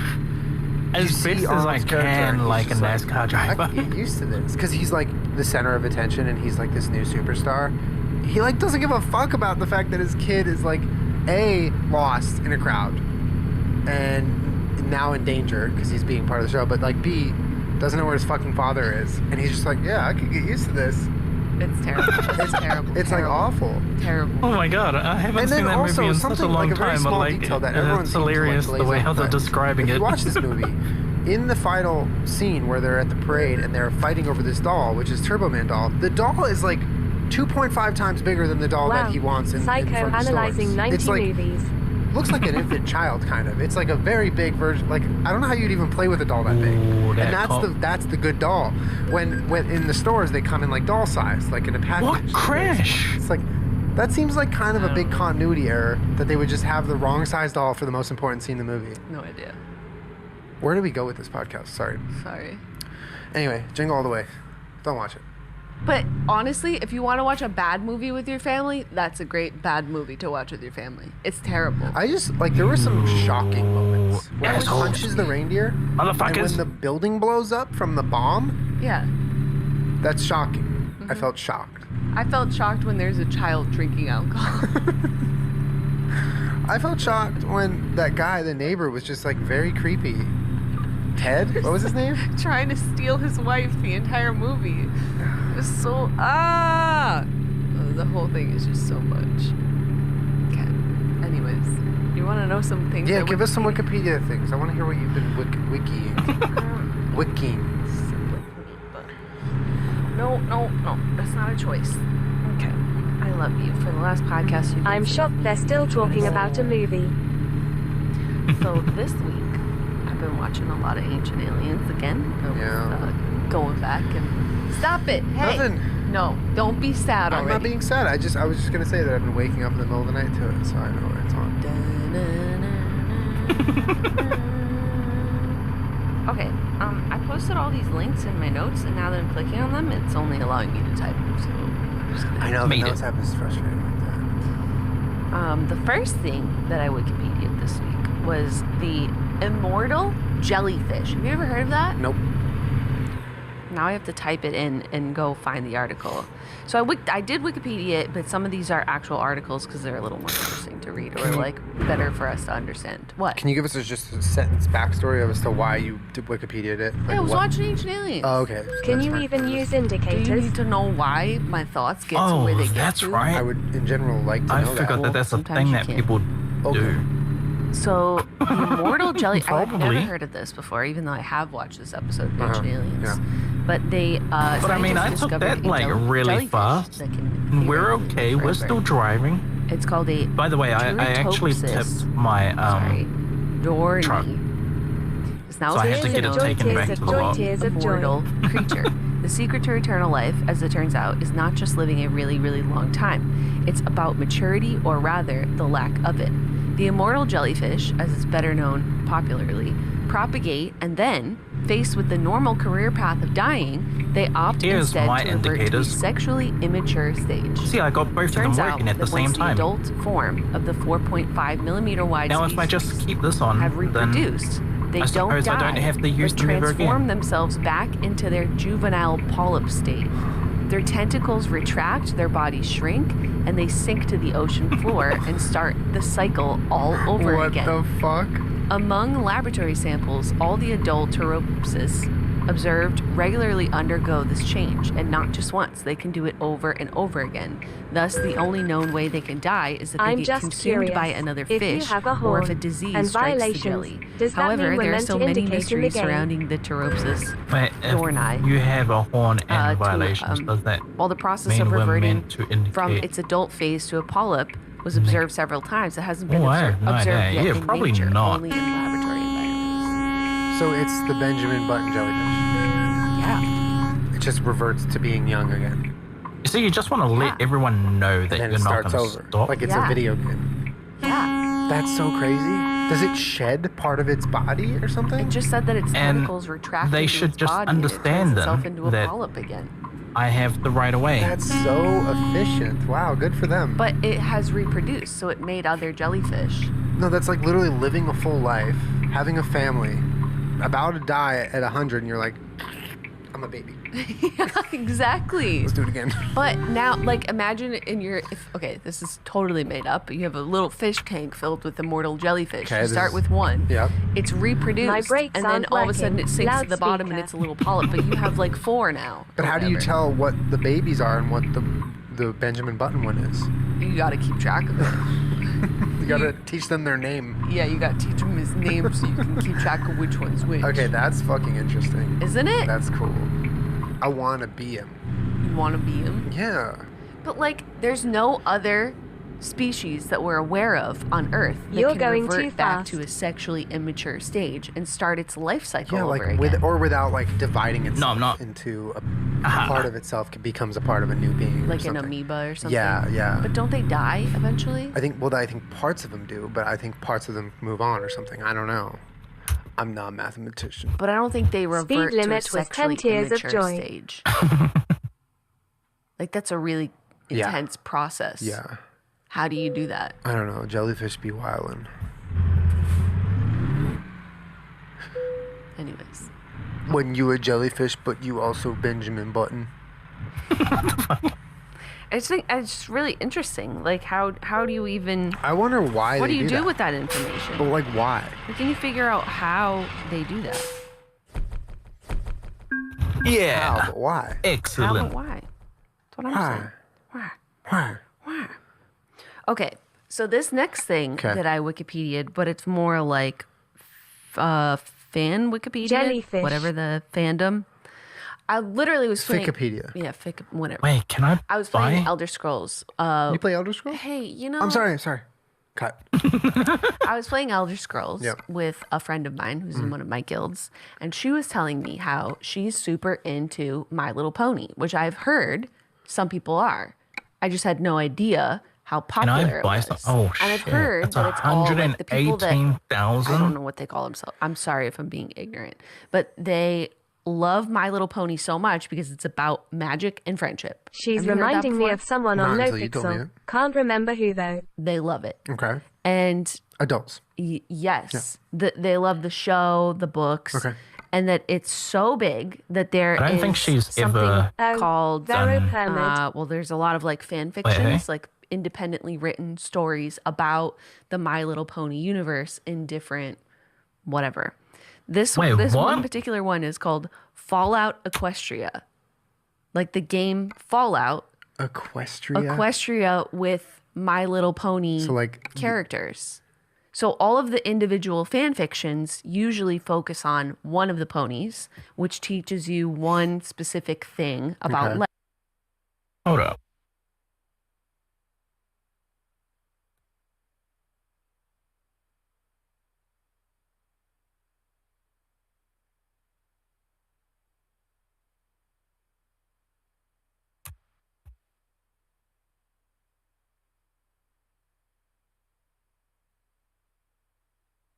Six I days saw on ago. Simo's Meta channel that Vero permed.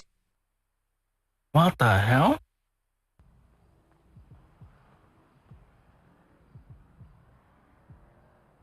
Oh shit, this is an hour long. You want to do it here or you want to do it in front of her? I can't hear her. She's talking.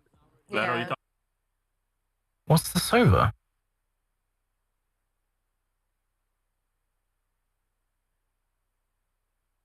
Okay. Yeah, I can't hear you. You want to do it in front of her or you want to do it right here? In front of her. All right, everybody in front of something. Maria, do a half circle and put her in the front.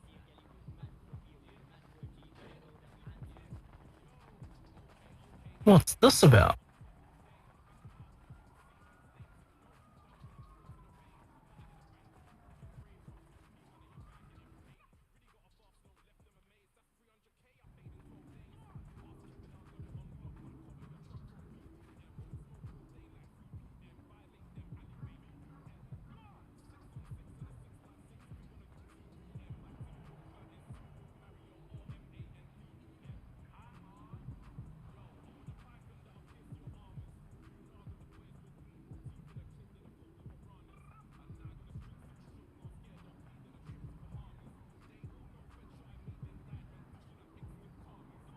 Oh, my fat head is in the way. Apologies.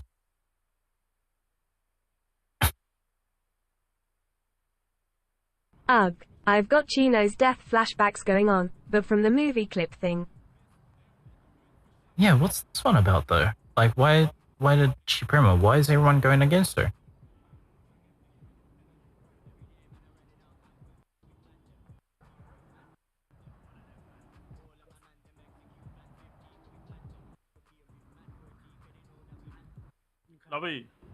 Bobby, pull that piece out. Everyone, like I said, everyone talks. Lavesa's gonna kill you right now. And it ain't gonna be some pretty shit.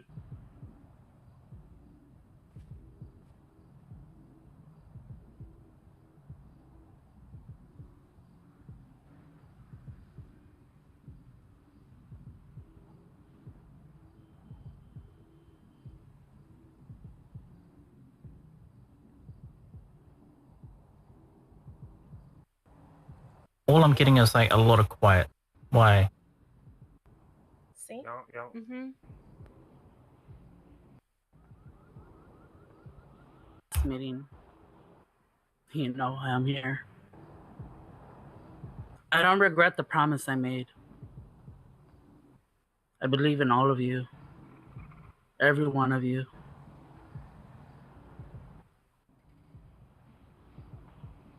So, how I live my life, I live and die by it.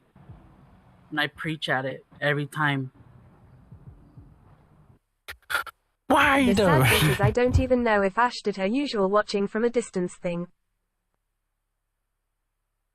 Oh, what? Then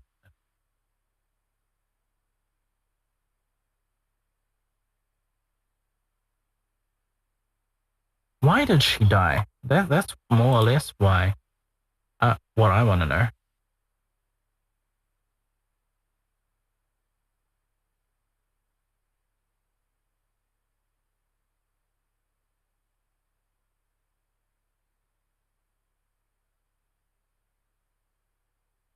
This clip is too long.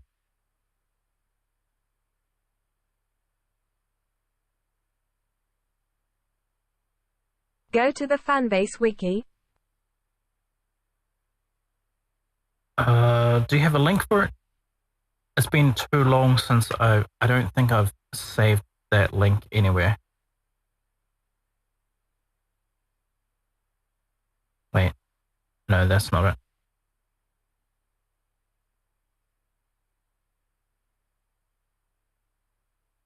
Yeah, I don't think I've saved it anywhere. BRB.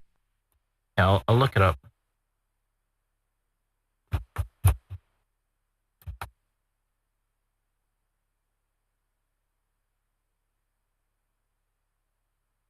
Okay, we got it. How do I use this?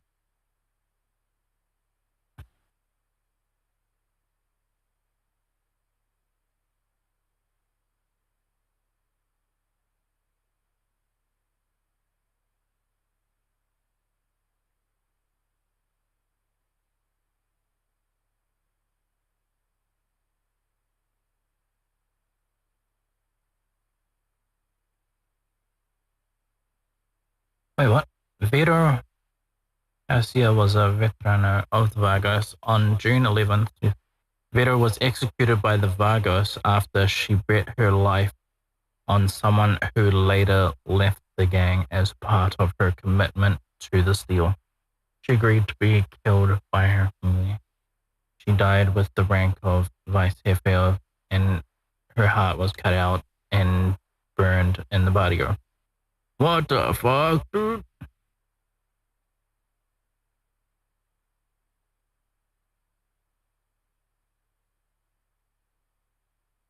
Veronica Vero Garcia was a veterano of the Vagos.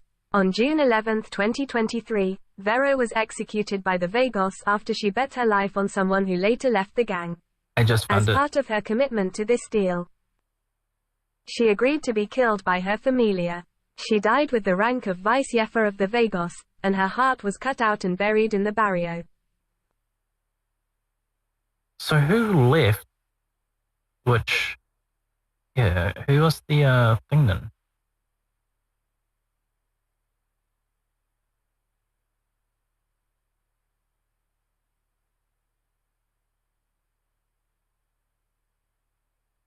Vera's 5'8". I think that's literally how tall I am. I might be a bit taller. I don't know. I'm probably 5'8". Wait, what?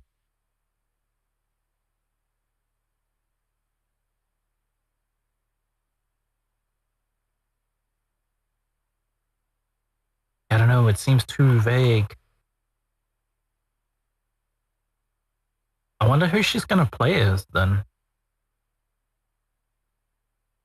Because she's too good of a role player to like give all this up, I would say.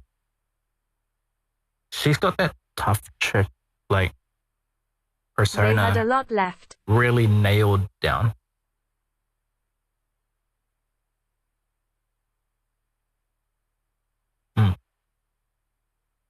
Damn.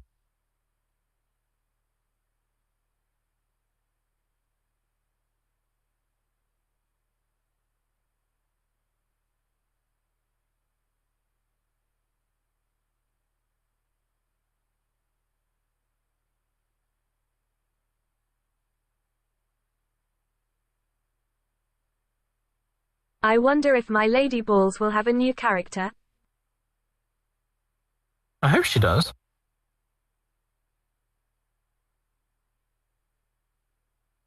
Damn, seeing her not as a Vagos, that'll be weird as fuck though. I ain't gonna lie. Yeah. I don't know what that is. What that looks like. Life. Yeah. So like one of them is about this pony and her journey while she learns her purpose in life is to sacrifice herself for all of her friends at all costs. Whereas another Jeez, one why do we might have be to about have that persistence, comment and one of the now ponies has to after learn that her job in life like is what we She'd just be free seen? to be play with Ash costs. again, as not a So my Vagos. friend was telling me how she loves this series called Fallout Equestria. And I was like, what is that? Like a book? Like, what is that? She's like, it's an independently written fan fiction. But listen to this. Fallout Equestria is a crossover fan fiction between My Little Pony, Friendship is Magic television series and the Fallout video game series, which was written by KCat. Because I was like, who the hell is the author? Who is writing these fan fictions? Yeah. This person's name is KCat. First published in April 2011 and completed on Christmas of that year. Fallout Equestria spans 45 chapters, as well as a prologue, introduction, epilogue, and afterword, and contains over 620,000 words, making Fallout Equestria one of the longest self-published works of derivative fiction in existence. That's insane. That is so insane, that amount of words. And then she was telling me there's another one that has over 1 million words. That amount of so words. I was like, you know, I'm getting my mind blown a little bit. Like, this is a fan fiction that is 620,000 words long. So I was like, that's crazy. I don't even really remember the last time that I read like a book that was that long or anything like that was that long. You know, honestly, I don't think I ever have. And she was like, I don't really read them. I listen to them on YouTube. And I was like, I gotta check this out. There's literal YouTube channels I'm working that on are my words devoted lately. to reading the fan fiction, and their posts are like 3 hours long. For your writing? Do like 3 chapters. Or just in general, like that is an entire world I had no idea about. That's what I'm saying. Yeah. I don't know. The My largest English is like derivative tremendously fan fiction broken series because of how scuffed I am as a person, and I don't see anything wrong with it or like why I Fallout would ever want to Equestria. fix I was it. like, did you ever play Fallout? She was like, yeah. But I'm like, that's not the important part. It's Yeah, the pony part. my It's the, writing. like, Yeah. Fallout's more like the world it's in or whatever. Yeah. That's so funny. Right? Yeah. So I Googled what that was. Or I guess Wikipedia what that was. But like, look at all these chapters. Like, it's just, it goes on and on and on and on and on. That is Man, this truck is so high compared to my last one. I had That no is idea. so many chapters. I know, and this is just one of them. There's so many other ones. Yeah. But I had no idea that people wrote fan fictions from like TV series that were anywhere near this long or had this type of following. That's nuts. That's just dedication. I mean, there's that level of like interest. I should write some fan fiction. A fictitious. I don't know what I would write it about though. Derivative content that's so intense. Yeah, I mean, for those of you that are having like even a hard time understanding what that is, it's like It would have if you to like be something Game of that like Thrones, if somebody is wrote a really million interesting word to me, so that I fan can fiction about Game of Thrones easily in transfer it. a Minecraft. I'm literally background. editing, therefore That's the rewriting equivalent. my cogs. That's Lord that's Atari. insane. That's so wild. Right? Yeah. I had no idea. I had Yeah. no idea it was a thing. Atari lived I got my mind blown. somewhat of a All right, the next thing that hard life, I would from say. watching Ancient Aliens Right was about the Lord Akashic Atari. Records. Have you ever heard of that? Nope. All right, I'll read this directly from Wikipedia. I suppose I I don't know how to could, say this yeah. word. Theosophy? Because that would be Sounds right. Sounds quite easy. Sounds smart. Theosophy and anthroposophy. You know what? Okay. The Akashic Records are a compendium of all human events, thoughts, words, emotions, and intent ever to have occurred in the past, present, or future. Panda. They are believed to be encoded in a non-physical plane of existence called the etheric plane. There are anecdotal accounts, but there is no scientific evidence for the existence of the Akashic Records. What the heck? What? So it doesn't exist on a physical plane? What does that even mean? Yeah, so, well, I had to look it up on Wikipedia, even though there's more questions than answers when you look on Wikipedia. But in Ancient Aliens, basically what they describe it as is a record of everything that's ever existed. All of your memories, all of my memories, all of everyone's memories of everything that's ever existed. All of their thoughts, all of their intents, all After of 7 years, everything. I finally understood what happened in our most important pivotal to the story moment in our novel. Cosmic consciousness that is the collection of all of our consciousness In your novel? put together. So like everything that you're It got living hashed goes out into last this week. cosmic consciousness. Peculiar as and that that. there are people Welcome that have to my tapped channel. into There is one Akashic piece of work, records by, like, one piece of meditating, writing you know, that I am existing really in interested in, what do they call it? and I really cannot wait. Etheric plane. Ooh. Actually access it at some point. I wonder if I should turn you on to this. I don't know. Who's the person that we got that can get Do you there? know about Berserk? Deepak Chopra? I don't know. Who can get there? Someone's got to be super It became a little bit of an outside of anime themselves to get thing, there, but right? like You the gotta, anime like, didn't do elevate so well. yourself. Yeah. Well, But the anime did I didn't well know that enough there as was it is, a but word or like a. It's like because the they library broke of off humanity from the that original exists writing, on a non-human plane of existence. that's why they kind of What lost the size fan server do you base and think it everything. is? Huge. But the How many fan terabytes? base are absolute diehards Do you for I know the about what? Literally, I mean, imagine Berserk. every thought that everyone has ever Yeah, had. How do you even organize that?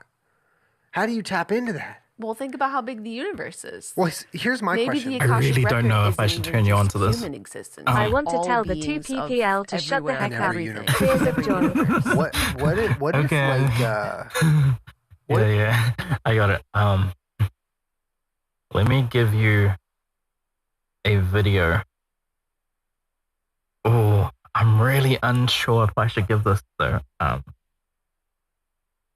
Okay, so this video is tremendously long. By long, I mean you're looking at a 12-hour video. In this 12 hours, he explains important moments in the manga. So it's very, yeah, that's why I don't really want to give it to people and everything. But it's an amazing video that I watched from start to finish twice.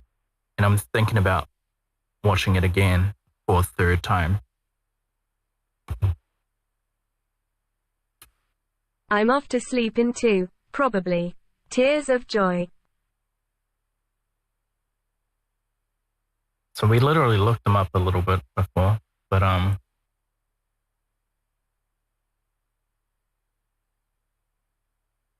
where is it? Actually, it might have been out, like, oh, here it is.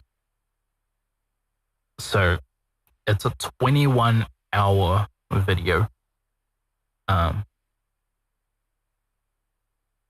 and this is literally from, put on Pokemon at midnight last night and woke up to my alarm. This is from a diehard fan of this series. https://www.youtube.com/watch?v equals ppx-inf3g and t equals 6756s. Let me just say, as someone who read, I think it was the first manga and everything, after I watched the actual, what's it called? The actual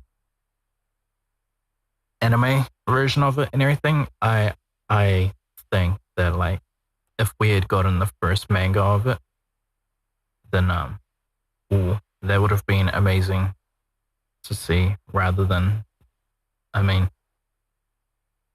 this is really obviously my own comment, bravo. Wait, why is it got an at?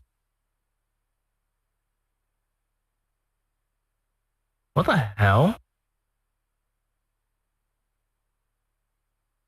The hell is this, YouTube? Why are we no longer our actual names?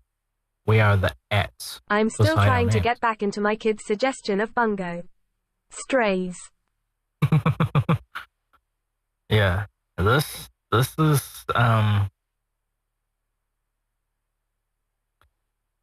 think of a very unfiltered depiction of a world even more harsher than our own, which also has demons in it. That is what this accumulates to Berserk. And we have a hero that we cry over because they live a life that is so tremendously sad that, like, Oh, so real life. yeah, I would say it's ouch, man. It is really ouch. And yeah, so the next piece of work, what's his name? Miura, who was the original writer, he passed away. But before he passed away, he had a lot of conversations with his best friend about his writing for Berserk. And they're thinking of, well, they're not thinking, they are actually doing it. They are creating another book, another manga. And unfortunately, it doesn't have the original writer, but it has the same ideals as what he would have suggested. Like, it seems like what they're going to be coming up with is almost as close as they can get it to the original writer. Am I as to understand that the director or producer of movies like Spirited Away has retired? I'm not too sure. That's a Ghibli, right? A Ghibli studio. If that happened, whoa, man, that's big. Because I thought that Ghibli was going into VR, if I'm not mistaken. No, actually, they weren't. Their fan base fucking loves VR, though. I think their fan base has like created their worlds, the Ghibli worlds, or Ghibli. I don't know how to say their company name. But yeah. Yeah, but I saw something about some man retiring or something. I don't really want to watch this now. I might continue my drive and just watch a bit of this. It's amazing.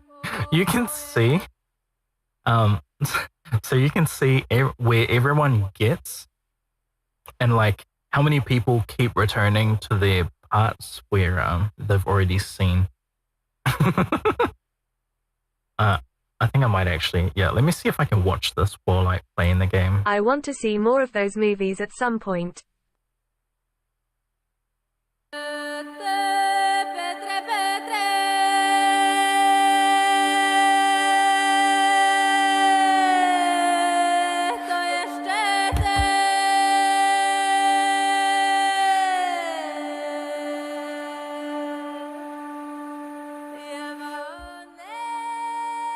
So there's bad news, and then there's what happened to cause this video. As I have stated countless times, I am a massive fan of the action horror manga Berserk. I've even gone so far as to describe it as my favorite thing, period, surpassing TV, movies, video games, anime. Berserk still sits at the very tippy top of the throne of stuff I love. And so when it was announced that the creator, Kentaro Miura, passed away on May 6, 2021 from acute aortic dissection, not gonna lie, it was a kick to the I'll nuts. say goodnight, Berserk is an just in absolute case I drop my masterpiece, a phone because I've gone once-in-a-lifetime to story sleep. that has such a cultural impact that's not even funny. It is a handcrafted story filled with legitimate passion. Oh my god, and this love. would be so The soul cool. bleeds out like a swimming Now I pool can with a just hole like in it. watch Kentaro this Miura video while spent just his driving entire a adult truck. life trying to tell this story, to make his fans happy, and to make something really special that would be remembered. And so, I think now is a good time to sit down and really explain why I love Berserk so much. Some of you might point This out is that like, there's already a Berserk don't video text on this and channel. drive. And you're right, I did a video discussing equivalent the anime in a adaptation VR of the game. series, the 1997 Not even a VR anime game, by just OLM, in a game the period. Golden Age movie trilogy, and the 2016-17 adaptation. But with that video, I mainly focused on the ways Berserk was adapted and didn't really go into detail on the story itself. In fact, I skipped over quite a bit in order to keep things relatively focused on the animes, and not going down into a rabbit hole of just I wanna talking turn down about the the volume series of the as a actual whole. track so I can hear 'em Well, all. now it's time to really burrow down deep into that rabbit hole. Zero clue how long this video is going to be. In fact, I'm pretty sure it's going to be broken up into parts. But it's time to fully explore Berserk. Hopefully this will inspire some of you to check the manga out. Even though the great Kentaro Miura is no longer with us, his works are still fantastic and should be appreciated by those that love good fantasy stories. Now before we get started, I feel like I should get some introductory stuff out of the way. First, so we can have some context and set the stage, and secondly, it'll act as a spoiler-free summary for those interested in seeing what Berserk is, and not wanting the entire story ruined for them before jumping in.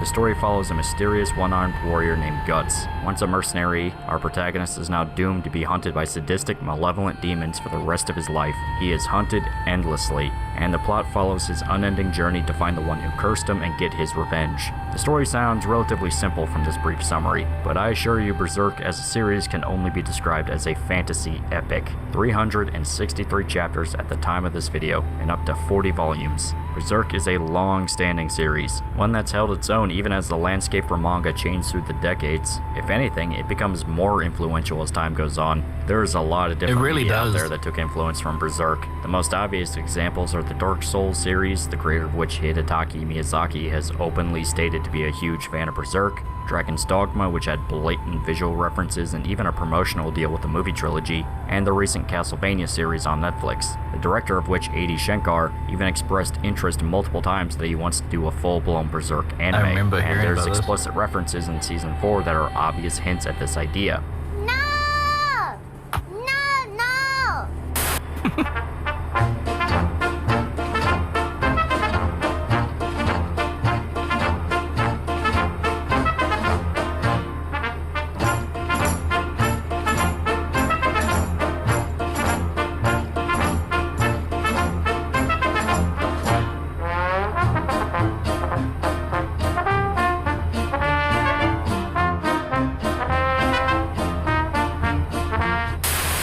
That's just the obvious stuff. How about something more subtle? Remember Cloudstrife, a mercenary who uses a huge sword that is tormented by a godlike entity with long white hair?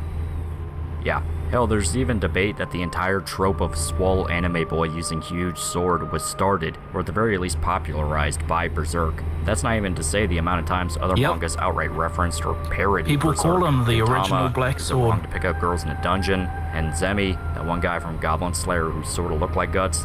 The list goes on.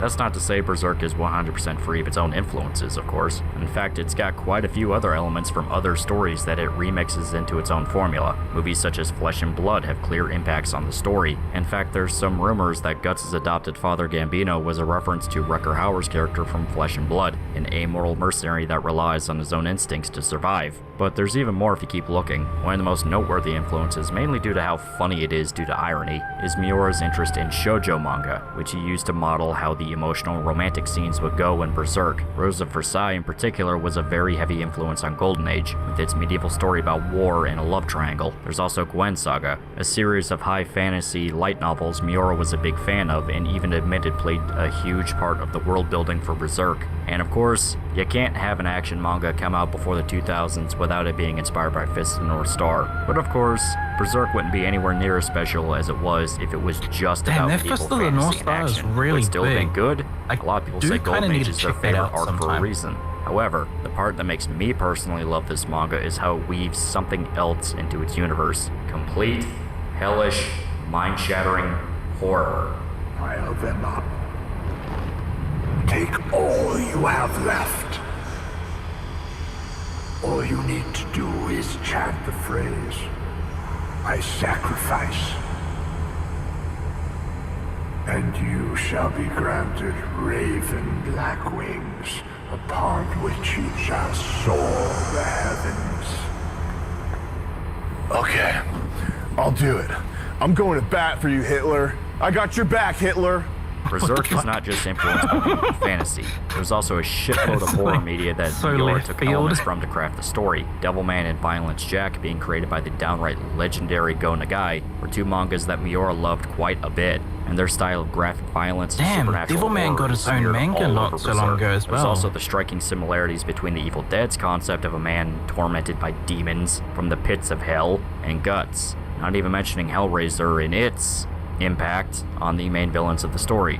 And you can't talk about Berserk without mentioning its themes about cosmic horror and Lovecraftian elder beings manipulating mankind. Hell, sometimes it goes beyond just that and outright starts taking concepts from Lovecraft and runs with it, like the one arc that was basically Call of Cthulhu mixed with Shadow over Innsmouth. So I guess to describe it, Berserk is a supernatural, dark, medieval, high fantasy action horror story inspired by shoujo manga with Lovecraftian elements thrown in for good measure. This could very easily turn into a complete mess if it went wrong, with too much of an emphasis on creating a cool world than actually creating a coherent or enjoyable story. But Berserk not only makes these things all work in its favor, the balance is so perfect that you actively can't remove any of them without it collapsing the whole house of cards. Berserk without the cosmic horror would not be Berserk. Same with removing the romance, the graphic violence, the world building. Everything syncs together to push the story forward, because ultimately, in the end, Berserk is a story about a man.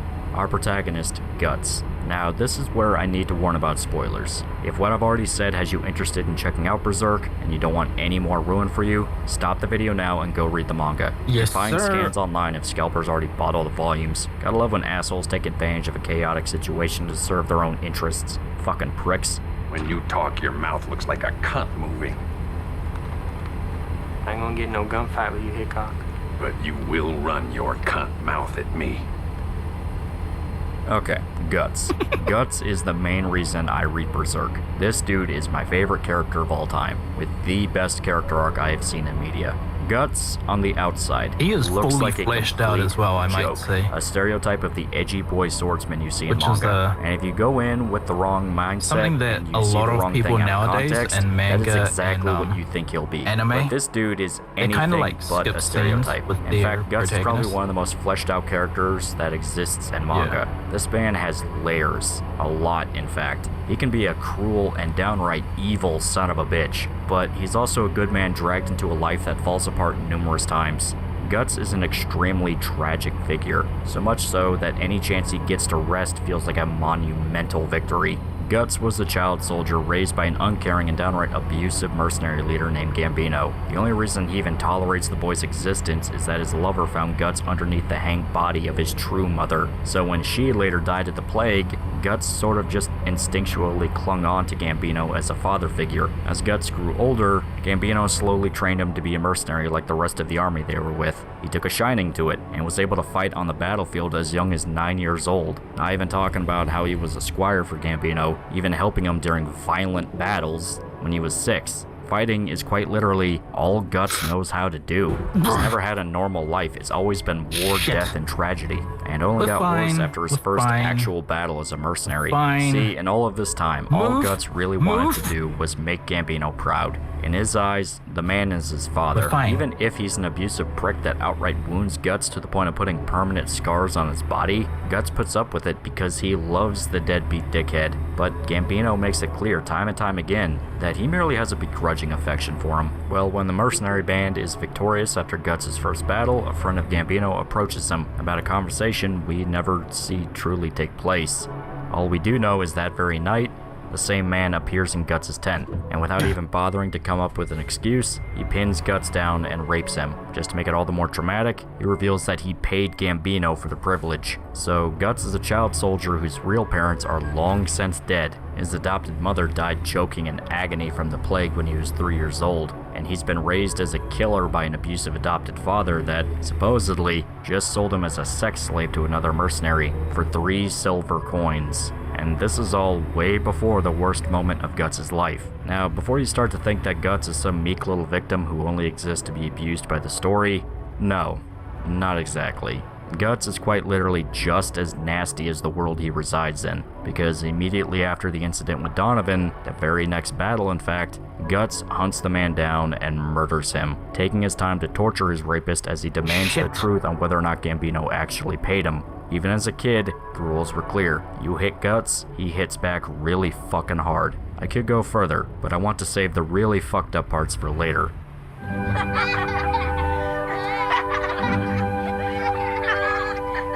Oh, not Puck, but the fairies.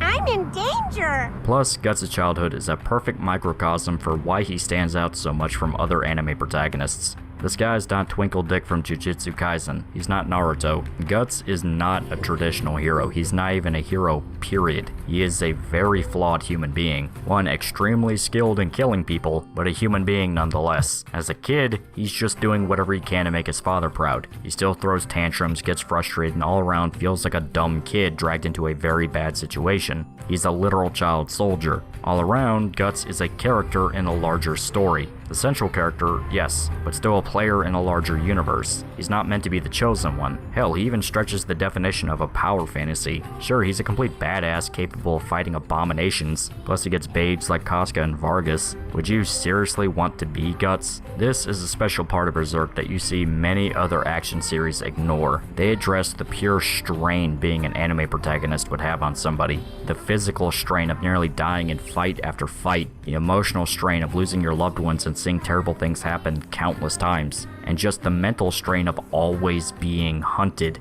To put it bluntly, Guts is crazy. In fact, in later chapters, he full-blown hallucinates and talks to himself, and not in a way where it's clear Demon is fucking with his head. No, it's just him. The pressure of his situation gets to him. Hell, it almost completely turns him into a mass-murdering lunatic, and by almost, I mean he was about 99.9% of the way there. Guts embodies Berserk spirit to a T. I caused a bit of confusion in the video I did about the animes by saying that Berserk is a shonen battle series brought into grisly reality. I still believe in this interpretation, but let me sit down and explain what I mean, since some viewers thought I was literally calling Berserk a shonen manga. It's not, it's considered seinen. This is where you die, and you won't be getting into heaven double-tongued.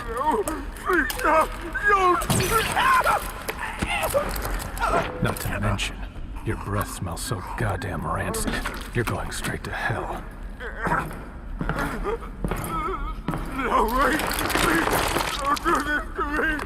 Could you repeat that? I didn't understand you. Ain't and studied the blade.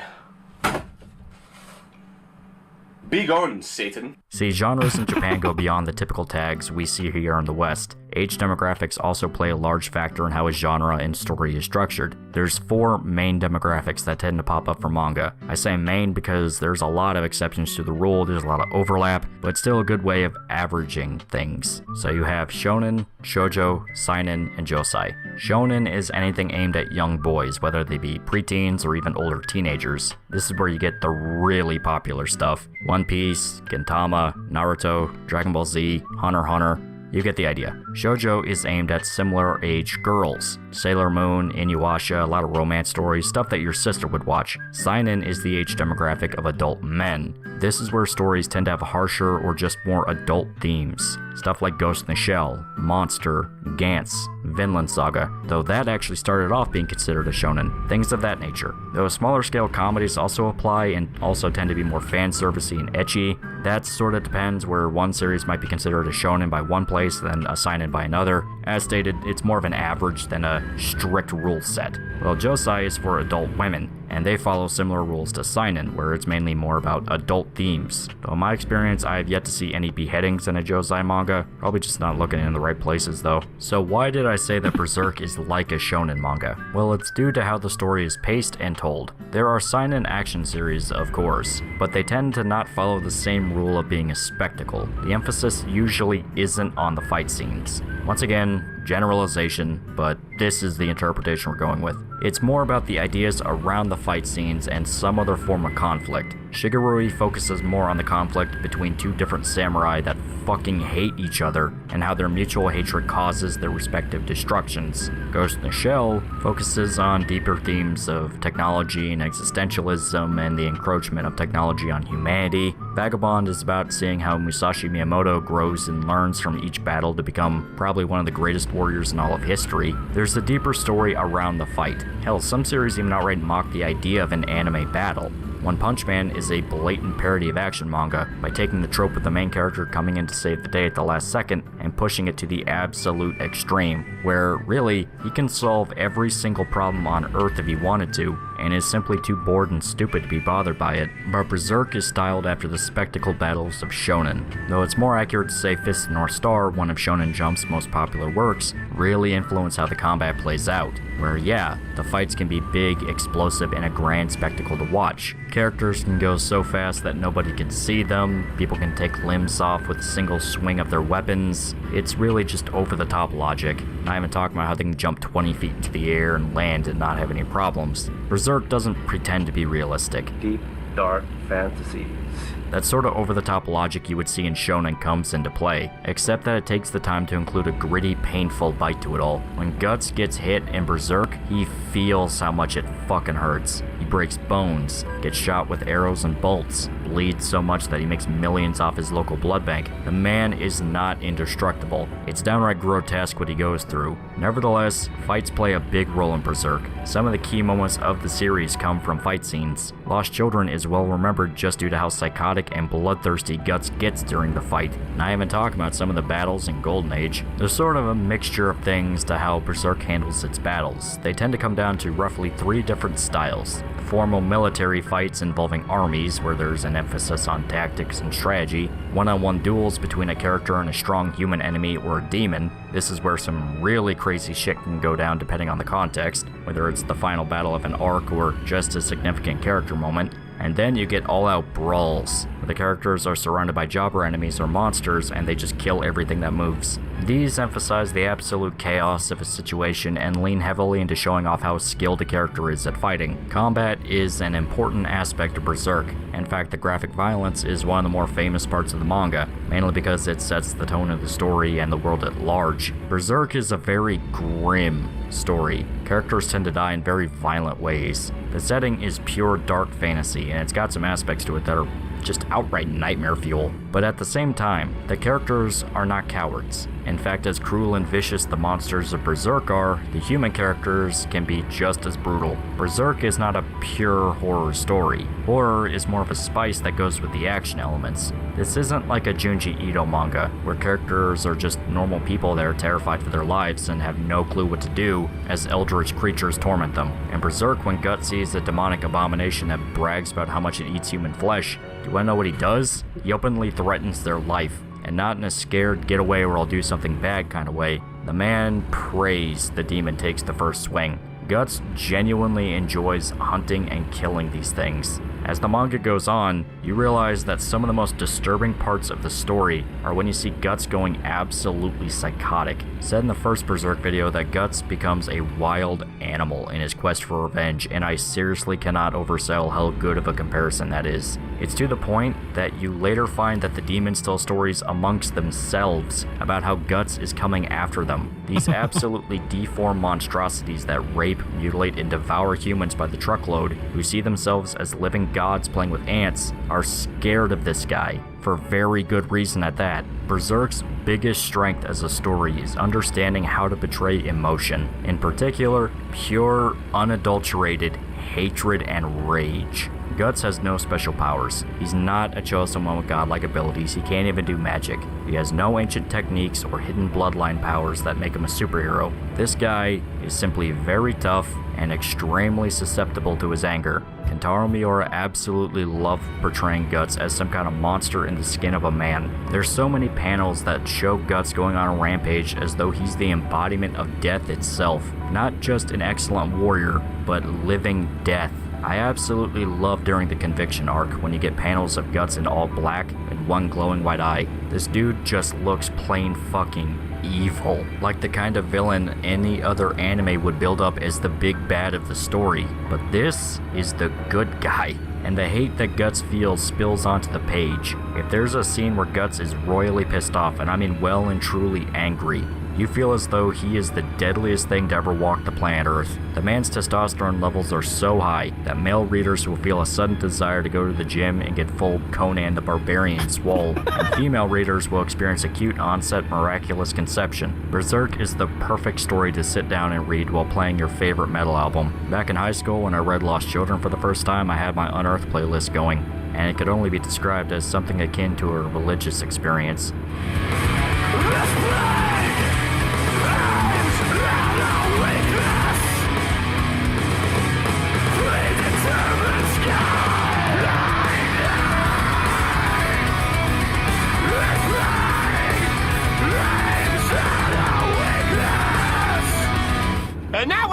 fly, and you're going to hell. Feel the sweet embrace of Satan's hoof against your face. It really can't be understated how much Miura's art helps sell the story too. Locations feel so detailed and alive to a degree that it's actually kind of mind-blowing. Sure, the first 30 or so chapters look relatively simple. Miura was just starting off and trying to find his style, so things can feel a tad flat, and the characters aren't impressively drawn. But as the chapters go on, things just get better and better. Let's look at a panel from Black Swordsman, one of the earliest arcs in the manga. Now here's a panel from Conviction. You just feel how much better the art is. There's more detail to everything. The location, the clothing, even to just downright the characters themselves. And this helps serve another aspect to Berserk that fans gush about. Berserk is a very grim and brutal story, with a pretty cold-blooded world to it as well. Innocent people die horribly, some receive fates worse than death, and all around it's just not a fun place to be in. War, plagues, monsters hiding around any corner, even children aren't safe from the dangers of Berserk's world. But nevertheless, the story is capable of true beauty, truly emotional and heartfelt moments that show a light in the very, very deep darkness. With all the ugliness and cruelty you see, all the gore and horror, there's an equal amount of attention given towards making the Berserk setting feel like a place that you could actually have a sanctuary in. A genuinely peaceful place that these characters you love could find a way to be safe and happy in. A very beloved aspect to the manga is that despite the suffocating and downright depressing levels of darkness in it, Berserk is not a nihilistic story. Does it have nihilistic elements? Yes, but at no point does it try to make you feel like nothing matters. One of the main reasons I enjoy Devilman, but can't really call it an all-time favorite, is the outwardly nihilistic message and themes the story has. Nothing matters. Humanity goes extinct at the end. Some people are happy with this. Devilman is a very popular series after all, but it just never struck a chord with me specifically due to the nihilism. It's purely a personal preference issue, so it's not like I'm saying Devilman is bad because it's nihilistic. Hell, for pure horror stories, which is kind of what it aims for more than action, you need that hopeless atmosphere, really. However, Berserk managed to actually subvert the idea of a nihilistic horror story by making the protagonist specifically fight against that idea. Guts is told countless times that there's no hope. He's doomed to die in agony, forever cursed to be dragged into the pits of hell when he finally dies. But no matter what's thrown at him, the man keeps pushing forward and searches for a way to keep those he cares about safe. It's the exact opposite of nihilism in a way. Why you pulling me? I'm right. The entire story is about how letting yourself find a family and a place to belong can literally save your life. Berserk is a complete yin-yang of ideas. It is a grotesque story about revenge, war, death, the evils of mankind, futility, and letting your hatred turn you into a monster. But it's also about hope, redemption, love, and the importance of family. Guts can be an extremely good man, someone who clearly hides a kind heart behind a facade of antisocial detachment due to a fear of being hurt by losing his loved ones. On the other hand, Guts can be a completely evil piece of shit. Somebody willing to let entire towns burn and die for the sake of revenge. Somebody willing to kill and torture a man in front of his daughter to humiliate him over a vendetta. It is a perfect balance of gray morality. Guts can be hard to like. In fact, the very beginning of the story plays him off as an absolute caricature, a two-dimensional sociopath obsessed with hate and revenge. But then he gets some fleshing out, an entire flashback arc that does the impossible, taking a very difficult to like character and making them an all-time great, something that most other writers merely dream of doing properly. But the reason Berserk can pull it off is because Miura was smart in how he characterized Guts in the beginning, despite having no plan, funnily enough. He's never needlessly cruel. Sure, he can come off as just sort of a bully when he's talking to certain innocents, but there's still a logic to it. Guts isn't being a dick because he likes it. He's doing it because he's trying to push everyone away. If somebody gets too close to him with how he's cursed, he's inevitably going to watch them die horrible deaths. All the suffering he brings on others affects him. He knows it's his fault that people die around him, but he also knows that there's nothing he can do about it but try and force them to stay away as far as possible. So Guts merely bottles it all up and tries to drown out his other emotions with blind wrath. I could go on forever about why I love Guts as a character so much, and I certainly still plan to do so as the video goes on. But in order to properly articulate certain ideas and concepts for Berserk, I'm going to need to add a lot more context. So here's the part of the video where we finally sit down and actually dissect Berserk. I'm giving a final spoiler warning. Last one was sort of an in general one, where you didn't have to know anything about Berserk and just wanted a brief rundown before committing to the manga. This one is for full, in-depth details. We're going to be looking at each and every arc of Berserk. Technically, there are only around 5 arcs, but each one has their own sub-arcs to them, which I'll explain as we go along. Altogether, there is the Black Swordsman arc, Golden Age, Conviction, Millennium Falcon War, and Fantasia. We will be going through each one and talking about them in detail. This is so we can fully dig into the details of Berserk, warts and all, because admittedly, the story has some stumbles. A few parts that aren't amazing or just all around become tedious. Still, the good absolutely outweighs the bad, to the point that you simply will not remember a lot of the issues, due to how much the positives just knock everything out of the park. Now, there is some debate over where you actually start Berserk. Some will tell you to pick up the first volume and just start reading. Others will tell you to start at the very beginning of Golden Age and read chronologically. Both are legitimate ways to read Berserk. Some enjoy immediately being introduced to the supernatural elements and seeing Black Swordsman as sort of an in media res sort of deal, while others like the build up to the supernatural and fantastical elements that start with Golden Age. It purely comes down to what you, the reader, would prefer. However, in this video, I will be starting at Black Swordsman and going forward because that is personally how I read Berserk. The reason I even bring this up is because depending on how you start the manga, you will get two vastly different first impressions to the story, and Guts is a protagonist. Some people that get into Berserk and start with Golden Age might be bored and frustrated that there's no scary monsters or demons yet. Others who start with Black Swordsman could possibly despise Guts as a protagonist and see him as just a generic edgy anti-hero. It completely comes down to how you personally would feel about jumping in. So I can only say that if you tried one way and didn't really get Berserk, take a look at another starting point. It might be the thing to rope you into the story. So we're starting off with Black Swordsman. This is sort of considered a prologue to the manga and comes at a point when Miura, admittedly, was still trying to figure out what he wanted to do with Berserk. The art isn't at its peak yet. Some of the characterization is downright wonky, and there's all around still a fresh-faced recruit feeling to the whole package. Miura famously said he had no plans whatsoever on what he wanted to do with Berserk when it first started out, and only became more of a developed idea when he spent more time thinking on the plot and characters. To describe Black Swordsman as simply as possible, think of it as like a demo tape from a black metal band that's just starting to find their voice. Some of it is downright cringy, trying super hard to be grim and serious while not really knowing what they want to say, but they're getting better with each step. Berserk opens up with a scene that's a tad controversial to some. Our protagonist Guts is having sex with an unknown woman in the woods. Some people feel very strongly about this segment, considering what we learn later about him. Even Miura himself said that if he could, he would have changed the opening pages to not have this happen. I said before that Berserk can have vastly different first impressions for people, and this is part of why. Some see it as a really try-hard attempt to paint the story as mature and edgy, by getting some immediate tits and ass as soon as you start the manga. Do I personally care? No. I still think this intro is fucking sick, because the big boobied lady isn't just some random bimbo that never shows up again. As we quickly see, she turns into a full-blown demon. Turns out she was basically a succubus, luring in her victims with her beauty, and then devouring them at their most vulnerable. But our protagonist is not stupid. He willingly walked into the trap well aware of what she was, and later details has this make perfect sense. What shall our protagonist do now that he's caught with his pants down? Will he have an epic battle Monster Hunter style to kill this abomination? Nope. He blows her head off with a fucking arm cannon. This scene is really quick, and some call it downright contradictory to how Guts acts later in the series. But I personally feel like it is a great way of really telling you just what Berserk is as a manga. And later rereads will actually have this part come across more as a fitting comeuppance for this specific demon, since it actually is a character that does something naughty down the line.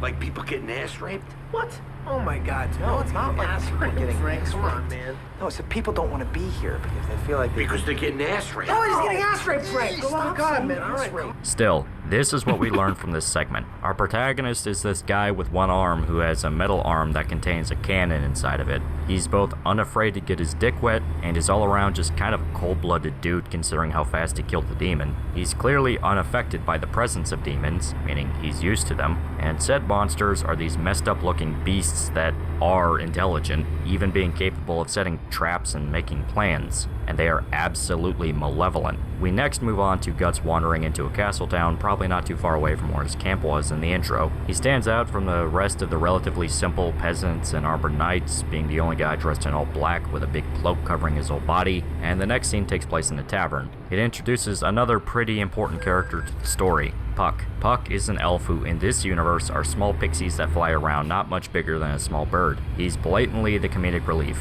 Even in his introduction, he's zipping around making jokes and acting like a goofball. Puck is being tormented by these scary guys that have him tied to a post on the wall, and each one is taking turns throwing knives at him. Puck is trying to sound tough, threatening that he's gonna get loose and chew through their arteries, but it's clear that he's completely terrified he's gonna die. You notice the rest of the peasants in the tavern are too scared to get involved, one of them even name-dropping that the men came from Kaotica Castle. Well, as if on cue, Guts shows up to the tavern. This is a classic scene, both for the manga and just in anime in general. Everybody knows this trope. It was a staple of Fist of the North Star. You have these bad guy thugs that are bullying somebody clearly meant to be innocent and cute looking, and as everyone else is too scared to try to stop them because they're big strong boys, the protagonist shows up and they try saving the cutesy looking character from the big bad thugs. It was a very quick way of establishing that your protagonist is A, a good person that is trying to protect the innocent, B, a very strong fighter that is willing to stand against evil, and C, kind of just show how violent the world is, that you have these bad, evil-looking thugs going around hurting people. For a reference sake, it's like how a superhero movie has that scene where a girl gets attacked in an alley. You know what they're going for and kind of what the intention is. Well, Guts spots the men bullying Puck, and he approaches the barkeep mentioning something about messing the shop up a bit. So our protagonist is a cool dude. He's gonna beat these guys' asses for messing with the elf. That's cool. Guts seems like a pretty stand-up. Yep, he brutally murders them all. With an automatic crossbow too, that's fucking awesome. Not only that, but he outright tortures one and demands he take a message back to his boss. The Black Swordsman has come. Turns out our boy has a reputation, and is a man quite capable at raining some serious discontent on poor unlucky bastards. Doesn't matter if you're a messed up tentacle monster that eats human flesh, or just a thug. This guy is willing to kill, and he will not think twice about it. But as it turns out, there's one guy left. Here we see the legend itself. The sword Guts uses as his main weapon, the Dragon Slayer, a massive hunk of iron that rips apart anything that gets in its way. And this poor schmuck did exactly that. One swing of the weapon doesn't just kill him, it rips the poor bastard in half and sends his torso flying through the air. This guy isn't just dead, he's completely bisected dead. With that, as the entire tavern is left staring at the horrible aftermath, Guts simply walks out, only taking time to remind the still alive goon to tell his master the message Guts gave him. He doesn't even help untie Puck, the dude doesn't give a shit. Now you know the kind of man our protagonist is. He's a mass-murdering warrior that does not think twice about tearing a man in half. Of course, actions have consequences. So as Puck follows Guts, who freed himself between scene transitions, and tries to talk to him, the city guards show up. Guts is captured, tortured, and you find out that the town made a deal with the master of the thugs in the bar. They would send him shipments of gold along with carriages full of women and children, and in exchange, he won't have his men burn everything to the ground. Now that Guts just murdered the guys in the tavern, that is all doomed to fail. He mocks the town leader for being so afraid, but it's revealed that the leader of the bandits is something not human. The old man is petrified merely talking about him, and he makes it clear that the guy is some kind of literal monster. Guts interjects and reveals that he is very well aware of the situation. The leader of the bandits is a monster that eats people just like the woman from the introduction pages, and the carriages of women that Guts walked past to enter the city were the tribute they promised. He didn't just kill the men in the bar to send a message. He wanted to tank the deal. Guts is actively punishing the town for sacrificing their own people to keep themselves safe. As we later learn, he has very strong feelings about that sort of thing.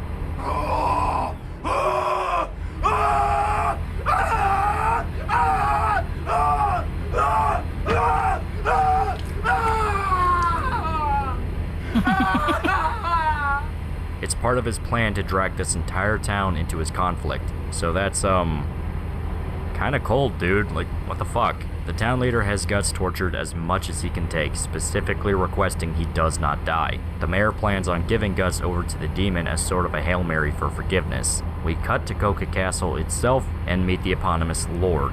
The goon that survived the encounter at the bar tells him everything about the attack and Guts, which the Lord quickly recognizes. Damn, the rain is really mayor coming from the down town right now. arrives and begs him to forgive the town, even promising to double the amount of money and prisoners he receives. But it's clear a line was crossed. The Lord torments the mayor, even flicking a human ear over to him that the Lord was eating. Turns out, yep, he eats people. He even gives a speech about how much he just wants to watch people die in as many violent ways as possible.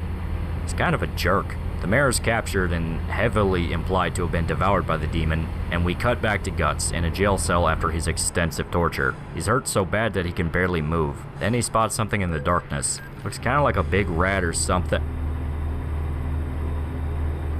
Holy shit, what the fuck is that thing? So, a deformed fetus follows Guts around.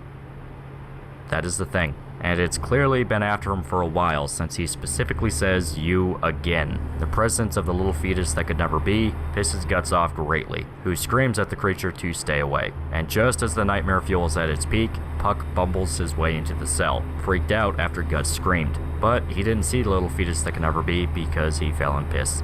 Guts seems completely uninterested in the elf, yet we find that Puck stole the keys to the cell, and he also knocked out the guard. What a good boy. Sure do hope he doesn't become a flanderized version of himself down the line, because that would be pretty disappointing. Anyway, Puck says that he wants to help Guts to repay the debt he feels after he saved his life in the tavern. In his words, elves have a very strong sense of duty. Shockingly, when Puck goes to touch Guts so he can inspect his wounds, the man completely freaks out. He does not like to be touched. Okay, so that was weird. Wonder what that was all about. Anyway, nevertheless, Puck shows off another ability he has. His fairy dust can heal wounds, grievous ones at that. Plus, he claims that he can even sense emotions and, in a vague sense, make people happy. Now, I really want to go into why I love early Puck, but I'm gonna fight off that urge until we finish up here. All I will say is that it's kind of a tragedy how he gets shafted in the more modern chapters, because Puck and Guts' relationship really did make up a lot of early Berserk. You have a very kind-hearted, literal angel on your shoulder character bouncing off this dark and violent one. Puck represents the humanity of the setting, a naive, almost childishly innocent being that wants the best in life. Trust me when I say, even if you hate Puck, as some people find him completely annoying and unlikable,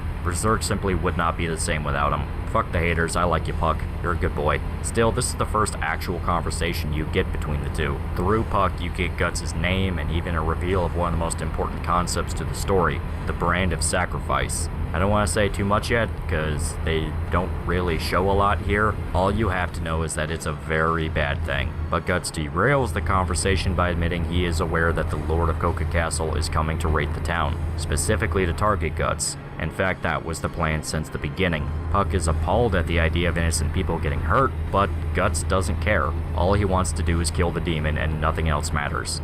I mean, there's a whole edgy boy speech that basically amounts to the weak should die because they're weak, but I'm paraphrasing for the sake of making it sound better. I'm not kidding when I say Black Swordsman's kind of fucking edgy. You also see that Puck wasn't kidding when he said he could sense emotions. In fact, he's filled with literal agony as all the negative vibes from Guts flood into him. And if you think I was exaggerating about how edgy Black Swordsman Guts is, the guy even openly admits he never gave a shit whether Puck lived or died. He obviously gets upset over this and pieces out, telling Guts to essentially go fuck himself, though he still left the keys in the cell because he's a good person. Just as the Lord of Coca Castle promised, the entire town is burning like a hellish inferno. His soldiers kill any living thing they see, and we even watch the Lord himself drink the blood of a dead child. You know what? I'm gonna say it. This guy is a butthead.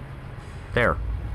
And now we're all uncomfortable. But just as all hope seems lost, we see Guts explode out of a pile of dead bodies. He quickly kills the soldiers raiding the town, and we finally see Guts and the demon face off. By the way, the demon guy doesn't even have a name. Everybody just calls him the Lord of Coca Castle, and most fans just refer to him as the Snake Lord, because he looks like a snake. Back on point, the Snake Lord says that Guts has been hunting guys like him. Apostles, as he claims. So demons in this story are called apostles.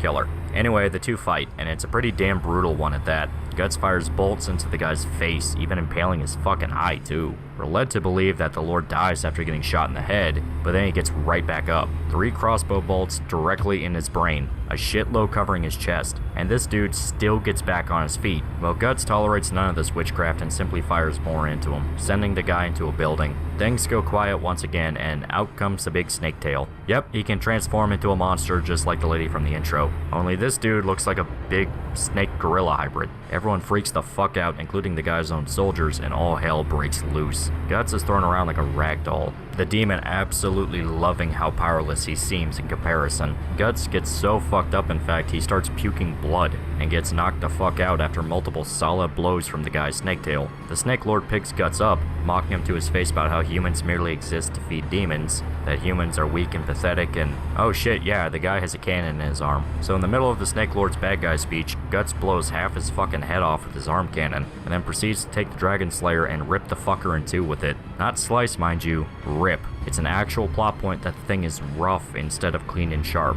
With that, the monster is defeated, but Guts isn't satisfied. He walks up to what's left of the Snake Lord, watching him bleed to death due to his wounds, and just for good measure, he starts plugging more bolts into the guy, enjoying how the once arrogant and sadistic monster is left a quivering, sobbing mess from the pain. Guts gives his own bad guy speech to the demon, saying how he's gonna make him feel every bit of the fear of death that those weak and pathetic humans feel every day. Black Swordsman Guts is edgy, but sometimes that fits really well into just being plain badass. He also interrogates the monster on the location of the God Hand, a then faceless entity we know quite literally nothing about. The Snake Lord admits he knows nothing, and Guts leaves him to burn as the flaming ruins of the town he raided collapse on top of him. As Guts walks through the scene of absolute carnage, Puck mutters the word Berserk. There it is! There it is! Okay, all of this, the last several minutes just now, that was the first chapter. A lot of shit happens in the first chapter of Berserk, so much so that it was 90 some odd pages alone. Later chapters are nowhere near this length, and really this comes down to Miura's infamously perfectionist nature. If he's gonna start his story off, the guy is making sure it starts off right. You get the best representation of the spirit Berserk shoots for with this chapter. It's brutal, grim, and violent as all hell, but there's also a silver lining under the surface buried somewhere. Puck is a clear sign that not everything is bleak and horrible, and this terrible monster that caused so much suffering got exactly what he deserved. Now, I physically cannot go through all 363 chapters of Berserk the way I did just now. I mean, this video already is getting pretty long as it is, and if we sat down and went through every single page of Berserk, we'd be here for probably 20 hours long. But I did promise that we would go through the arcs, so I'm going to do less of a scene-by-scene discussion of each part, and more so broad strokes at large unless there's something I really want to talk about. After the fight with the Snake Lord, we follow Guts as he is tormented by demonic spirits in the night, outright physically attacking him at that. This is what the brand of sacrifice does. Guts is essentially a living beacon for spookies. All manner of undead spirits and monsters rise each and every night to hunt after him. So our boy is living a literal hell on earth. Shockingly, Puck still wants to follow Guts, even after all the horrible things that happen with the Snake Lord, but Guts tells him to piss off and slaps him into a puddle. There's later a scene where Guts hitches a ride with a traveling preacher and his daughter. Puck is there too, and it's implied he specifically convinced the carriage to stop and give Guts a ride. They seem like nice people. The preacher is a warm, fatherly figure who shows dismay at Guts' violent nature, and the daughter is implied to have a crush or at the very least a passing interest in Guts. Doesn't surprise me, dude is an absolute unit. Here we discover, of course, that Guts has terrible nightmares related to demons. This one is Guts running down a long hallway filled with water chased by something. At the end of the hallway, Guts impales his foot on spikes that were hidden under the water, and he's immobilized just as the thing chasing him is revealed. It was that deformed fetus from the first chapter. We still have zero clue what the hell the thing is, but damn, it's creepy.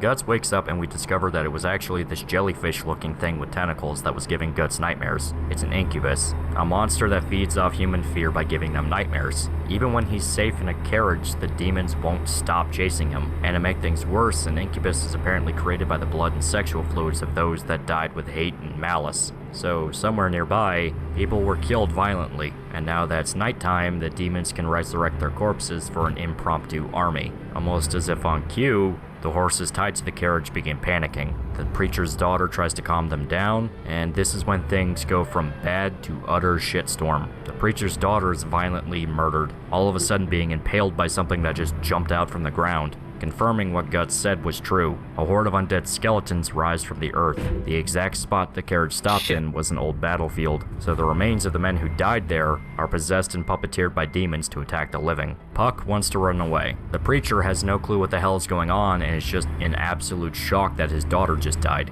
but Guts is content to stay right there. In fact, he whips out the Dragon Slayer and jumps straight in, diving right into the middle of the horde of skeletons. Puck is astonished at the idea that he could actually fight the things, but is ripped out of his thoughts as he hears the screams of the preacher. Turns out, his daughter is also possessed, and she just cut the old man's head off. Puck warns Guts about what happened, tearing him out the rampage he was on, and they're both shocked to see the girl actually join the ranks of the undead.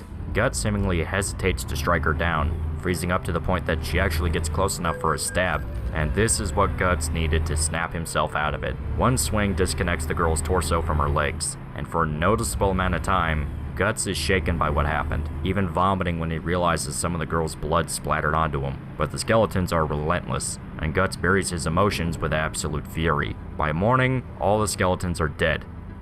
Again, the sunlight seemingly purges the demons from their corpses, and Puck tries to comfort Guts over the deaths of the preacher and his daughter, but he simply laughs it off. To him, they were simply too weak to survive anyway. This might seem like another edgy boy speech, and yeah, it is, but there's something interesting about it. He says it almost like he's telling himself that this is true. He's staring off into space. He's trying to disassociate the blame almost. It wasn't his fault they were dead. They were simply too weak anyway. There was nothing he could have done to save them. That's not a great, healthy coping mechanism for dealing with trauma.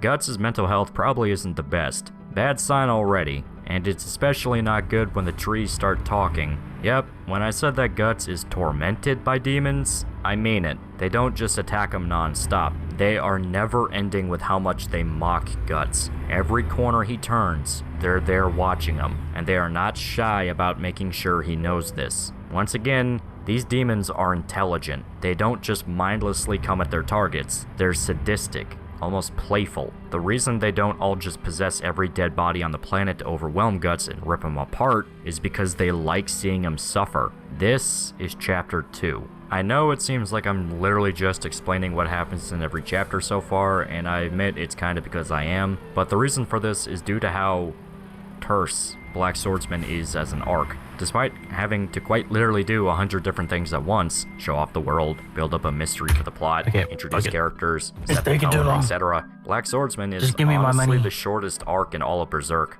In 2 chapters, we learn that Guts is some kind of cursed demon hunter that has a grudge against these things called apostles. Apostles are flesh-eating monsters tormenting mankind, though knowledge of demons at large is iffy among the citizens in whatever medieval landscape this is. The existence of things like elves seem to be common, but actual demons and evil spirits is up in the air, because the preacher himself expressed skepticism at the idea of Guts being hunted by demons. On top of that, every night Guts is mobbed by all manner of poltergeists that will kill anything and anyone around him, and his end goal is to find the 5 beings called the God Hand, who we assume are the ones who cursed him. That's a lot of information to establish in just 2 chapters. While quite literally every other arc can take tens, if not dozens of chapters to finish, Black Swordsman only really clocks in at around 8. Now the chapters have a lot of substance to them. That first one alone is damn near 100 pages, and it takes roughly around 2.5 volumes to finish the Black Swordsman arc. Still, Black Swordsman is definitely the quickest arc to get through in the entire series. It serves as the prologue, helps create a foundation to the ideas that would later be explored in the manga, such as a little something that gets introduced in the manga's first actual story arc, the Guardians of Desire.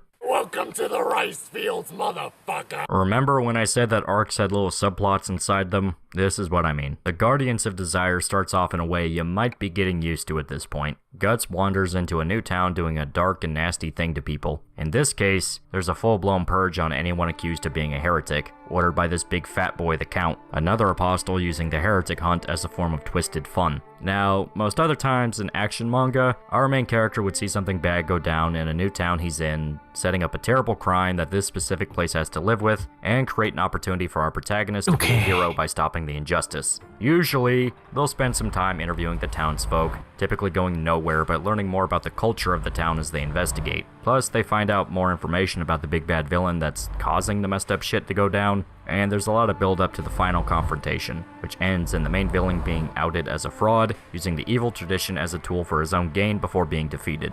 Berserk doesn't really do this. Instead, Guts directly threatens the main villain's life in front of a crowd of terrified people during a public execution. A declaration of war, as the Count puts it. So that scene in the tavern wasn't an outlier. Guts is not one to take the slow and careful path. This dude is impulsive and wants things to devolve into absolute chaos. Because once the Count's soldiers get involved, Guts has zero hesitation in cutting them apart. Honestly, these guys could just be scared dudes following orders because this obvious demon is scary as hell. The last dude was a horrible snake man that ate people. No doubt the Count is something just as bad. And for that, they get torn apart by this crazy one-armed guy that just barged into town one day. Now, we don't really feel too sympathetic towards the guards. They work for this absolute monster and butcher innocent people for him without question. Plus, they attack Guts first, so it's not edgy or out there that Guts starts slashing through them. Now, when one takes the direct method, it usually causes problems. And Guts faces an issue where he simply can't kill everybody, so he's saved by a deformed doctor named Vargas that was mutilated by the Count. Despite being saved by the guy,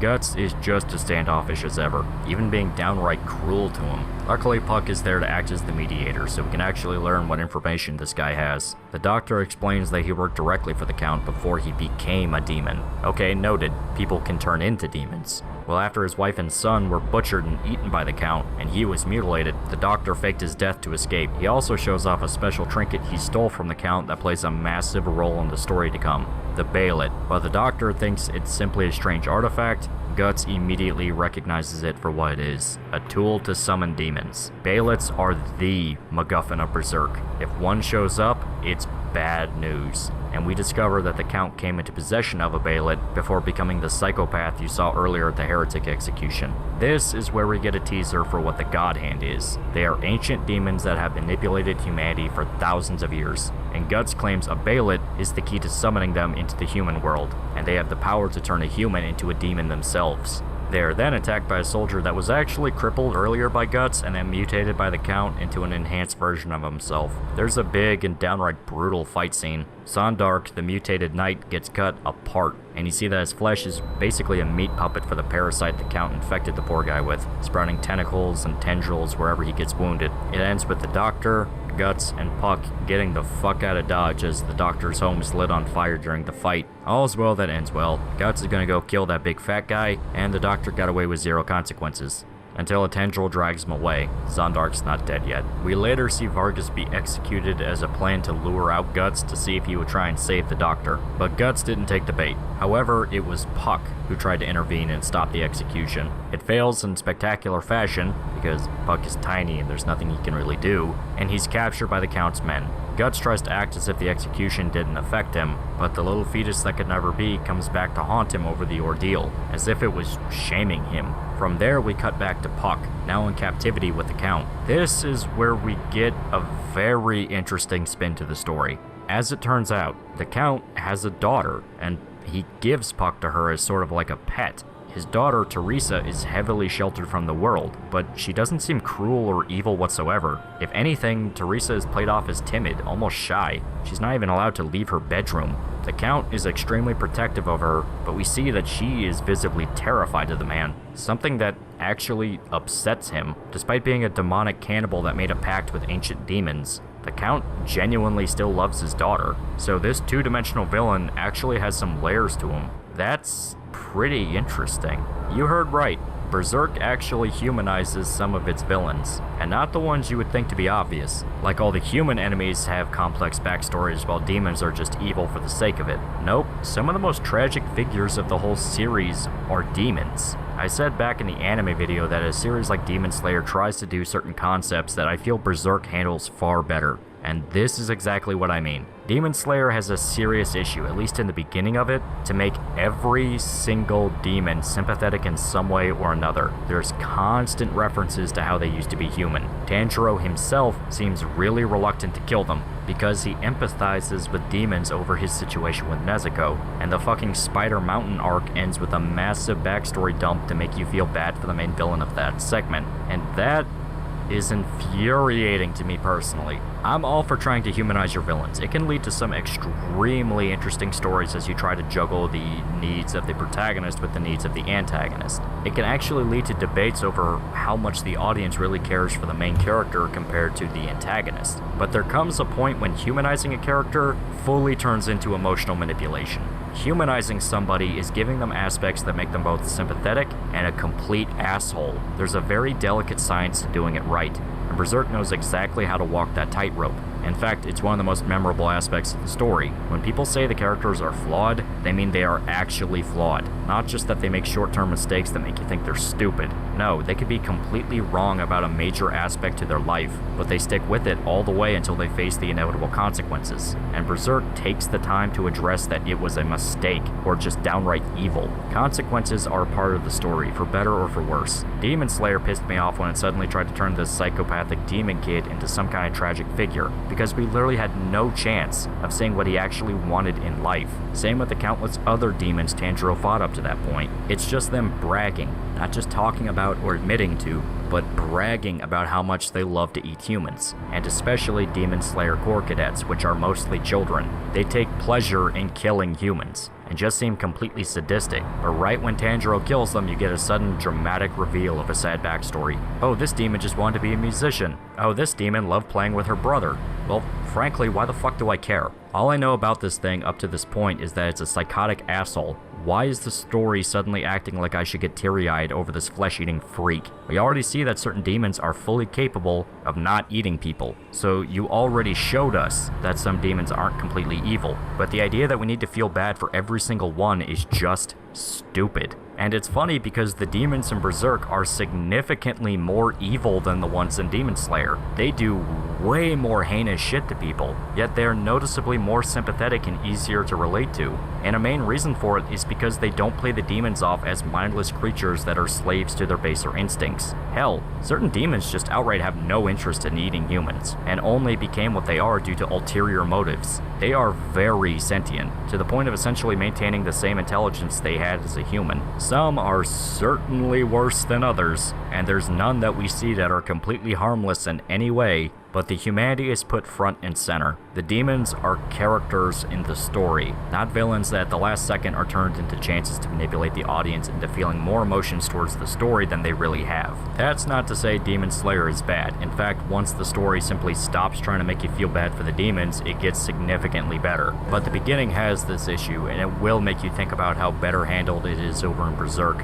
because we actually get time to explore the demons' backstories. Huck and Teresa talk for quite a bit about how her father changed. He became cruel after the death of his wife, who was kidnapped and sacrificed by heretics. So the bloodlust that the Count has is more of a sadistic grudge he's using to punish the world. It's pretty sad stuff, actually. Still simple, you don't really feel bad for the guy, but she talks about how she's been trapped in her room for over 7 years because he's so terrified of letting her out. You can infer that he doesn't want his daughter to suffer the same fate that his wife did. So yeah, okay, I'll give it credit. See, we actually get to spend some time learning about the main villain and his relationships to the world. He's hateable, completely so. You still want this guy dead, but there's something underneath the surface. You show that we should give a shit about the main villain throughout the story. You do not tell us to feel bad at the last second. I mean, at the exact same time as all this, there's a scene where Guts fights past an extremely mutated Zondark, and he also kills what's left of the Count's army. That's not really important right now, we're talking about character stuff. The battles are fun though. Guts is absolutely ruthless as he rips through the guys like a pissed off badger in a chicken coop. Nevertheless, he gets to the big bad Count man and they're gonna fight. And from there, the Count transforms into a slug monster man. They fight as Puck tries to get to Guts after promising Teresa to free her from her room after everything was over, and the Count is smashing through his castle, giving zero fucks. Guts gets increasingly ruthless with his tactics, launching sudden ambushes and even using a live decoy to get a shot at the guy. Still, the Count is kicking Guts' ass, thrashing him around and even knocking out the guy cold. Hell, the only thing that really saves Guts is that Puck distracts the Count by insulting him, using the information he got from Teresa as essentially emotional ammo. The Count then finds the Baylet that Guts stole from Vargas, and he immediately tries to take it back from Puck. This leads to a small chase as the Count tries to catch Puck, who's zipping around in the air trying to hold on to the Baylet, but it all comes to an end when the Count comes face to face with his daughter, who runs right into the monstrous form of her father. The Count is shaken as his daughter runs off, completely traumatized. He lashes out at Puck, seeing him and Guts as the reasons his daughter saw him as a monster, and this momentary distraction gives Guts a window to attack him, showing he's still in the fight. And to take things a step further, Guts grabs Teresa as a hostage. The Count predictably hesitates, and Guts blows half his skull off with his cannon, then proceeding to take the Dragon Slayer in his teeth and hacking off what's left of the Count's head. Surprisingly, the Count is still alive after all this, a mere head of a slug monster now. and Guts takes the time to drag him over in front of Teresa and violently torture him, to a degree that just gets uncomfortable. He even outright threatens to kill Puck if he tries to stop him. So Guts has crossed several lines here. He used this man's daughter as a hostage to get a chance to kill him. He already beat his opponent and is now taking his sweet time making sure the Count suffers as he dies. Puck, who has only ever tried to help Guts and be his friend, is not even safe from him, purely because he told Guts not to scare Teresa any further. Hell, Guts starts torturing the Count in front of Teresa, all because he wants to see him in complete despair. Guts gets so animalistic that he slips on the Count's blood and just starts laughing like a madman. Did I mention this guy isn't a hero? I mean, Jesus, things went from 0 to 100 really fast. This goes beyond edgy into full-blown Guts is just kind of a psychopath. And things only get worse when the Count's dying screams cause the Beylet to react. Turns out, when the Beylet activates, it teleports the user to a completely different dimension. A dimension where the God Hand reside. What is it you fear? We who are infinitely more powerful than you. Or perhaps it is the future. The path which you were destined to follow. I like your funny words, Magic Man. Say hello to the main villains of Berserk, the God Hand, the ancient, powerful demons that hold seemingly endless control over mankind. You have these warped, freakish monsters appear from the void of space and time to this new dimension. A floating ball man, a fat ass, a sexy version of Medusa, a guy with a brain for a head, and Birdman. Guts seems to know them, specifically the bird-looking guy, who he calls Griffith. Griffith has no qualms about confirming our suspicions. These two know each other, but before anything else can be gleaned from the conversation, the demon with a brain for a face starts talking. From what he says, we learned that the Beylet quite literally tore open a hole in space and time. The Count claims he wants the God Hand to finish off Guts, who's critically wounded after the battle they just had, but weirdly enough, they refuse to fulfill the request. The Beylet was activated because the Count was terrified of dying, not because he wanted to kill Guts. So Beylets sort of grant wishes in a manner of speaking. You summon the God Hand and they fulfill whatever desire you have, but it needs to be your true desire. You can't scam them or try to get something else out of the bargain.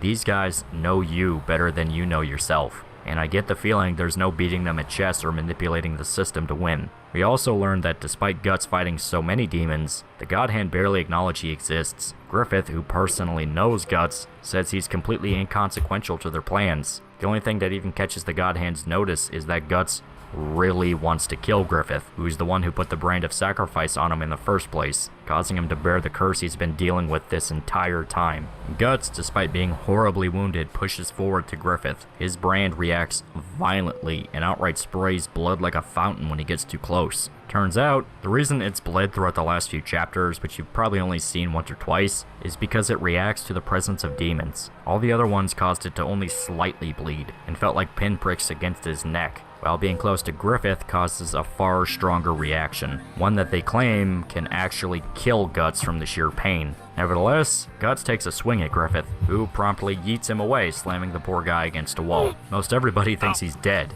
and the Count is grateful to Griffith for seemingly finishing him off. But this is where the God Hand reveal their true intentions. The invocation of doom. The Count must sacrifice a living being to the God Hand in order to be saved from death. At first, he tries to use Guts as a sacrifice, but they aren't buying it. For one, he's already considered a sacrifice for someone else, Griffith. Yet the main factor is that Guts was simply the Count's enemy. To sacrifice somebody, they need to be a loved one, someone you wouldn't even think about killing, because the idea is that you are quite literally cutting out a piece of your own humanity. You rip open a hole in your heart so that evil can flood in its place, their very words. It has to be a victim near and dear to you, and there's only one candidate that matches that description. Yep, Teresa. To the Count's credit, he completely refuses the idea, but the God Hand call his bluff, saying he can just do what he did last time. They summon a window in time for us to get a flashback to before the death of the Count's wife, and we see that, at first, they were a perfectly happy family, but after he returns from a long campaign hunting heretics, he discovers his wife in the middle of a literal pagan orgy.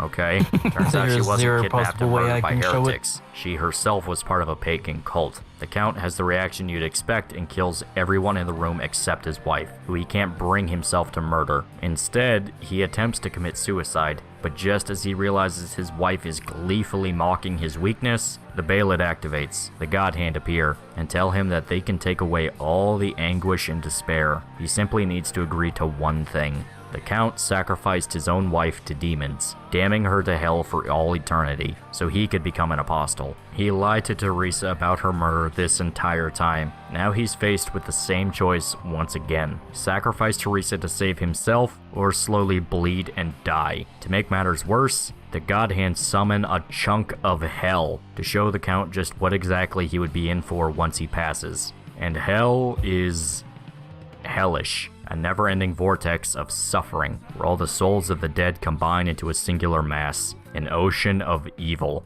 and those trapped in the vortex are broken down until anything that used to be them is sucked away into the depths. That's terrifying. The God Hand's rules are kinda bullshit. They say you've got choice in the matter, but they're really pushing you into saying yes. But, to the Count's credit, despite all the pushing and literal fear tactics, the Count refuses the sacrifice. He just can't damn his daughter to hell, knowing full well he's going to die and be dragged into the vortex himself. That actually takes some balls. The Count is absolutely terrified of death, but he chooses to die and protect his daughter rather than let her suffer the same fate as her mother. Berserk is really good at making tragic characters, if it's not obvious. Despite all we know about this guy, the fact he's probably killed hundreds of people with his witch hunts and just his absolute glee causing suffering, when it came to a head, the Count was truly capable of showing love and affection, to a degree where he is willing to sacrifice his own life and be damned for eternity. And the Count is in fact damned. A horde of dead souls pour out of hell to drag the Count into the vortex, including a surprise cameo from Vargas. The doctor whose family he murdered is now pulling the Count into the pits of hell, fitting to say the least. Of course, the dead also try to drag Guts in as well, since he's technically a sacrifice, but he saves himself at the last second by taking a shot at Griffith. Take note, kids, blind anger and unforgiving hatred can save your life. Shot doesn't work though. Griffith has some kind of force field, telekinetic ability that stops the cannonball from touching him, and with their business taken care of, the God Hands simply leave. They weren't kidding about how little they care about Guts. Even though he just tried to murder one of them, they just peace out and everyone's returned to the Count's castle. The Count himself is now just a dismembered corpse. As it turns out, apostles revert back to their human forms when they die, so poor Teresa is crying in front of the mutilated corpse of her father, who she saw as the horrible slug monster, found out he killed and ate her mother, and then was dragged into hell itself by spirits of the people he murdered. This chick has got problems. Teresa's life is saved, but she's psychologically broken. Instead of yearning for freedom like she was before, she all but begs to go back to her safe and comfortable room. This did not end happily I was gonna see if I can keep playing. In fact, Teresa directly talks about intending to commit suicide, which Guts encourages. He even tosses her a knife. Jesus Christ, dude, she's just a child. Please turn off killing mode. This dude even mocks Teresa's parents, saying that if she died, she would probably go down to hell to meet them. God damn, man. Well, Teresa takes him up on his advice and attempts to cut her wrists while Puck frantically tries to stop her. And it's only made worse when the floor underneath her collapses and she nearly falls to her death. She's saved when Guts catches her with his sword, the blade being so dull that her hands can rest on it without cutting straight through her fingers. Guts throws her back to safety and Teresa breaks down crying once again, her hand still sliced up from the sword even though it didn't cut through the bone. This actually seems to shake Guts, who's visibly uncomfortable and remorseful that she was hurt because of him. This time, all the despair is replaced by something else. Teresa is enraged at Guts, blaming him for everything that's happened. She even promises to hunt him down and kill him, to which Guts simply says, "Damn, man. Oh well. It's a good game." Let's return to normal.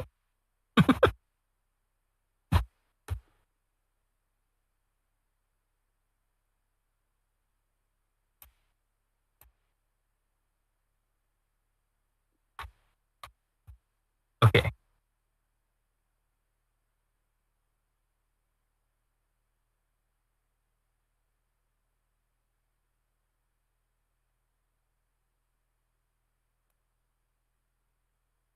Here we go. Man, I'm so blurry, but I don't know. It's alright. Now what am I gonna do? I want to keep streaming, but like, damn. He's ready whenever she is, and goes to leave. Puck follow.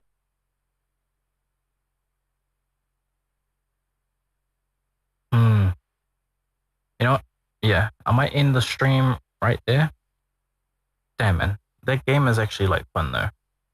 Like, I don't know why. Why does it have to be so fun? It costs so much money as well. That's the one thing why I was skeptical about even like trying to buy it, which is why I just wanted to see if I could stream it. I think I can.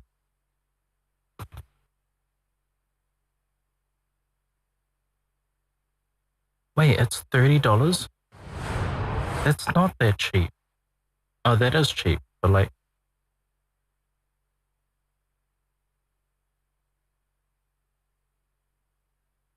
yeah, let me add it. We need to see how much 6 days in Fallujah cost. But yeah, I'm overwhelmingly positive. I agree with that. This is the other thing. It's price. Buying all of these, like holy shit.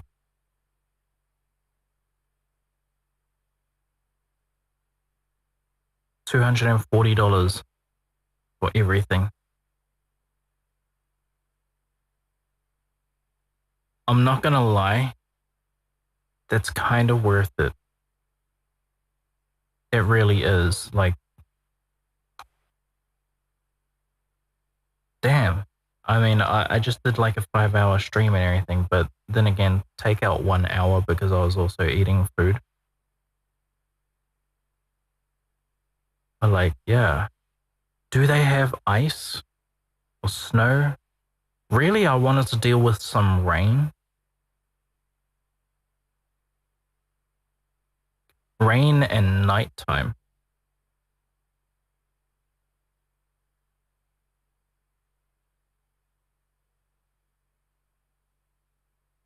It's a good game though.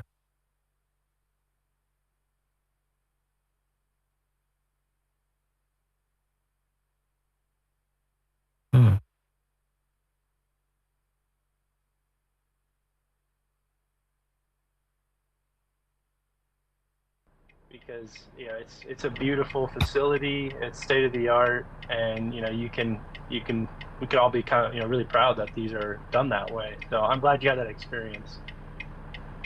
That is awesome. I look forward to seeing and hearing more about it from those videos as well. Really quick here, Nimero, could you do us a favor? Yes, sir.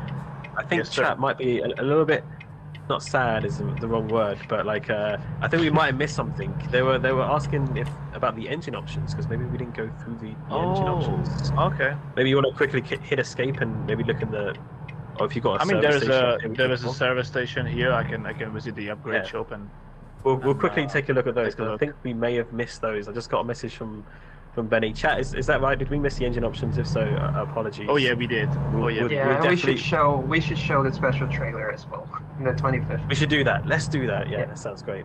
Get Okay, yourself then over to the for service. that I will need to pull out here and bring out the content browser actually.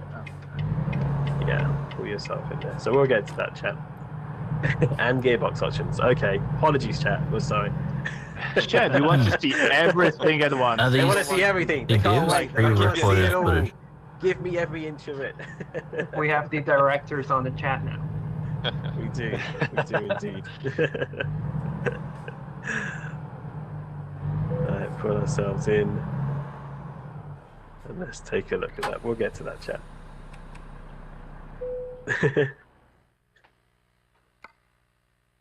Okay, so first off, we'll take a look at those engine options, and we'll get to the trailer. So let's have a look here. So for engines. Yep. So we've got the D13s, and I think the newest ones are the turbo compound engines. So we've got those as well. And for people who like Cummins, we also have the Cummins. So you can go from 400 horsepower all the way up to 565 horsepower. Mm-hmm. That's a powerful truck. That is a powerful truck. Fantastic. And as well as transmissions as well. What options do we have for that? Yeah, so I guess the default ones are the. So they're just talking about new shit. Got the 12-speed Okay. direct drive. Never mind. We're gonna end the stream here. And I have fun though. You have a selection of Like manuals genuinely. if you want that. I didn't think I didn't really some think people I do definitely would prefer, with but this we do and have the everything. option there for it as well, which is Just because well, you know, it's literally just truck driving. But yeah. I'm gonna see if I can jump in a few Discord kind of firefights and everything. It's some stuff that I cannot stream, unfortunately. But like I wish I could. If you guys could just hear the communications that I like go with some of these other guys. Oh my god, it's amazing. We do have one clip. We do have one clip, but it is so long. So long before what's it called? Before that video is shown. Anyway, that's me. I'm out. Thank you all for watching. Okay, I played that game for 4 hours. That was not bad. That was not bad.